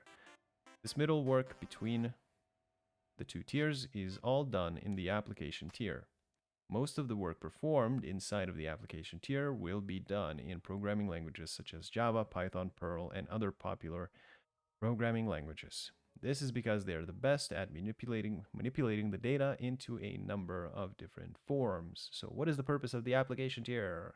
Connect data and presentation tier and manipulate any gathered data. Not sure I ever showed you my Pokédex, dictionary, and pricing grid thingy. You have a Pokédex?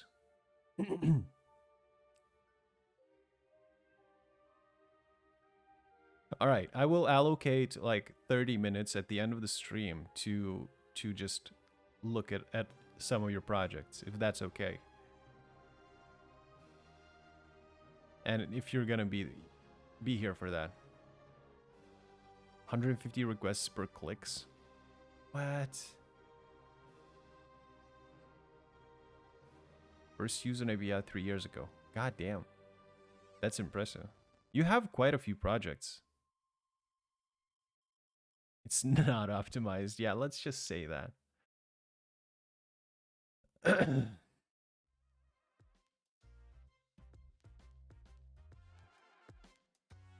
I'm kind of playing with the idea to maybe like, because I don't really enjoy doing gaming on the weekends. Like the gaming streams so far have been quite dull, and I don't know. So I might turn the weekends into sort of free-form streams where we can just chill, do whatever, check out other people's projects, catch up on some random knowledge about one thing or another, explore some random APIs, or just do something, I don't know, unrelated to what I'm currently going through.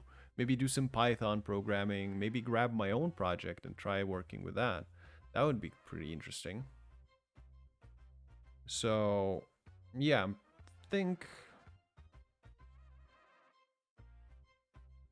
Why not doing a little Twitch bot? Yeah, I could try writing my own Twitch bot, though. Like, I'm not entirely sure how they work and what's. I guess I know what's the purpose of the Twitch bot, but I would have to do some research into like how. I don't know. I don't even know what I don't know about Twitch bots, to be honest. The only Twitch bot that I'm using is the Nightbot, and all it really does is just cast some random commands on it. So maybe. All right, let's let's actually have wait, no. Hey, check this bot.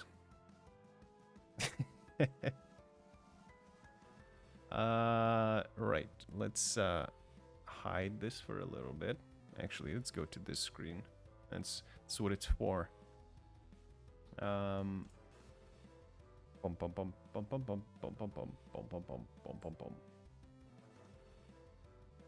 bum. Wait, no, this is the wrong document. I was going to go to this document.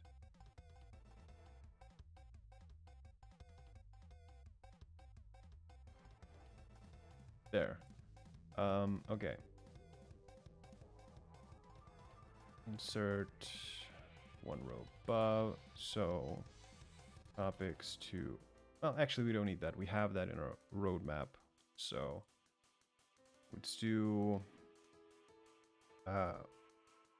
weekend stream topics, and let's do build.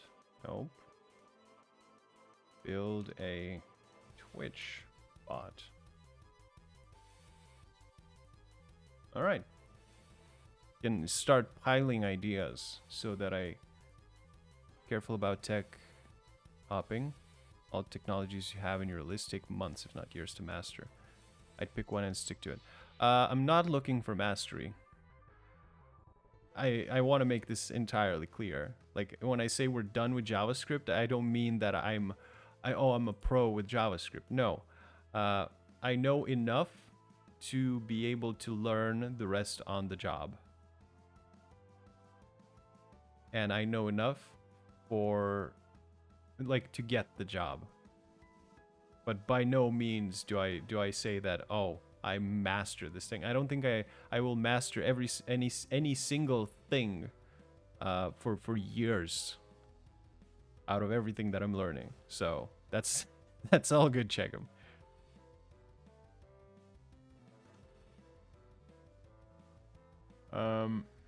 Okay. So, tiered architecture is beneficial in development for a number of reasons, the biggest being the added assistance in designing and developing, and the ease of scaling up programs as the use grows over time. The added assistance with designing and development makes it easier to create separate teams to focus on individual parts of the project. A project can be split into a number of teams, each focusing on a different tier within the application. This also assists with scaling for when the project starts to gather later users. These layers are typically on their own tech stacks, meaning that when it comes time to upgrade a server, change the user interface, or modify how data is handled, it all can be modified without having to make too many changes to the other tiers. Okay, got it. Then we have other tiered architectures. So a 3-tiered architecture is not the only choice when it comes to deciding the number of tiers inside of an application. 2-tiered architecture exists within the development world and contains only a presentation tier and the data tier. Okay, yeah, makes sense. It's probably for when you don't really need to modify the data too much. This means data is directly displayed to the user and also means that the logic and data manipulation is limited. This means that 2-tier applications are usually very simple in their operations. Applications can also contain more than 3 tiers as well.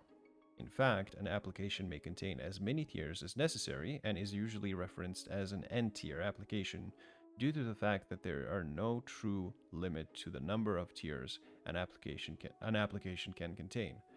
As more tiers are added, though, it can become harder to maintain the project and can even slow it down due to all the tiers the project has to manage. So, how many tiers can an application use? As many tiers as the developers want. Yeah. I'm thinking a good example of that would be when developing... Well, no, that's still a 3-tier. I was thinking about developing with Django, or like developing web applications with Django, but that still has 3 tiers. It has the database, it has the data manipulation, and it has the front end as well. Yeah. Even though you could technically quote unquote outsource the data manipulation to the front end using the Jinja language, which is supposed to be written within HTML documents. But that still sort of counts as data manipulation. All right, let's move on. What? We already did all this.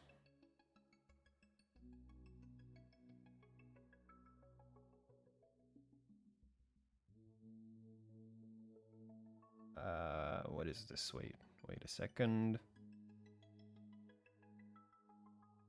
Off-platform project. Designing a database from scratch. Build a database on a topic of your choice, completely from scratch. Okay. Sure, we can do this. Sure, why not? It'll give us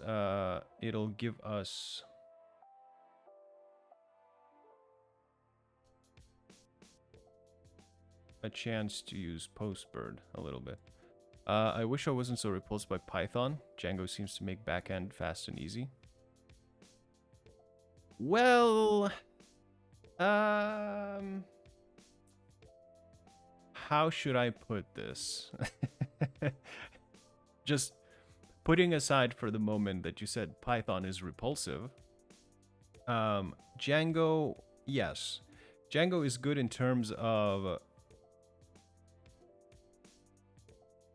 managing the structure of the app, because everything's in one place. That's one plus.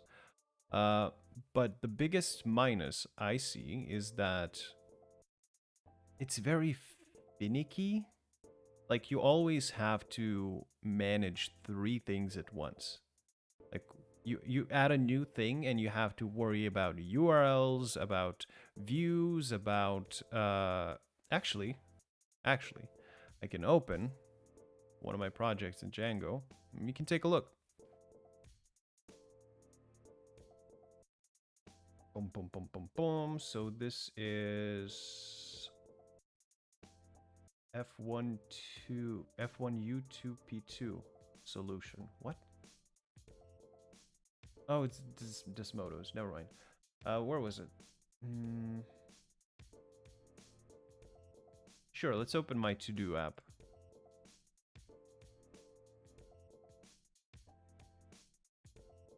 Let's close all of these things.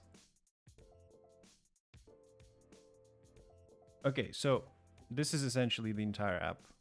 Like, in one place, it's easily accessible. The file structure is relatively easy to set up because it comes with the entire file structure already set up. You just type in a command and bam, everything's there. All you have to do is just add your HTML docs and that's pretty much it. But here's the thing.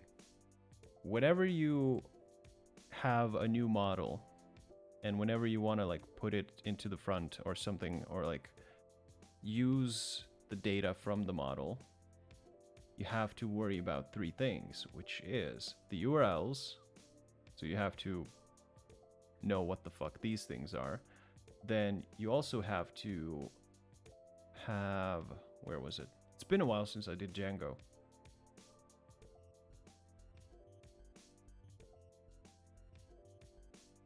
So models, URLs, and then where's my views? Am I blind? There. Yeah. Then you have to worry about your views, because that's essentially, there's a lot of back and forth that's good, or not back and forth.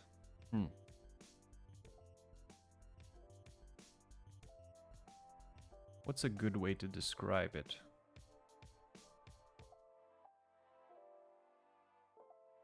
Huh.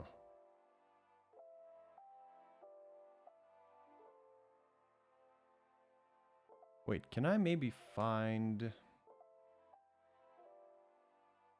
routes controllers, create models for your data and views? That's the usual way to do backend. Yeah, there's no routes here. Well, technically. There's no controllers. It's just models, views, and URLs. There's also forms, too.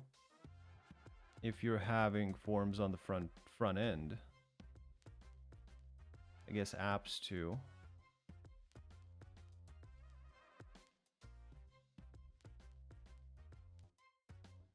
This is for admin page. It comes with an admin page already pre-built, so that's also good.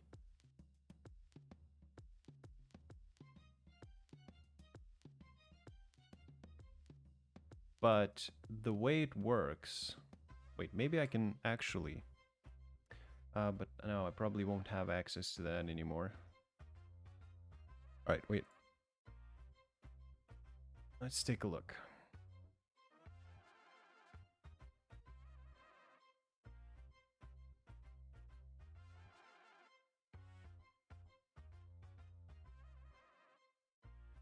No, I don't have access to that anymore.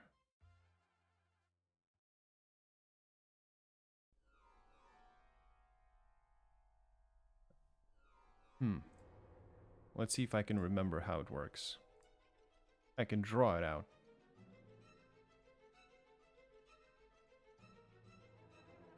Yeah, the URLs are routes, probably. Sounds like it. So, you get a request. Then, let me see. There are your models. There's your HTTP. No, not HTTP, HTML. And there's also your views. And then I'm pretty sure there was something else here.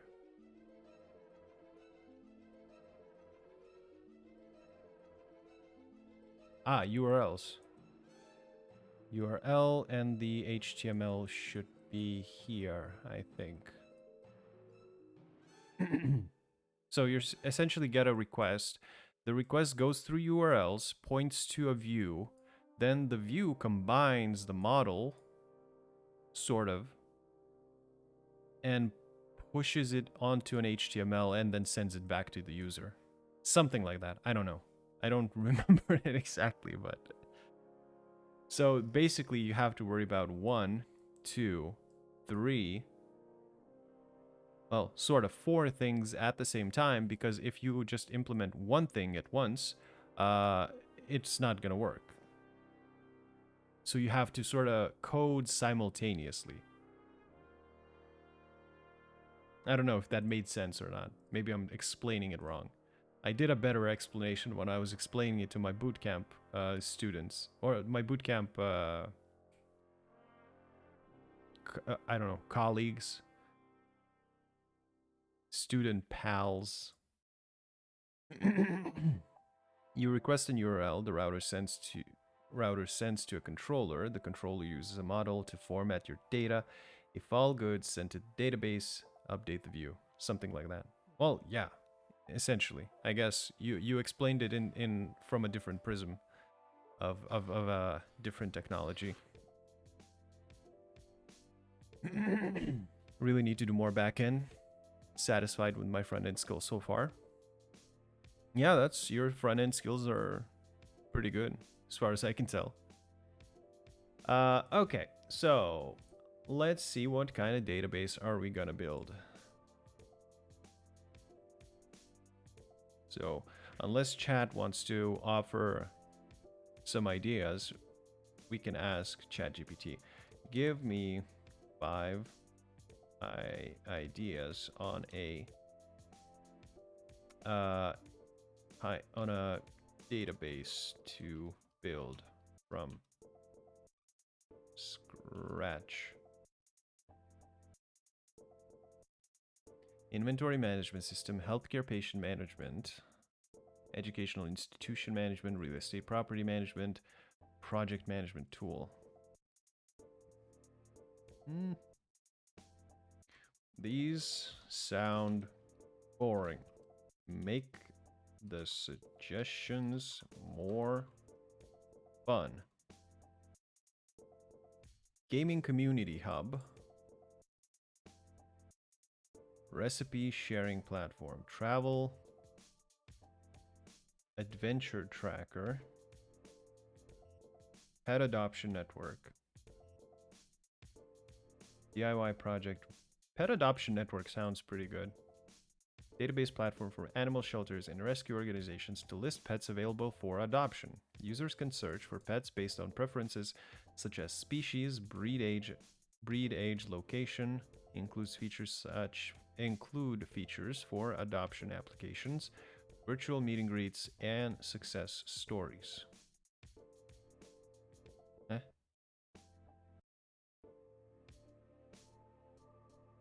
Okay, let's do pet adoption network.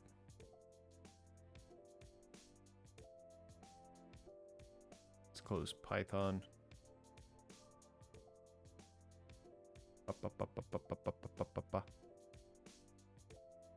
Was about to do a visual novel using RenPy.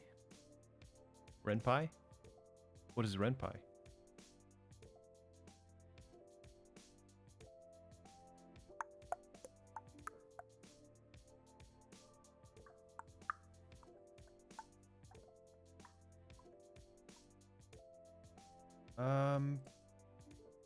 Films. Let's do... So that's our one table. Let's actually drop this table. And can we rename this?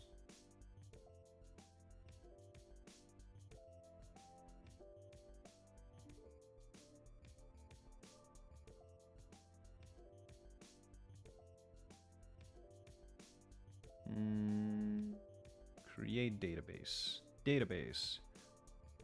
Pet adoption.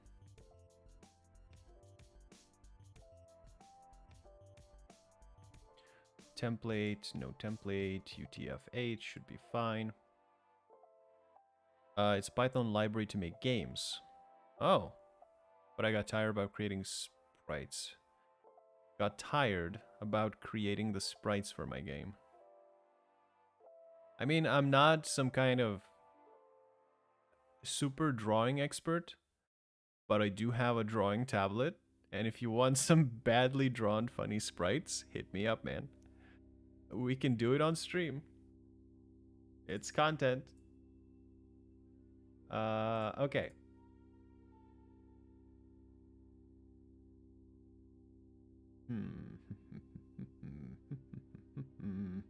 Bum bum bum bum bum. All right, table name. All right, let's before we start, we have right now neural networks to make pictures by description. Well, that's true, yeah. Yes, we do. But doing it by hand is so much more fun.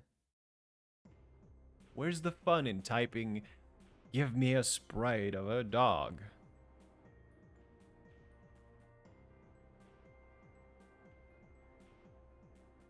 All right, so let's think about what kind of tables are we going to need.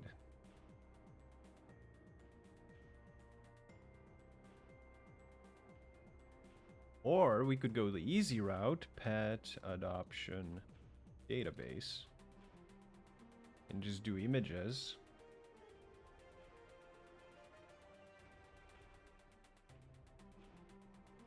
If you want fun, it's different kind of things. Or you could do both, you know. As far as I know, like Photoshop now has some sort of AI, so you could just potentially like hand draw something, and then ask Photoshop to, I don't know, polish it up, maybe.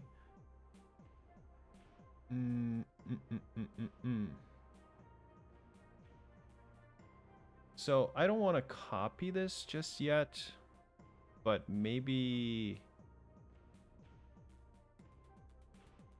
just a quick look-see at what kind of other structures there are.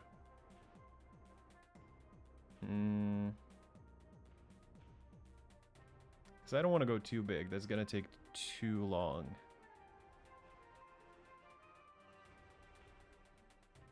Breed, dog, dog color.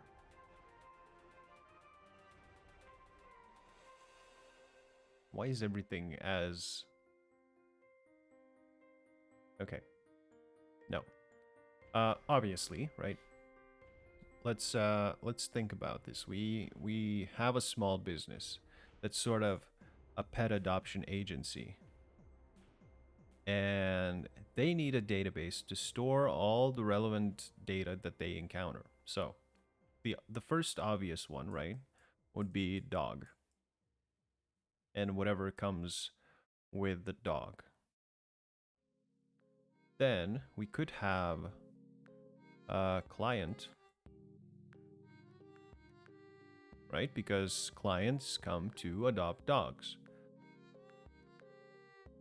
We also probably need employee.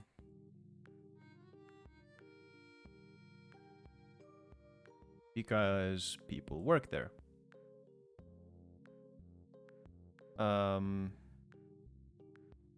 We could also have fosters. Yeah, people that just foster dogs for a while until they find their forever homes. What else?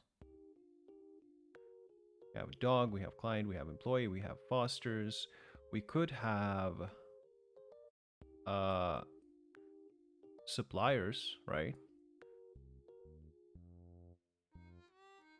Because we need food, we need blankets, we need cages, we need all of that stuff. We could also have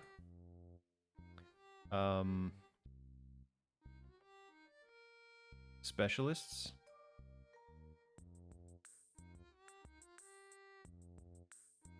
Such as like doctors, hairdressers, or dog dressers.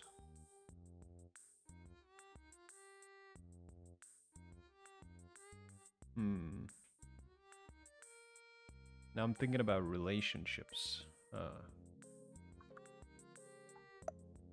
So dog would have probably relationships with fosters and with clients.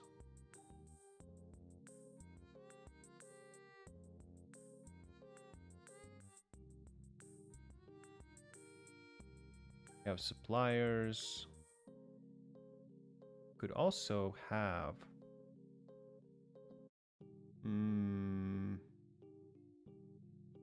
just in case they decide to expand, we could have like the agency, which would have like address. I'm always misspelling address. Address, so that's like location, that's fine. Okay. Uh,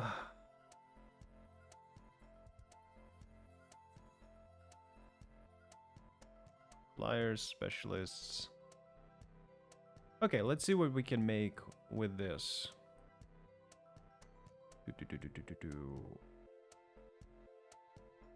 Already becomes big structure. Yeah, it's getting there.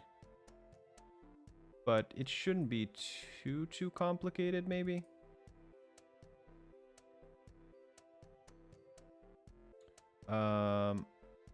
Okay, so let's start with dog. Wait, what is this? This is indexes, name, release year, runtime, rating, age. What? This shouldn't be here. Oh, there we go. Okay. So we have dog.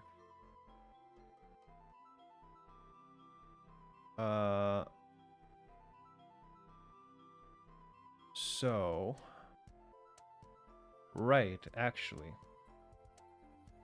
if we want to have some constrictions or restrictions, we have to add tables or columns manually.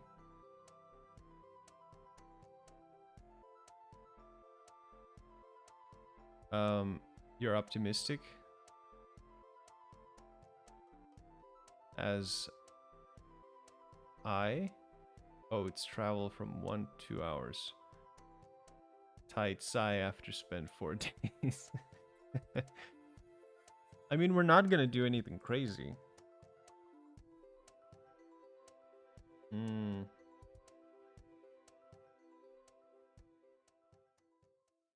Right. F the restrictions. We'll just do normal columns. But wait, we can't really... Oh, we'll have to modify them by hand later on, I think. Wait, let's take a look. Let's do simple name. Character varying, max length. Let's do like 50. Okay, and editing does nothing. And we cannot add any restrictions here. That's odd.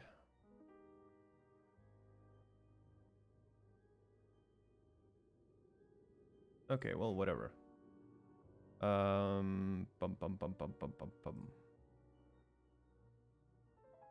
Let's do breed. Type, character varying, default value, let's do 50 as well. What else comes with the dog? Let's do age.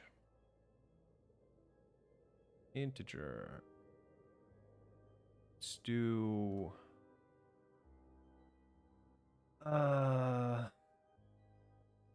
name, breed, age.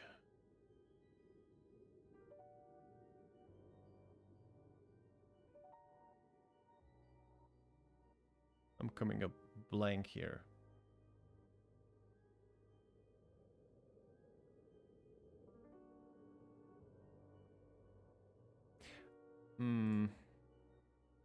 I guess the purpose is to practice SQL skills, which adding tables like that doesn't really do. So we're gonna do it manually. Like so. Create table. And probably not gonna do so many tables. So specialists can go away, suppliers can go away. We'll leave agency can go away. We'll leave these 4 tables. So create table dog.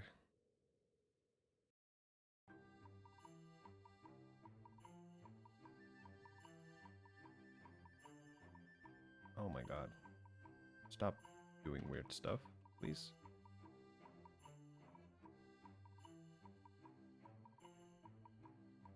Okay, dog. Name.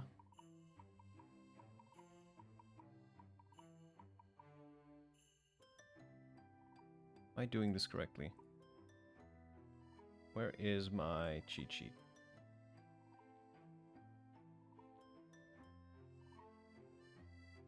It's with my memory, it's been a couple of hours since I created a table manually. Now I need my cheat sheet.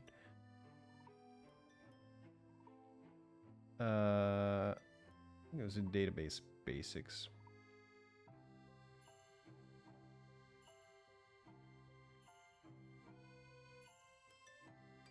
Types working. Yeah. Okay. Let's keep that on the side there.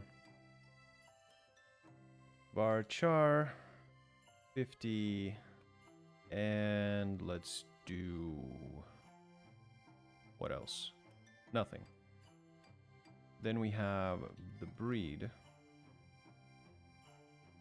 which we could technically have on a separate table,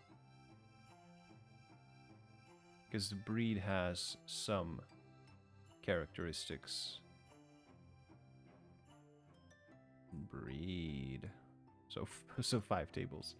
So we'll have breed ID, which would be an integer, and references. Okay. I keep jumping around. Let's first build the tables, then we'll define the relationships, just like we've been taught. Age, integer.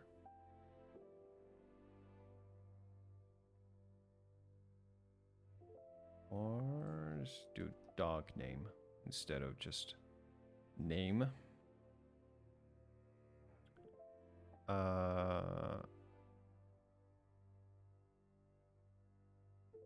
Dog name, age. Let's do weight.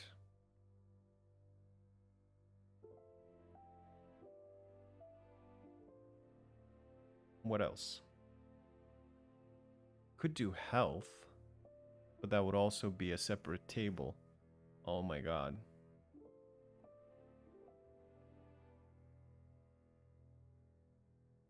Oh, but that shouldn't be too difficult. We're gonna have a health table that's just like health, and that's it. Health name or something like healthy, not healthy, whatever. All right, let's do health. But wait, that will be a separate table. Health. Yeah, you were right. T. Or how do you? I'm sorry. How do I pronounce your name, T1? Because for some reason I want to say turban, but it's probably not. Not how you. Tiberian. Oh, okay, Tiberian. Okay. Yeah, you were right. Tiberian. We're gonna be here a while, it seems. But okay. It's for the practice sake. So we have weight, we have age, we have the name. What other characteristics a dog has? Well, to get an idea, we could actually pet adoption and just open the first pet thing that we can find.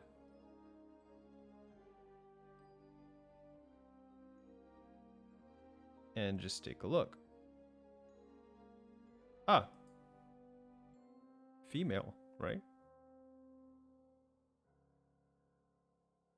Let's make this closer, like so. So, sex.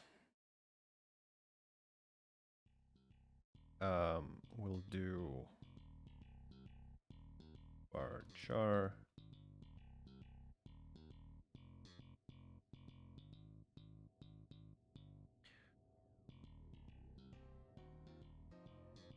Could have color. I guess probably a good practice would be to separate things as much as possible. I'm not sure, because technically we could have sex as a separate table. We could have color as a separate table. We could have weight class as a separate table.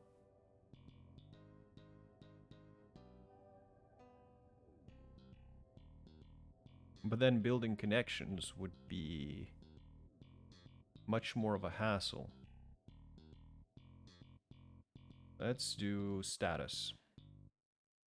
And we will have status as a separate table. Oh my god.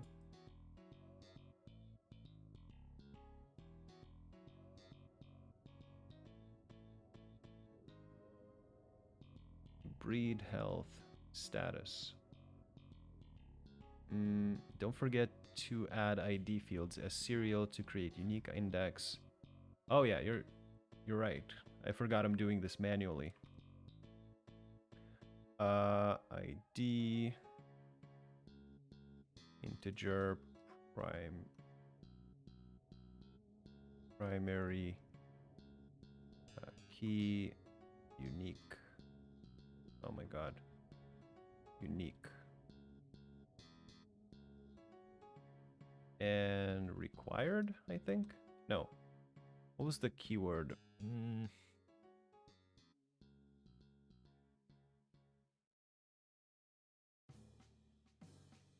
Serial, right? Maybe. Or is it serial here?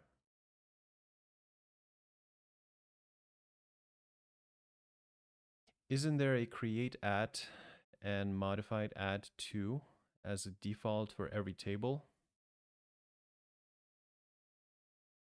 Not that I know of.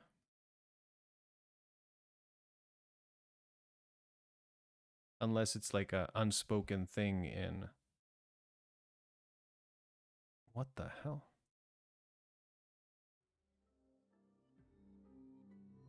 Unless it's an unspoken thing in like the profession thing.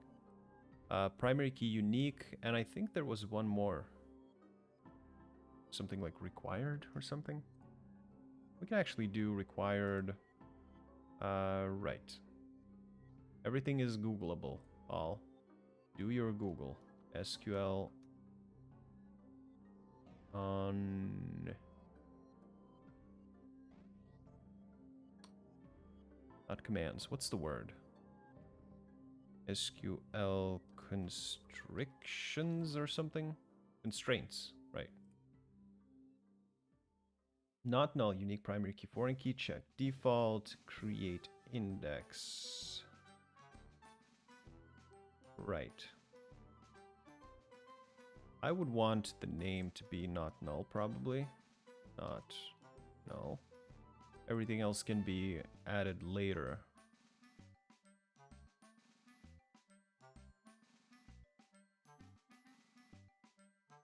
Okay, it's just weird in its highlighting. Not null, unique primary key. But there was one more, no? Check. Default. Play some poker and start my course thingy. Alright, good luck in poker. Don't lose your money. And good luck on your course thingy. See you later. Check him. Unless it's like just a game poker. Oh, it's fake money. Okay, then go nuts. Knock yourself out.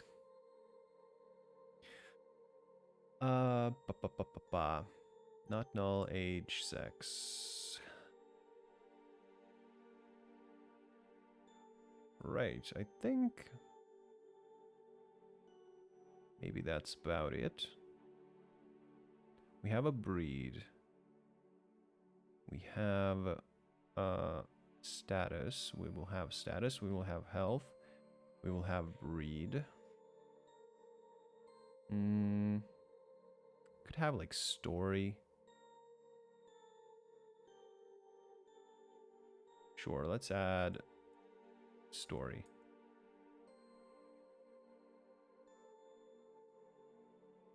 So our one table has suddenly become 5 tables, and if that's going to be the case for this entire database, by the end of it, will have 25 tables. Cool. Or 20 tables. No, we're probably not going to do the other ones, because I don't want to spend too much time on this either.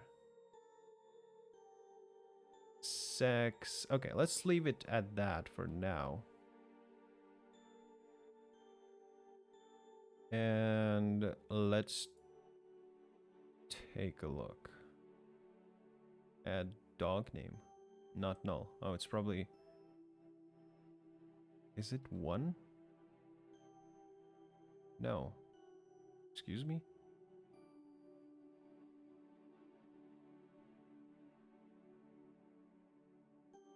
Does it have to be capitalized?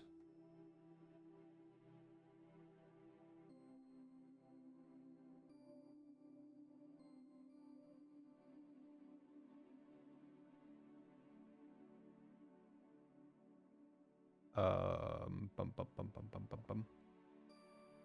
You know, an age column when the person table is already created.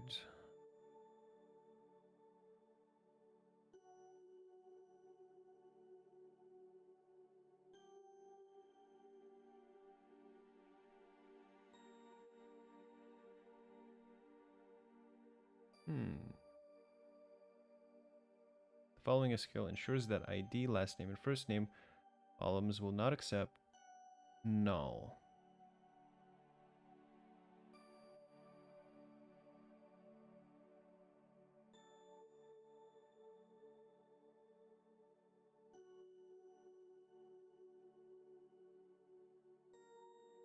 Is it different for PostgreSQL?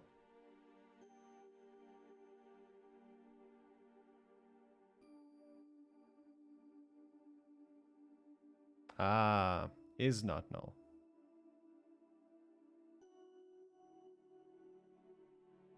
No, wait, that's for expressions. But maybe it's the same when declaring this. Is not null. No.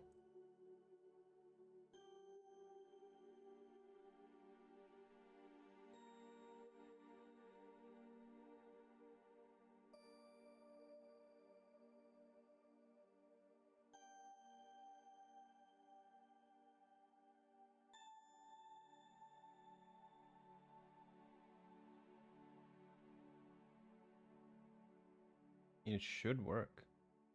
Product number integer, not null. Always written as column constraint.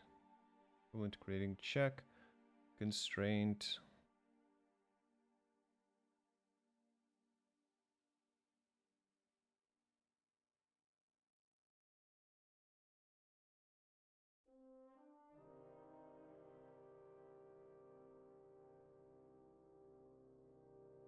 Oh, there we go. It was the comma missing. Okay, so let's enter, insert into dog. Values. So we had ID, dog name. Wait, do we need to enter the ID? Name, age, weight, sex. Let's try it without it. Name. Of course, Thor. Even though I would not wish for him to end up in adoption, because that means I'm probably dead. Age, weight, sex. Age, he's currently... Wait, our age is what? Ah. Our age is an integer. Which doesn't work too well, but okay, let's do 1. He's more 1 years old than he is half a years old. Weight, last time I checked, 23 kilos. And sex, being male.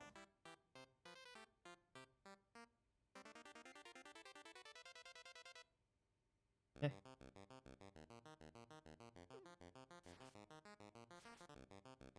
Because sex column is varchar, we can put no please.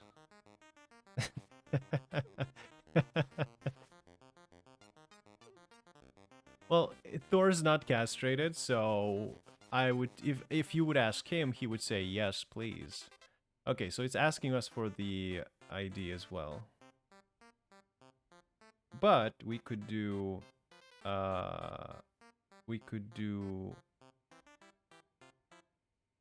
this.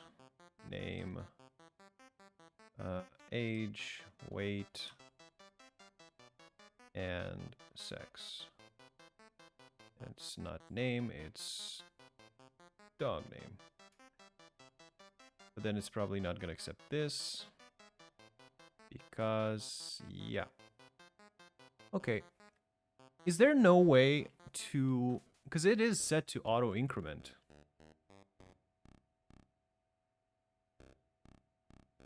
But it is not accepting, like, manually typed in command queries.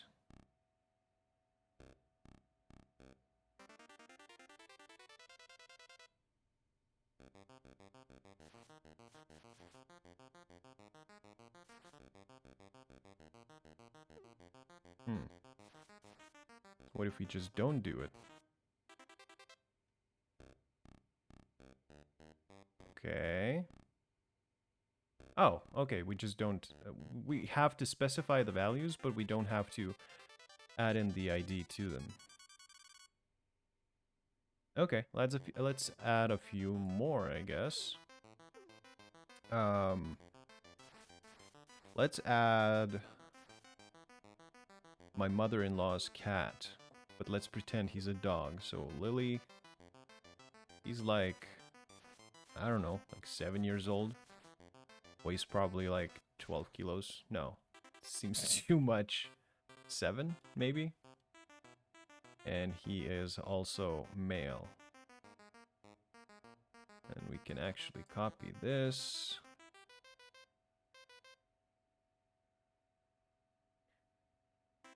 And paste a few more things here.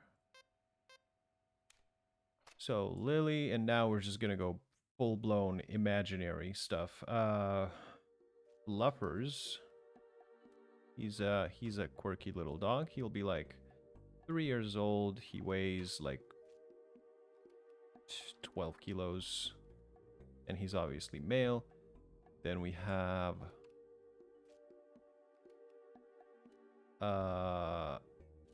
Fiona, sure. She is 4. She weighs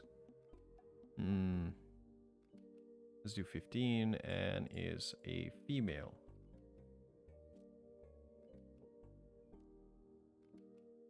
Then we have, obviously, we have Fiona, we need Shrek. So he's like 15. An old bugger. Weighs like 34 kilos and is male. Let's do Skitters. He's like 1. Weighs like 3 kilos. Do male. And finally, Roomba. That's a pretty good name, actually. Could be male, could be female. Let's give him like 4 years old. And he will be healthy 20 kilos. And he's male. You can do bulk insert instead of create separate sequels. Oh yeah, right. You do that by separating these with a comma, right? So I could do something like this.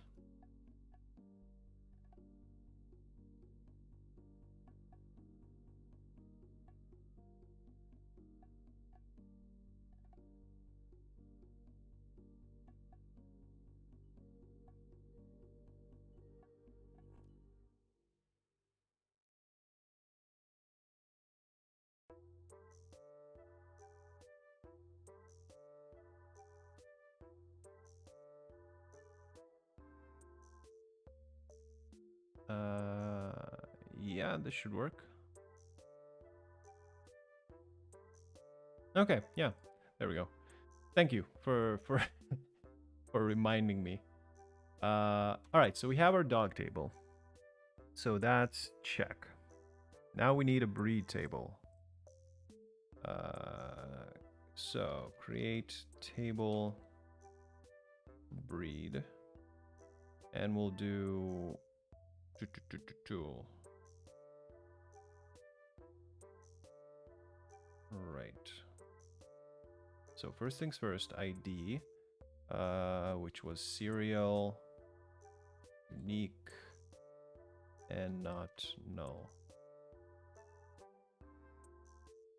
Well, not null is probably already clear.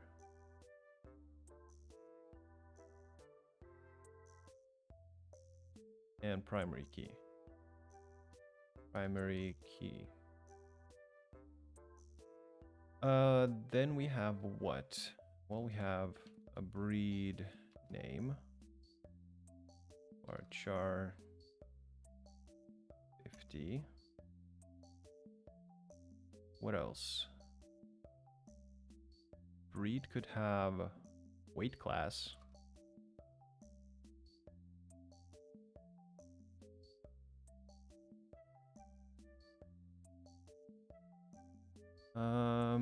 But weight class itself could be a separate table, to be honest.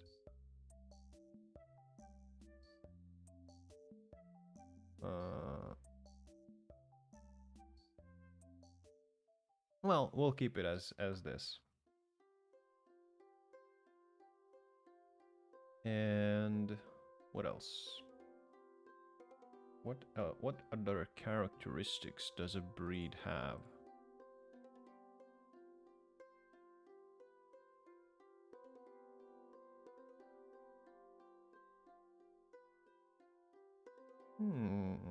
Ooh, playfulness, activity levels, friendliness to other pets. Oh, that would be interesting to model in a database.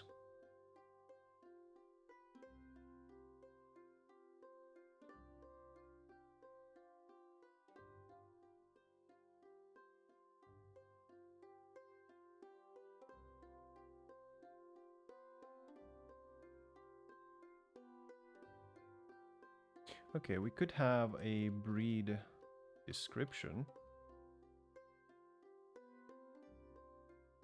And now I'm thinking data type. Character text, probably.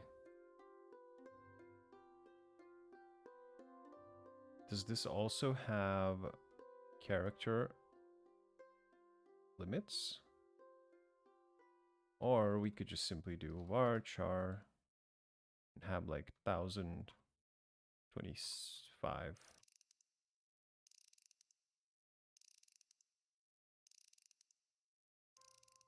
So we have weight class, breed description.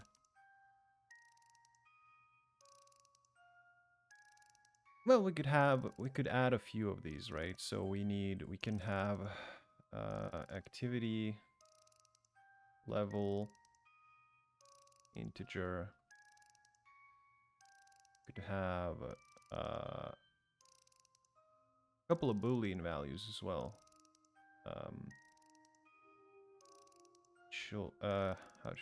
should I put this? Children appropriate? Good with children?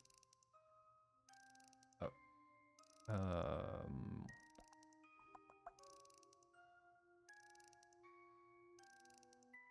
Sure. Good with children. And Boolean values were just Boolean. Okay.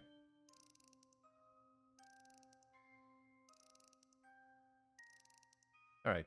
Seems enough.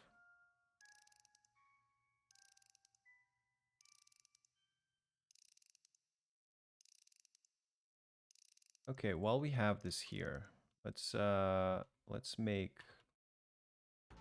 insert into breed.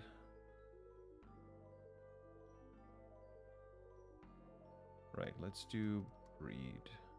Name, weight, class, breed, description, activity, level.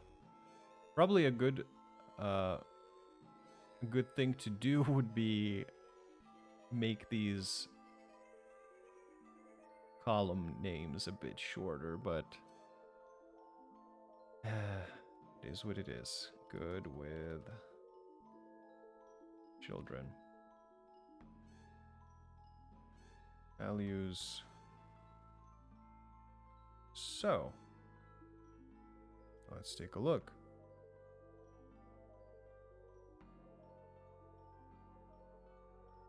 You have a Belgian Shepherd. Belgian Shepherd, weight class is probably... How should we do that? Excel? That's a... Oh, it's a varchar. Okay, we can do like... No, he seems medium though. Burns are square medium bone. Yeah, let's do medium. Then we have the breed description. Actually, breed description could be a separate table. Oh my god. It's tables upon tables. Because, like, obviously, entering a breed description while entering this into the table is just cumbersome. I guess let's just do it. Just one sentence. I don't want to encumber myself with tons of tables, to be honest. So breed description. Oh, wait. Yeah, okay. So then we have activity level, which we can do, which was an integer, right? Yeah. So we can do on a scale of 10, or actually on a scale of 5. 0. Okay. Belgian Shepherd, not very active. Interesting. And good. Oh, good with children would be 0 as well. No, it's false.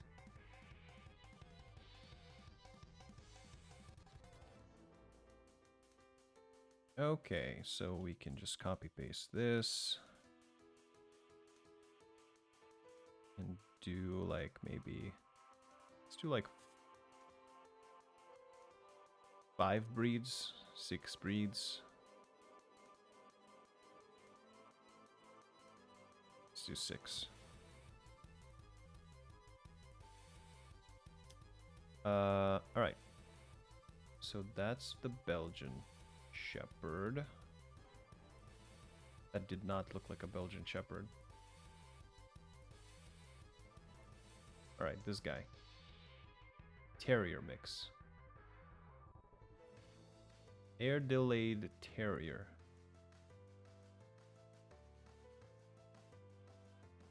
So he is small.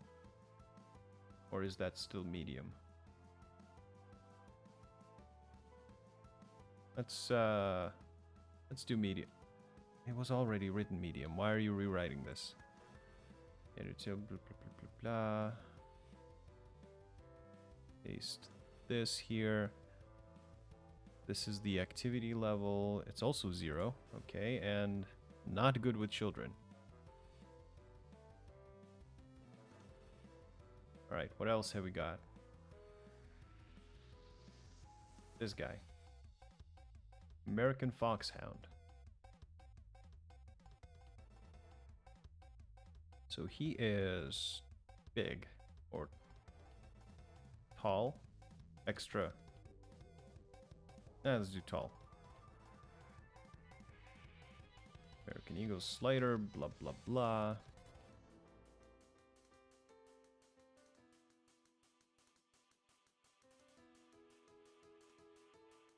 excuse me. Trying to select. There we go. 0 activity level, and also I think this website is lying. Like, these guys are pretty active. Okay, let's find something that's friendly to children and possibly has higher activity levels. Just for some variation in our database.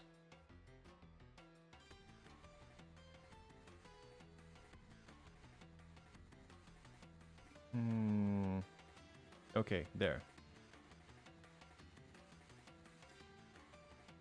The border collies.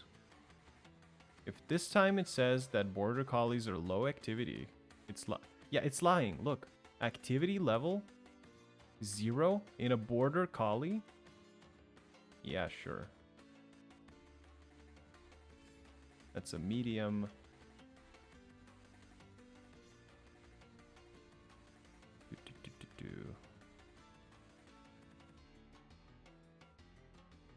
Activity levels 5. Good with children. True, actually.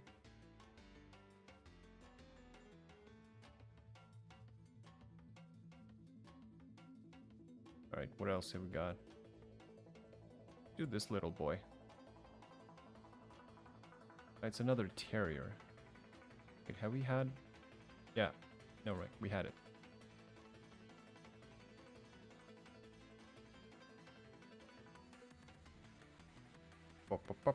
Oh, husky. Siberian husky. Tall. Or it should say large, I guess.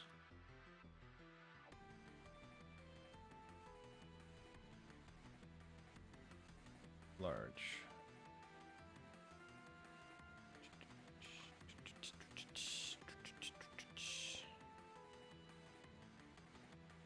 Large activity levels 0. Right.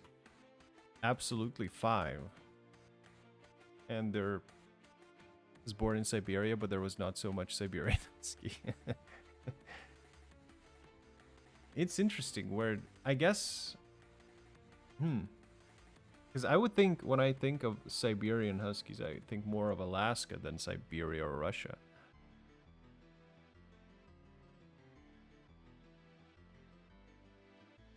But Alaska has their own version, which is the Alaskan Malamute. No, huskies are pretty good with children. All right, final one.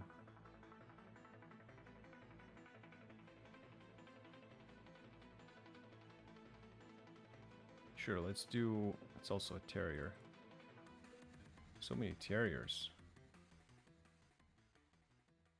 This guy? A shepherd mix. Belgian shepherd, again.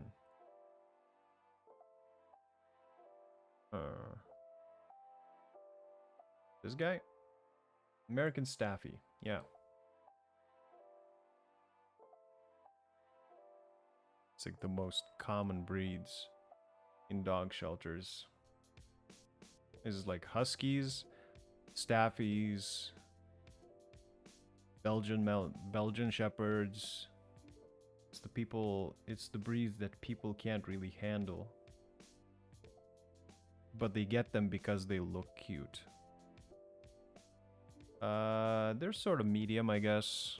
Well, let's do large. And it's a shame, you know? Because it could be avoided if people just did their knowledge. Did their knowledge? Did their research.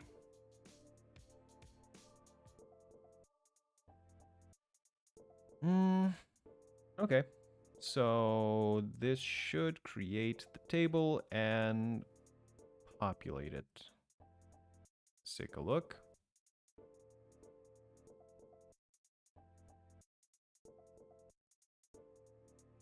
There we go. Yep.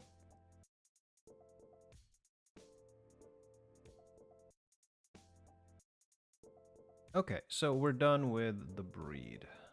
Tick, tick. All right, now we need health. We can remove all of this. We can repurpose this. Health. This shouldn't be a big one. So we leave the ID the same. We can just do like a health type.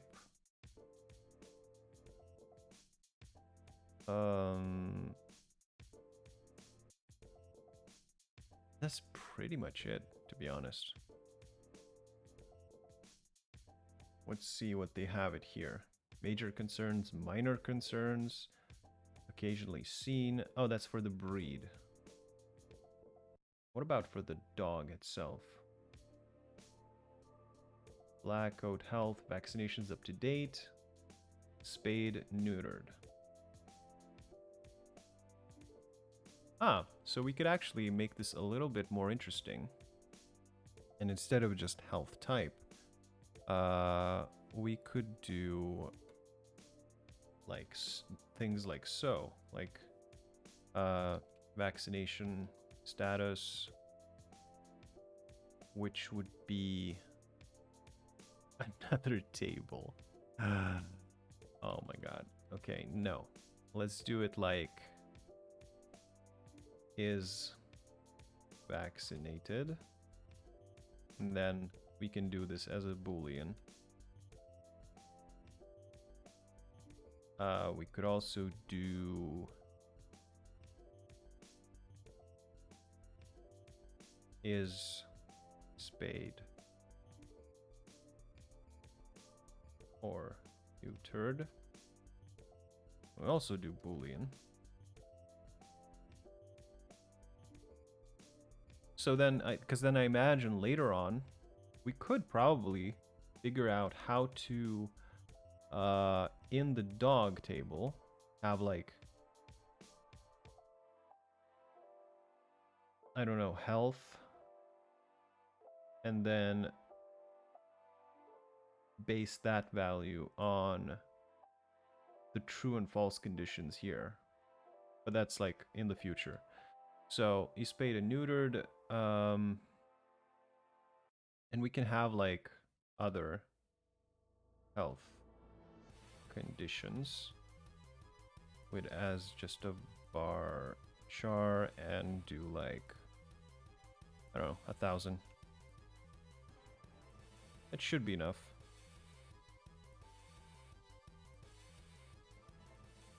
So insert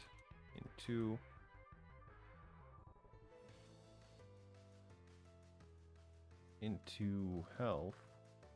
We can do this,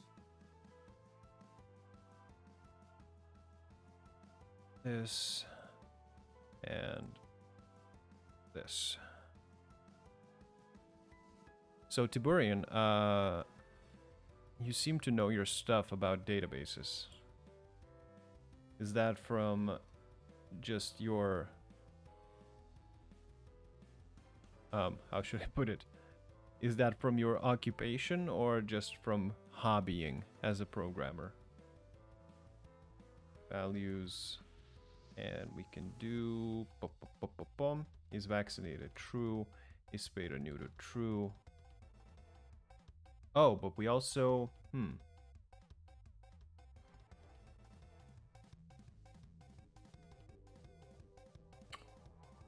because the problem is I'm just DevOps and Python developer. Oh, cool. How long have you been a developer? All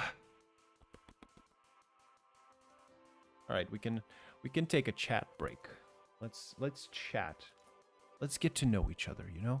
You came to my room. You come to my room. We talk. 5 years or so. Oh, that's cool. So, I assume you're working at some company right now? If it's not a secret, what kind of company? I'm always curious to see what companies people working in. What are they doing?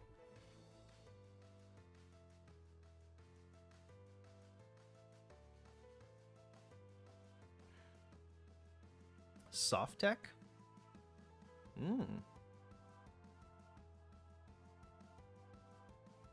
Soft tech. Sounds vaguely familiar. Soft tech. I'm not gonna blow you up on stream. I'm just Googling here on the side here.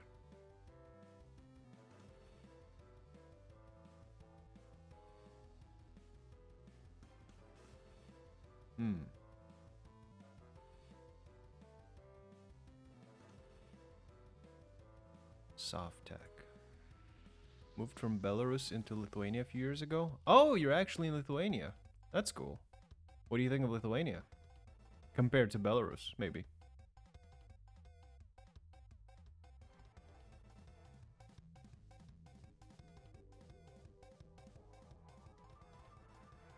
You like it? Oh, that's cool. Glad you like it. There was certainly a time where I didn't like it, and I'm born and raised in Lithuania. So I moved to Sweden for a while. Moved to Sweden, then to Norway, and then came back here. Because, I don't know. I realized that it doesn't matter, really, where you're at. Every country has its own problems. Some more than others, but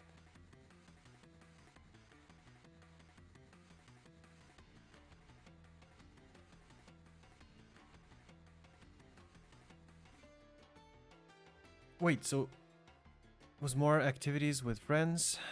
After protests, everyone goes in different countries. Ah, I see. Wait, so Softtech, you're working for Softtech. Is that a Lithuanian-based company? Or are you working like remotely? No, it's in. Oh, it has a. Okay, it has a couple of places.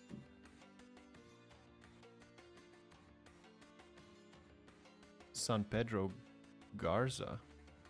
What the hell?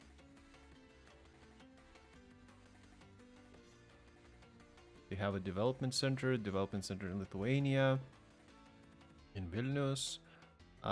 Munich has their client delivery center and headquarters in Houston, US. Maybe that's why it sounded a little bit familiar. Because typically, in my job searches, I did do research on most software companies in Lithuania.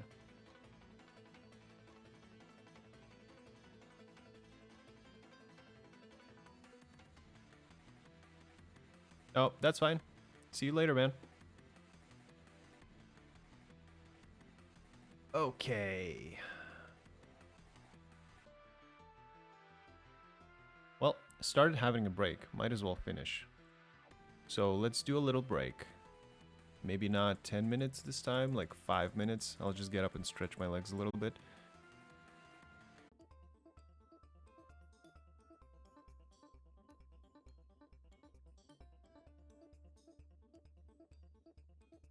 Okay. Dog break is over. Let's get back. Alright, so as I was saying, before the break, probably not the best idea to populate the tables before I have even fully defined the relationships. So let's actually delete everything from these.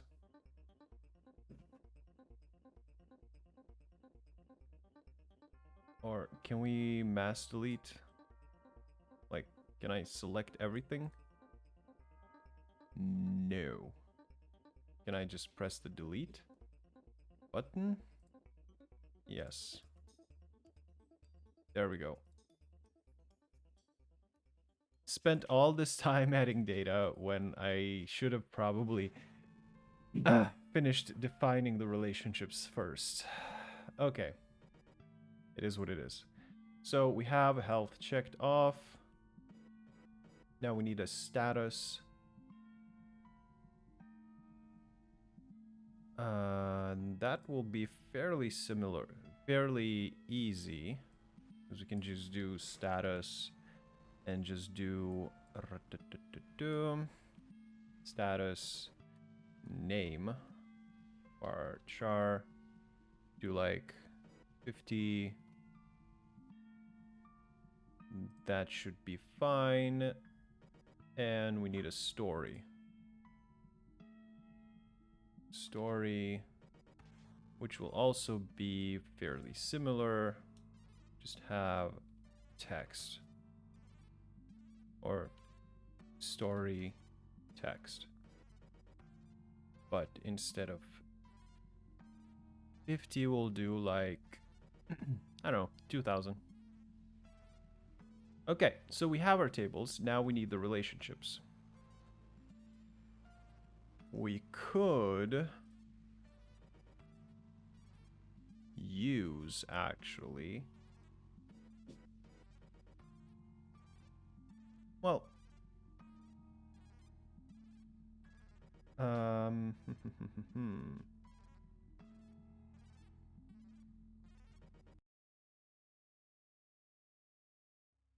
we should probably use query commands for that as well. So let's take a look. We have, let's create a new canvas. All right. So we have a couple of tables. I think we have 5 in total. Yeah. We have 5 tables. We have dog.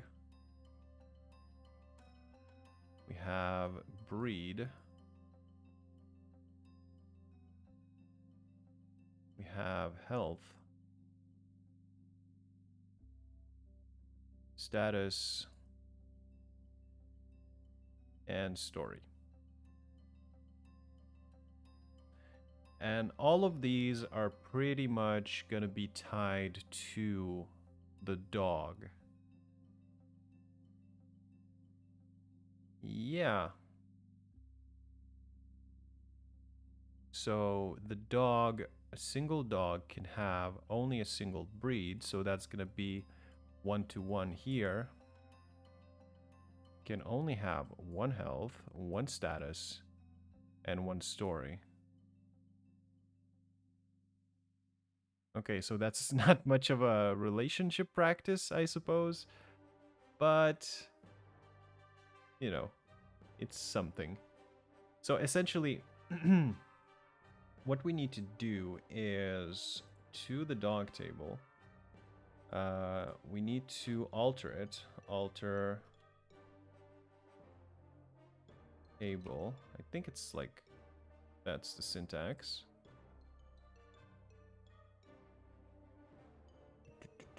Do delete, insert into. That's for rows.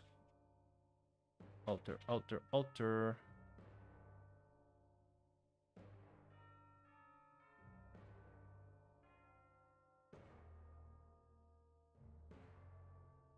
Where are you?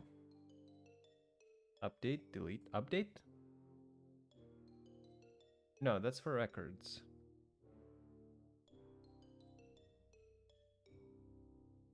Join, self-join.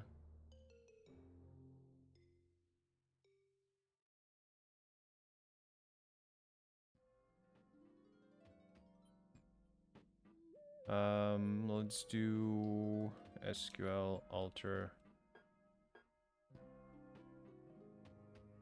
Oh, there it was.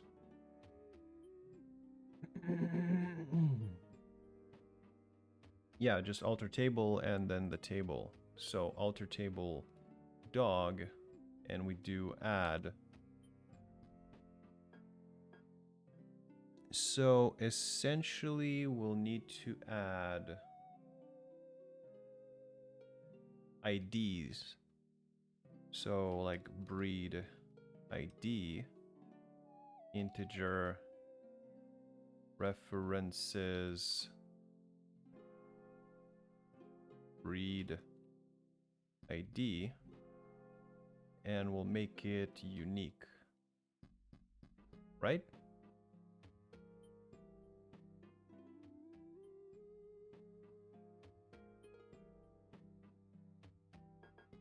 Yeah, I think so.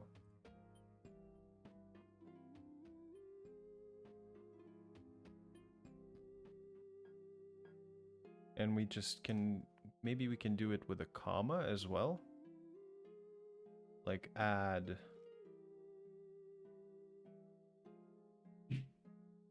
Can we do two health ID integer references health ID unique.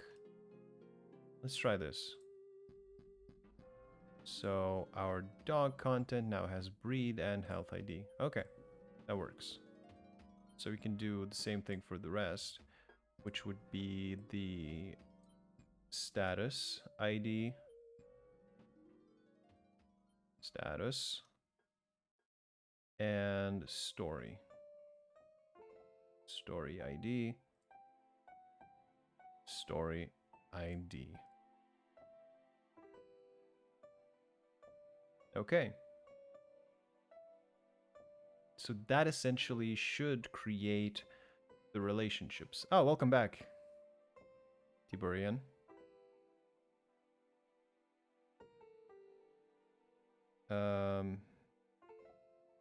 That essentially should create relationships between all the tables, and all these relationships should be one-to-one.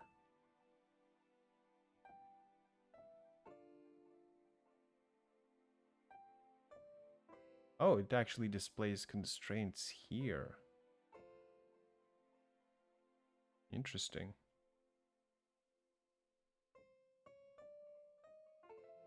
So we can add indexes, but we cannot add constraints. We can delete constraints.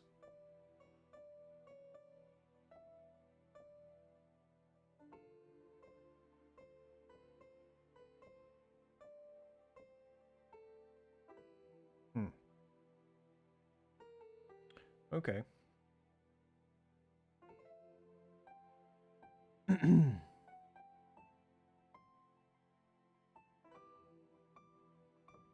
Okay, so now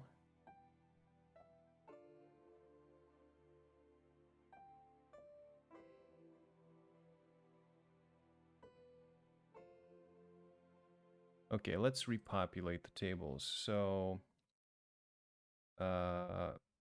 insert Jesus into breed, and our breed was breed name,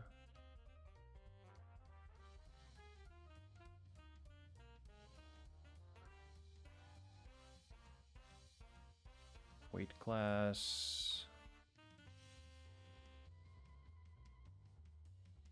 breed description. Oh god, breed description, activity level,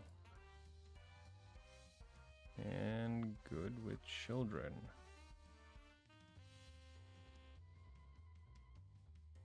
Values. Let's just spitball. German. Yep. Bird. Weight class. Large.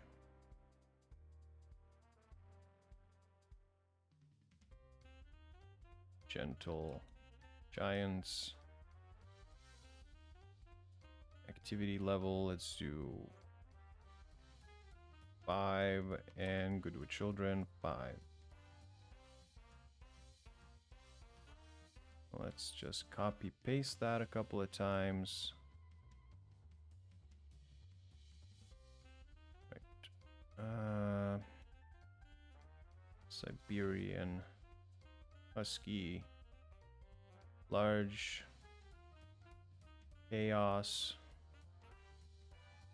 5, 5. Maybe like 3. Let's do Chihuahua. I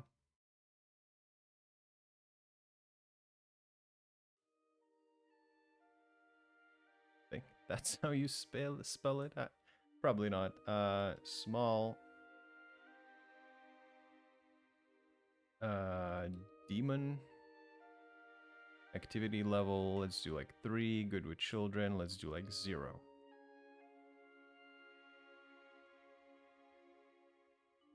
Probably don't need this comma.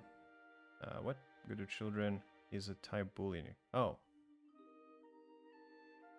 True. True. True. And false. Okay, that's filled. Now let's do health.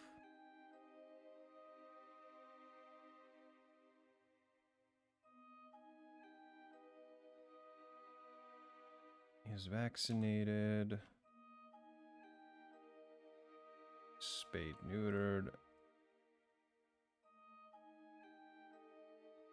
And other health conditions.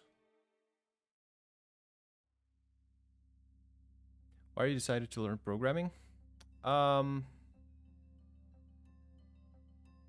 Because, well, I guess it depends whether you want the long version or the short version. The short version is that I did some soul searching and I decided that the best kind of job for me and the occupation and hobby and in general to do with like making money and realizing myself is a job where A, I can be alone, B, where my results are the ones that matter, or like my work, how much work I input, that's how much I get out of it. And C is because I love solving problems. So those are the three criteria that that programming satisfied. And I was like, yeah, let's try it. The long version is basically I've been looking for I don't know. I don't want to call it like my calling because that sounds a bit cliche, but I want to say that I was looking for a thing that I wouldn't get bored of easily. And I tried a bunch of stuff over the years and nothing really stuck. And programming was something that I was constantly going back to occasionally, but then I would put it down not because it was boring, but because of other life-related stuff. Like I couldn't dedicate a lot of time to programming because I had a full-time job, I had studies. I don't know. My finances didn't allow it to dedicate additional money to boot camps or whatever, or to be able to stay at home and actually learn programming. So I just kept putting it off and putting it off and putting it off, but I noticed that I kept coming back to it. So at the end of last year, I said, F it. I quit my job because I had a lot of savings. And I just started learning. And basically since beginning of December last year, yeah, every single day, excluding the weekends pretty much, I've been learning coding from 8 o'clock in the morning to 4 o'clock in the afternoon every single day. And it's still interesting. It's still fun. I still haven't gotten bored of it. So that's just a big sign that I've really found, well, my calling, I guess. So that that was the long version of it. True, and let's say has fleas.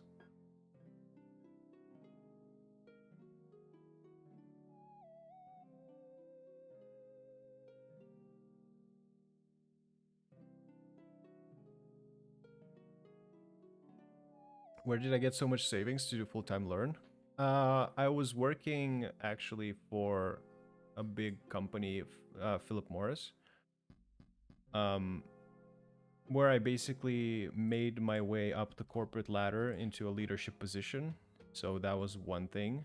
Another thing is that I got super lucky because my mother-in-law, she had a spare apartment. It's basically one-room apartment, but it was like old, unrenovated, and we made a sort of a deal that we can live here rent-free, but we do the renovations. So we kind of fixed up this apartment, and now we don't have to pay rent for it. But I guess the other side is that when we eventually move into our own space, then everything here will be left for her. So that's another thing. So obviously, like, I have my own money. I don't pay rent. And my girlfriend is working. Like, we still, so that helps to lessen the drain on my finances. Like, we split things 50-50, but it allows me a lot of flexibility.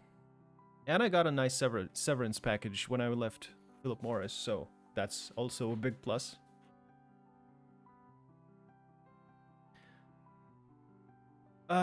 Okay. Health. So essentially, I don't know. I'm just lucky, you know? I realize not everybody is, but part of that luck, it's not just luck. It's also a lot of hard work, a lot of nerves lost, especially working in Philip Morris. Jesus Christ. Stressful as hell. But you know, it allowed me to be in a position where I am now. So my first step was in school where my first steps was in school where there was free time and no any payments. Yeah, that's pretty much, I imagine, where most people start. It's in school.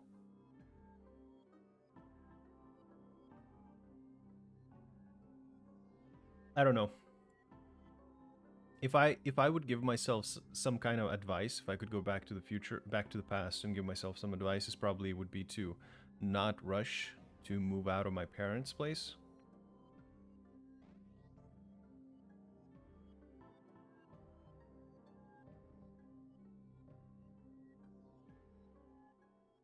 Because that would allow me to keep my expenses to a minimum.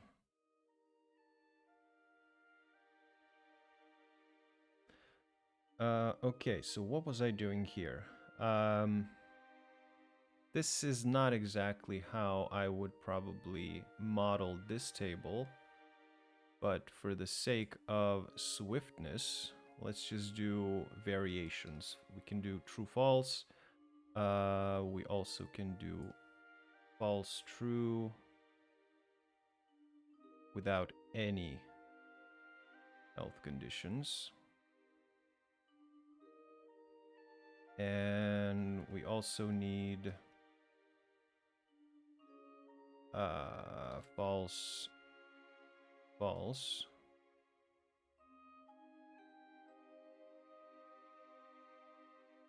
Yeah, it's this is a bad table.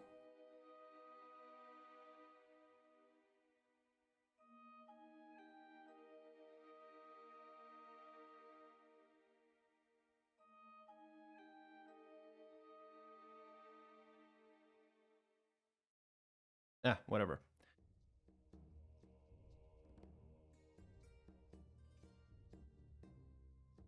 Okay, and we also have status, which is just status name. So status name values, and we can do just copy this.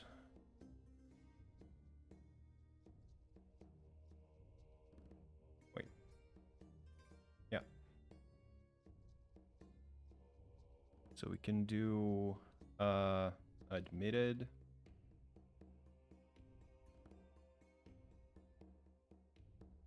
Admitted. We can do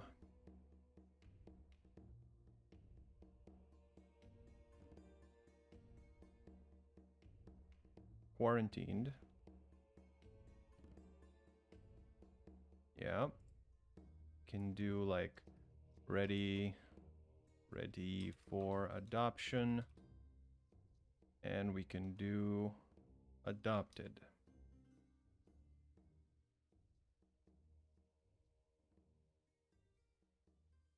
Okay. And finally, story.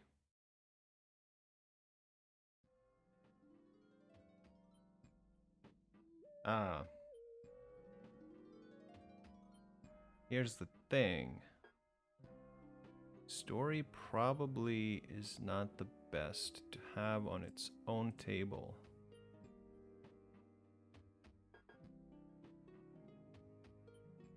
But, or maybe it's fine.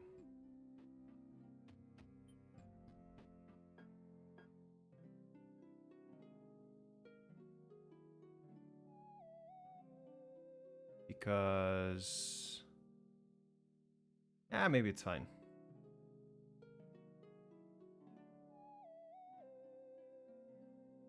Oh, wait, no. Text.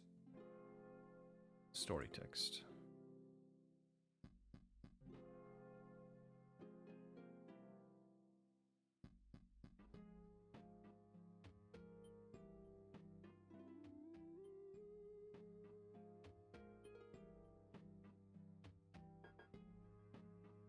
Just copy paste this. How many dogs do we have? None yet. But we have... okay, let's say we'll add 5 stories.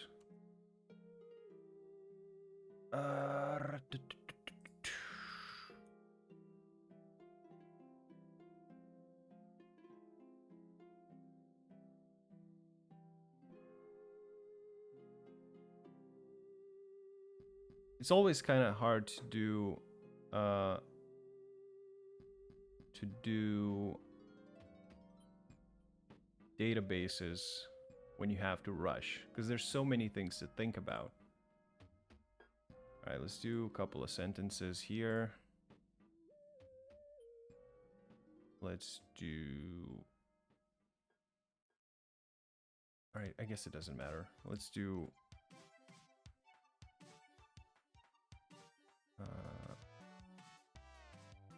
do it like this.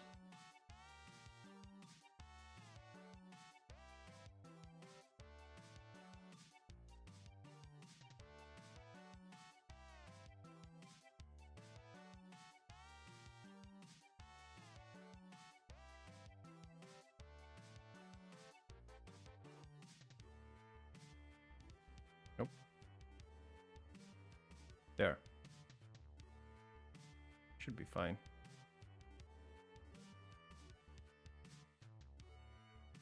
Except for this last comma.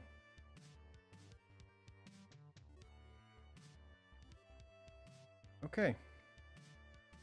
So, technically now, if we wanted to query our dog, right? So select all from dog.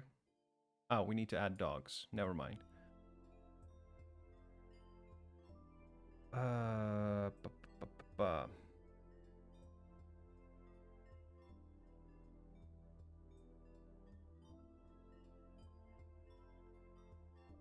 Let's do it like this. Dog name, BMO, age 12, weight, 32, sex, male.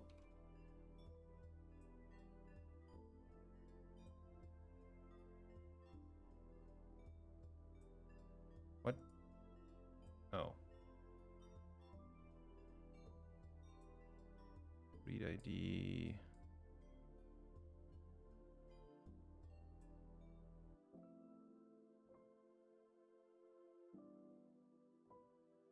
Okay, so 1.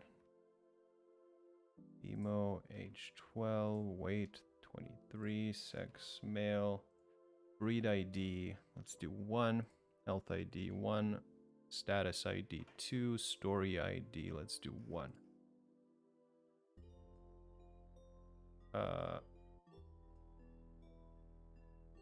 Is it added now? No. What?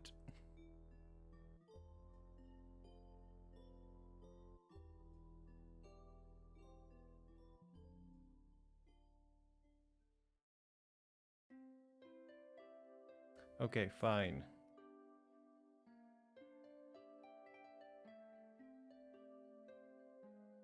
No.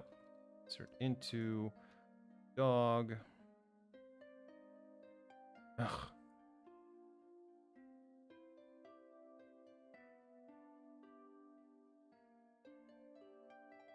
What in the hell? Dog name. Age.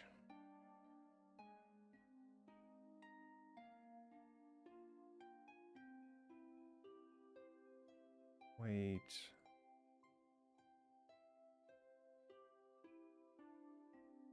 Thanks. Breed ID.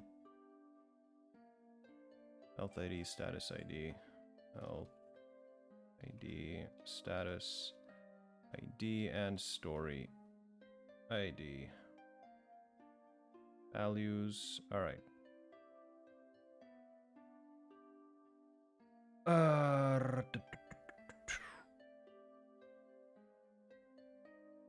Okay. Emo. Age 23. Weight 45. Sure. Sex. Male.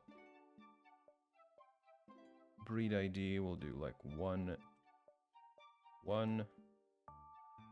2, and story ID. Let's do 1. And we can copy and paste this. So let's add like 5 dogs. And let's do Loki, who is 15, weighs 12, it's a male. Let's do 2. Health ID, let's do 3. Status, let's do 1. And story, let's do 2. Actually, let's just change stories immediately. Let's do 3, 4, and 5. I think we have 5 stories. Yes. Okay. Then the name, Lily, and do Oppenheimer. Probably misspelled Oppenheimer, and we can do Hurst. Sure. 1, 3, and 5. Let's do A. Weight 12, 5, and I don't know, 45. Male. Let's do female. So breed ID. How many breeds do we have? 3. Okay. So let's do 3, 3, and 2. And then health ID. We have 4. So let's do like 4. Let's do like 2. Status. Let's do 3, 2. Okay, that's fine.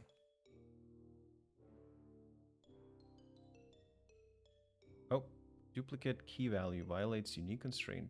Dog status ID. Key.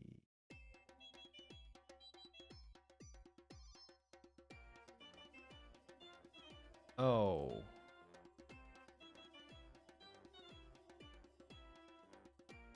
Yeah, I added these as unique. God damn it. These shouldn't be 1-to-1. These shouldn't be 1-to-many. Because many dogs can have the same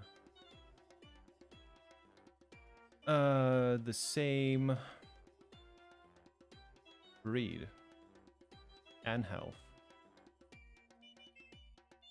Story could be 1-to-1. That's fine.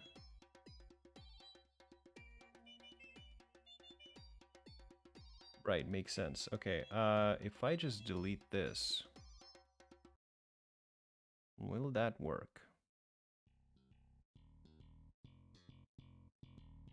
Dog breed ID.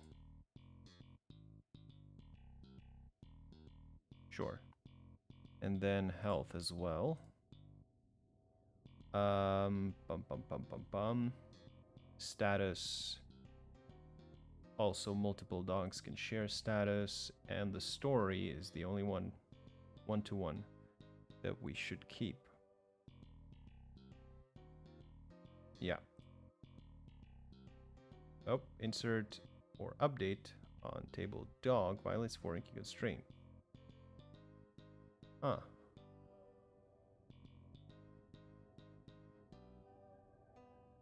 Violates foreign key constraint. Dog breed ID.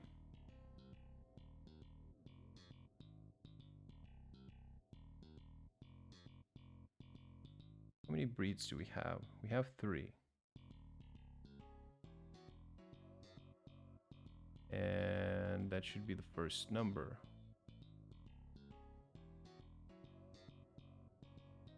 Is breed ID also a unique thing? No.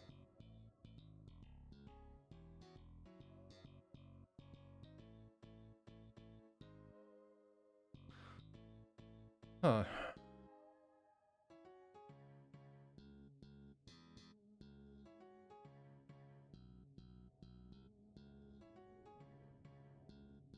Breed ID references breed ID. Violates foreign key constraint.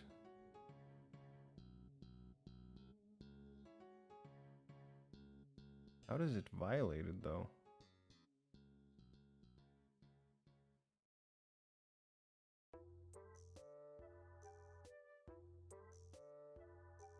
Hmm.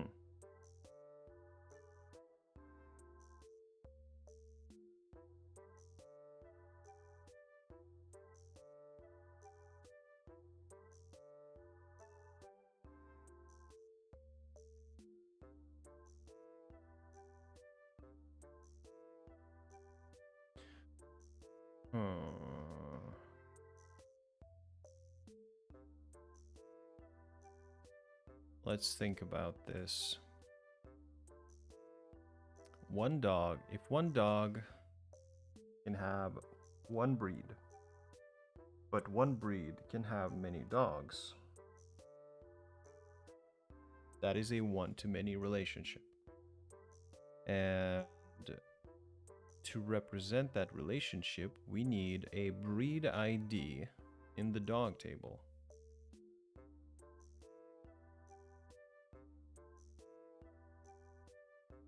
If it was one-to-one, we would also have that as unique, but we've deleted the unique constraints, so that should work.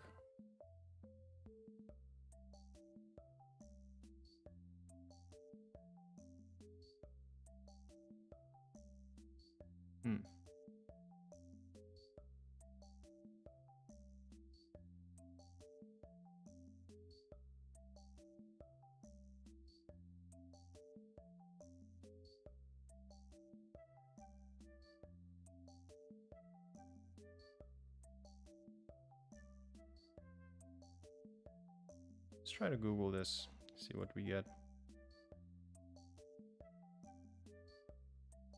Huh?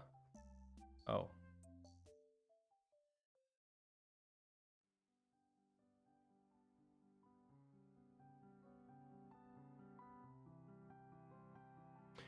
So this guy has projects and entity type.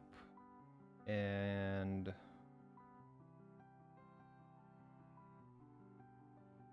okay, so he has a foreign key that references project in the entity type. The error message means you are attempting to add an entity type that does not have a corresponding project entry.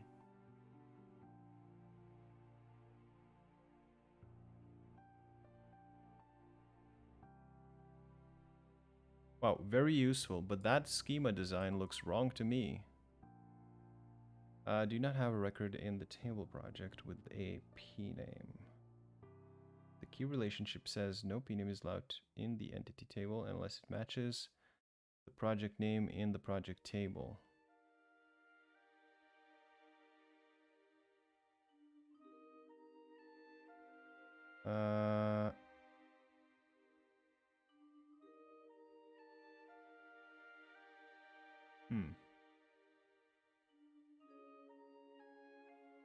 This doesn't tell me much. What if we try to add things manually?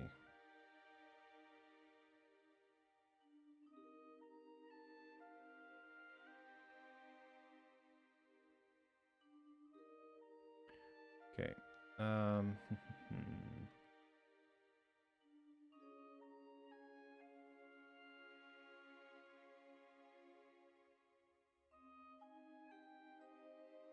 Read ID. Let's do 1111.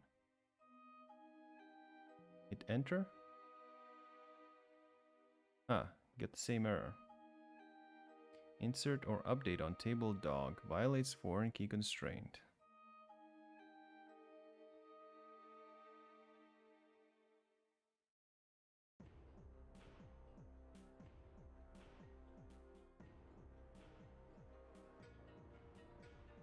Okay, what am I saying here? What I'm saying is that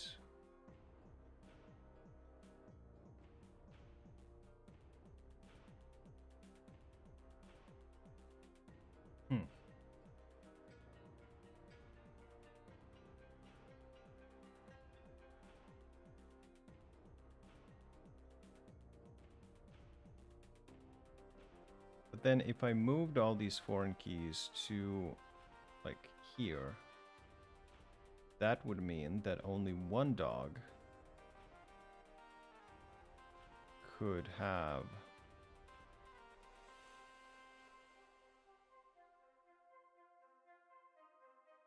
a certain combination. No, I mean, it should be fine.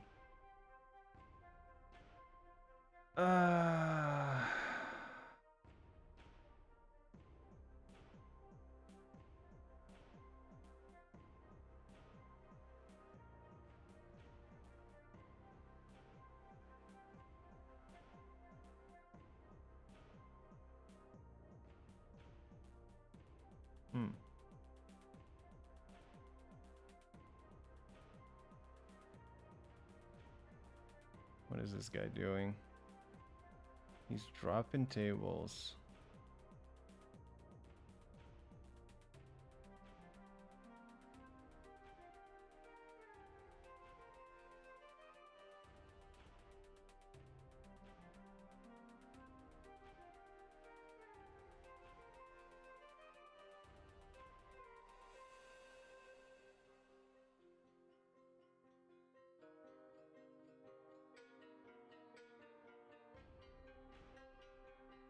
Two sets of tables.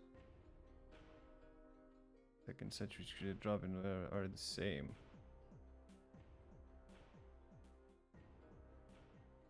Huh?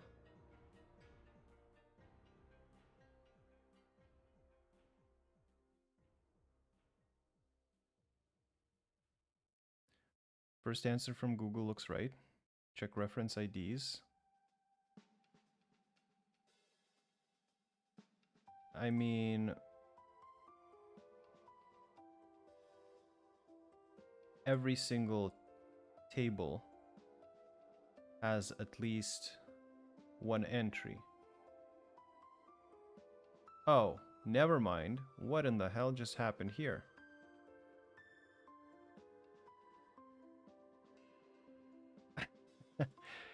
Yeah. Okay.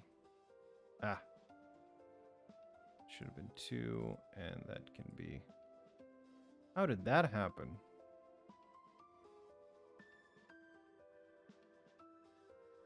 Okay, so now... do 1...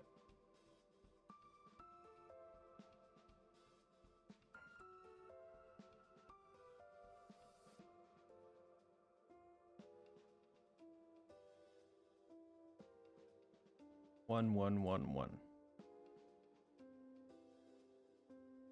Okay. Deleted records, but index remember there was records and count forward. Full reset of tables. Ah, right. Yeah, you're right.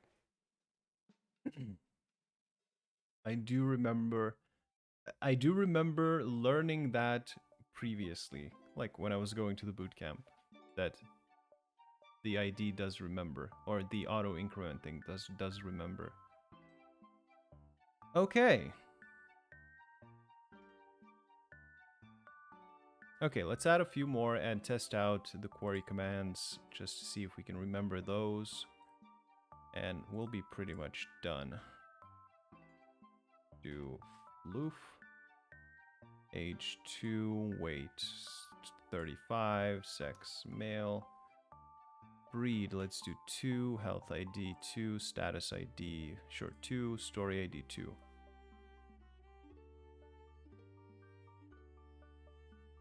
Jesus, it's a bit finicky. 3, Kempo. Age 1, weight, let's do like 20. Female, not a very female name, but there we go. And let's do 4. Let's do Thor. Age 1, 23, male. Breed ID. He's not in it, so let's do 2. Health ID is perfectly healthy. Status ID, he is adopted. And story ID, let's do 4. Okay, let's take a look. So if we do select all, excuse me, select all from dog. What's the shortcut for Command R? I don't have command. Control R? Where breed equals breed ID equals, let's say 1. Oh, it's Control R. Okay. All right. So now, if we wanted to look at everything, we could do. So select, I guess, all from dog. We could do join breed on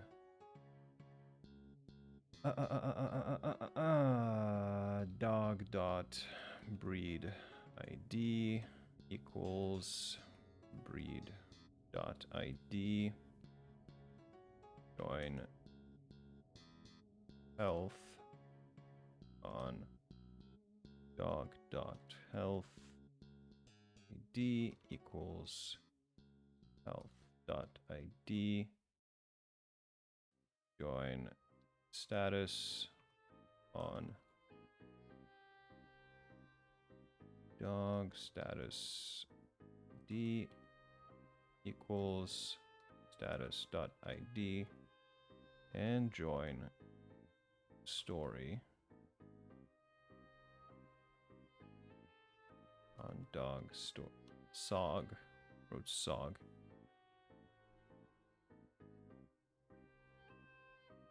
dog dot story ID equals story dot ID. There we go. Now we get the full picture.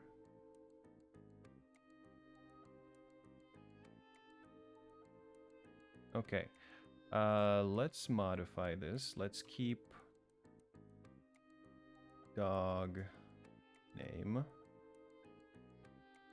Let's keep age, weight, sex. And let's do breed dot breed name as breed name. Can format this a bit better, I guess. Weight, sex, breed, as breed name. Ba, ba, ba, ba, ba, ba, ba.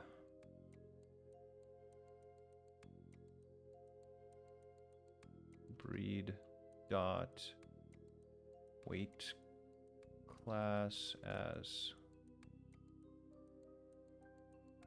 I don't know, type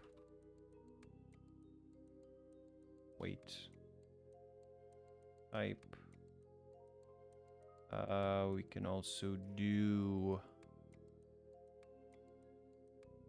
breed description, I guess. Breed dot description as breed description.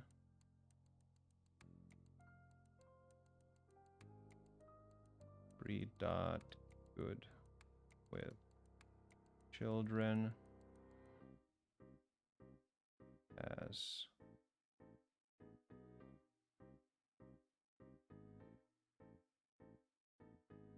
is good with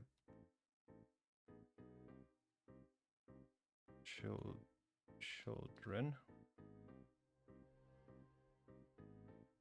Then we can take a look at other stuff. It's really nice to have raw SQL on hands because sometimes ORM creates shitty SQL requests.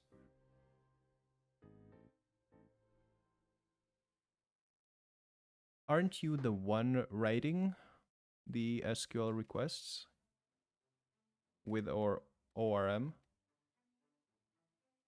I'm trying to remember back my Django days.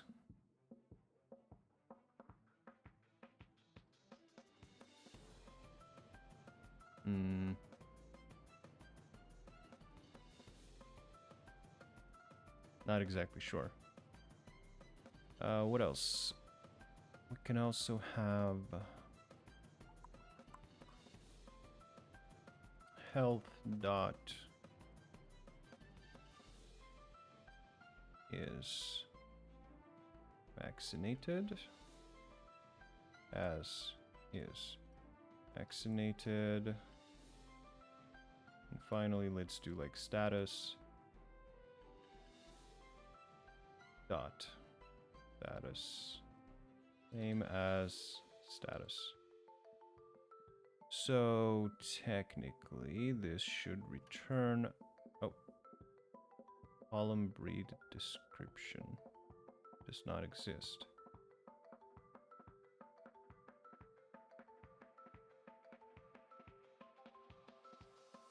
Yes, it does.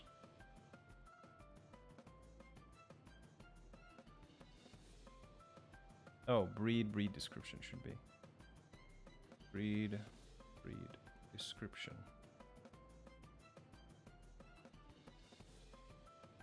Okay, so we got basically the information that we needed.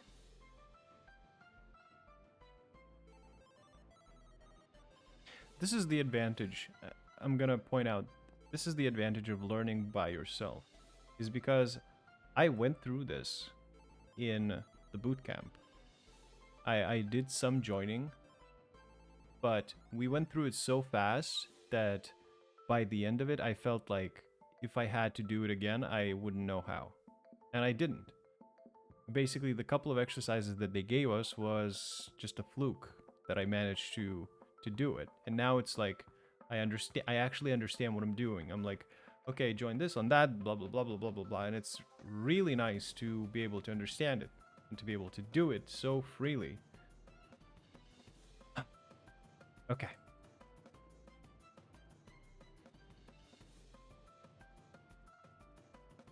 Tiberian's probably sitting there like watching me doing this basic stuff and he's like, okay, bro.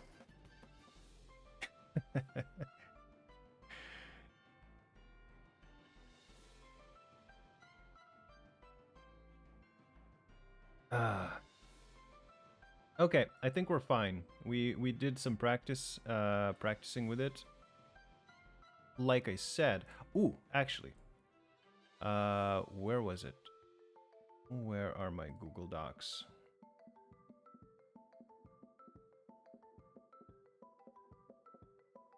Right, we can add to our weekend stream topics, practice SQL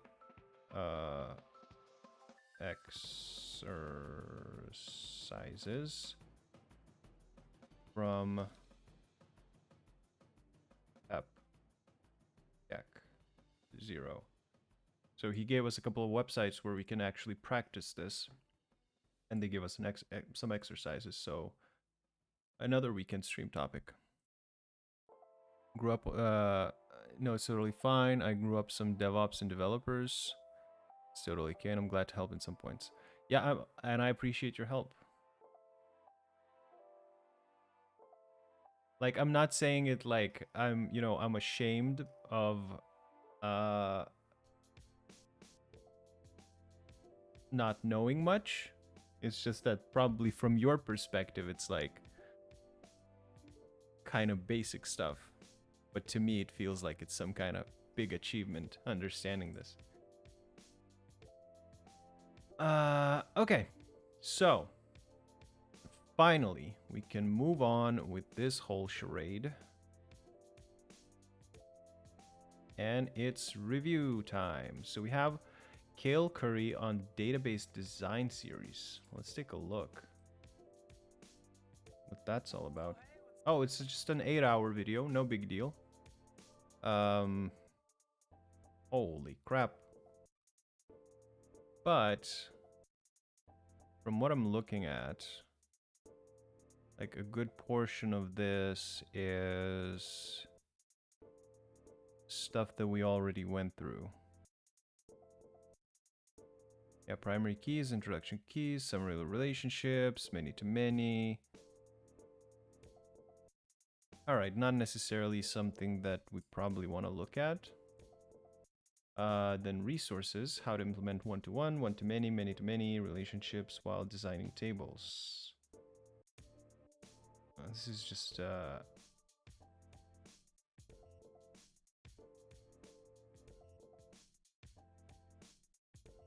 This is just a Stack Overflow explanation. Someone explaining how to implement them.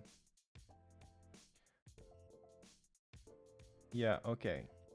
So one-to-one is reference, and he's adding constraint on what? Gov SDID, which is where?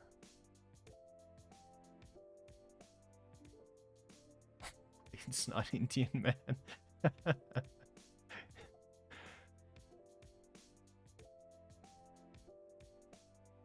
Unique. Maybe I'm not understanding this syntax here. Oh, he's naming the constraint, and he's adding a unique constraint on this. Okay, no, I understand it. Maybe.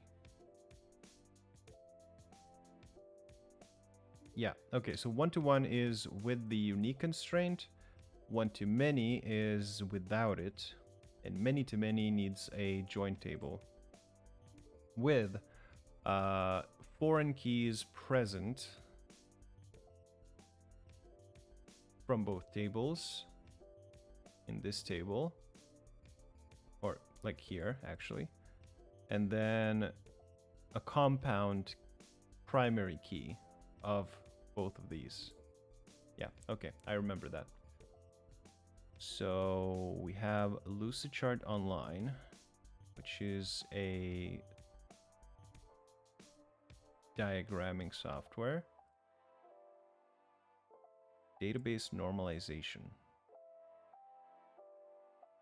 In relational database design, we not only want to create a structure that stores all the data, but we also want to do it in a way that minimizes potential errors. when we work with data. The default language for accessing data from a relational database is SQL. In particular, SQL can be used to manipulate data in the following ways. Sure. We have anomalies. That's a new term. This refers to the situation when it's impossible to insert certain types of data into the database. The deletion of data leads to unintended loss of additional data. Yes, because of poor cascading, probably. Data that we had wished to preserve. And update anomaly refers to the situation where updating a value of a column leads to database inconsistencies.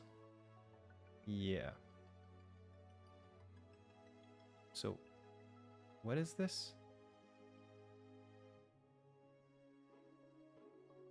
Is in first normal form if it satisfies the following conditions. Contains only atomic values. And there are no repeating groups.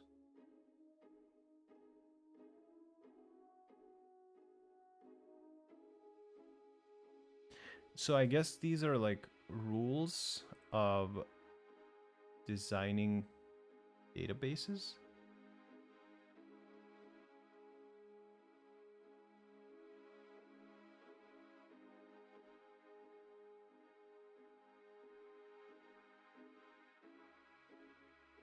Okay, how do we bring an unnormalized table into first normal form? We just separate the color.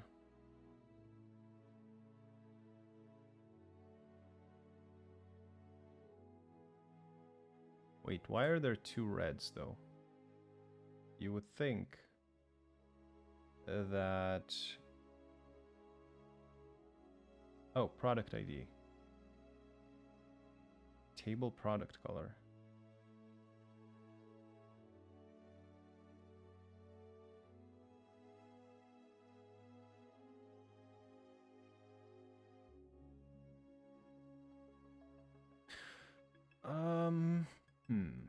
Wouldn't it be better to have a separate color table, list out all the colors, and then just have color ID in your table product? Or your product table, or whatever. Now it just splits them into product price and product color. And has product IDs in here.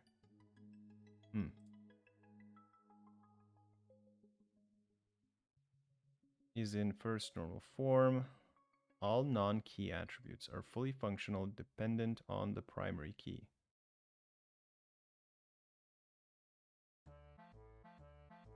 So we have store IDs here.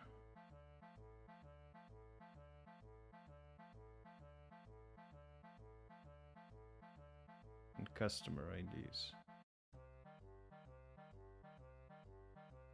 Okay, we'll read these some other time. Probably need to read this article first to understand. Alright, I will actually favorite that and favorite that. Jesus Christ, one of these days I need to find some time to actually read the articles that I'm favoriting.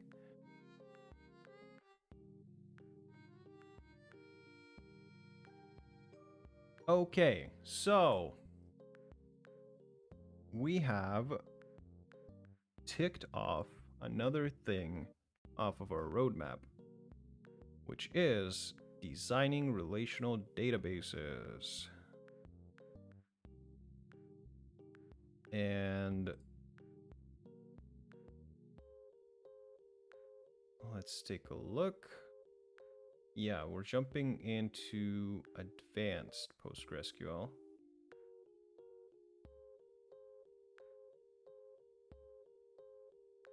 Yeah, this will be a biggie. How to make sure my database stays intact, which has constraints, building an inventory database project, security with roles, indexes, More indexes, more indexes. What I'm not finding, however, oh, it has normalization as well. Okay, so maybe I don't need to read those articles. What I'm not seeing, however, is like functions.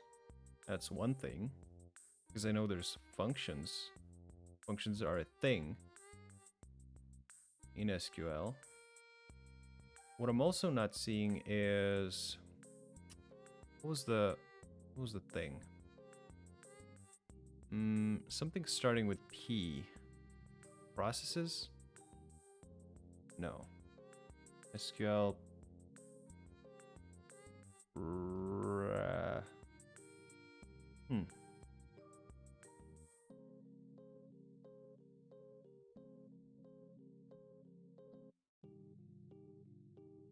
What was it? I think I saw that keyword in Postbird somewhere. Structure, content. Procedures. Yeah.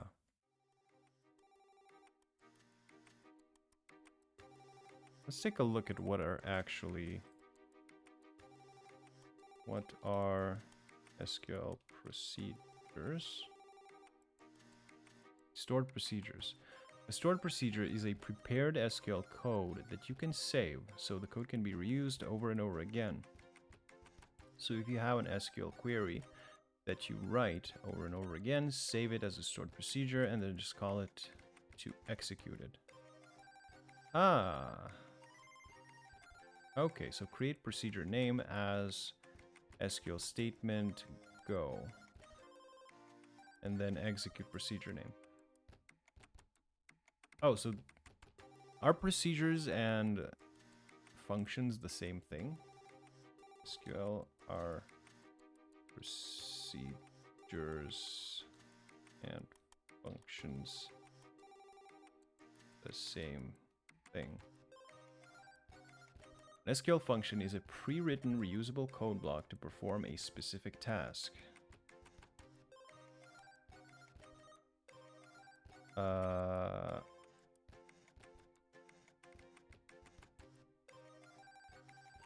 It is created and stored in the database and can be called from an SQL statement or another function.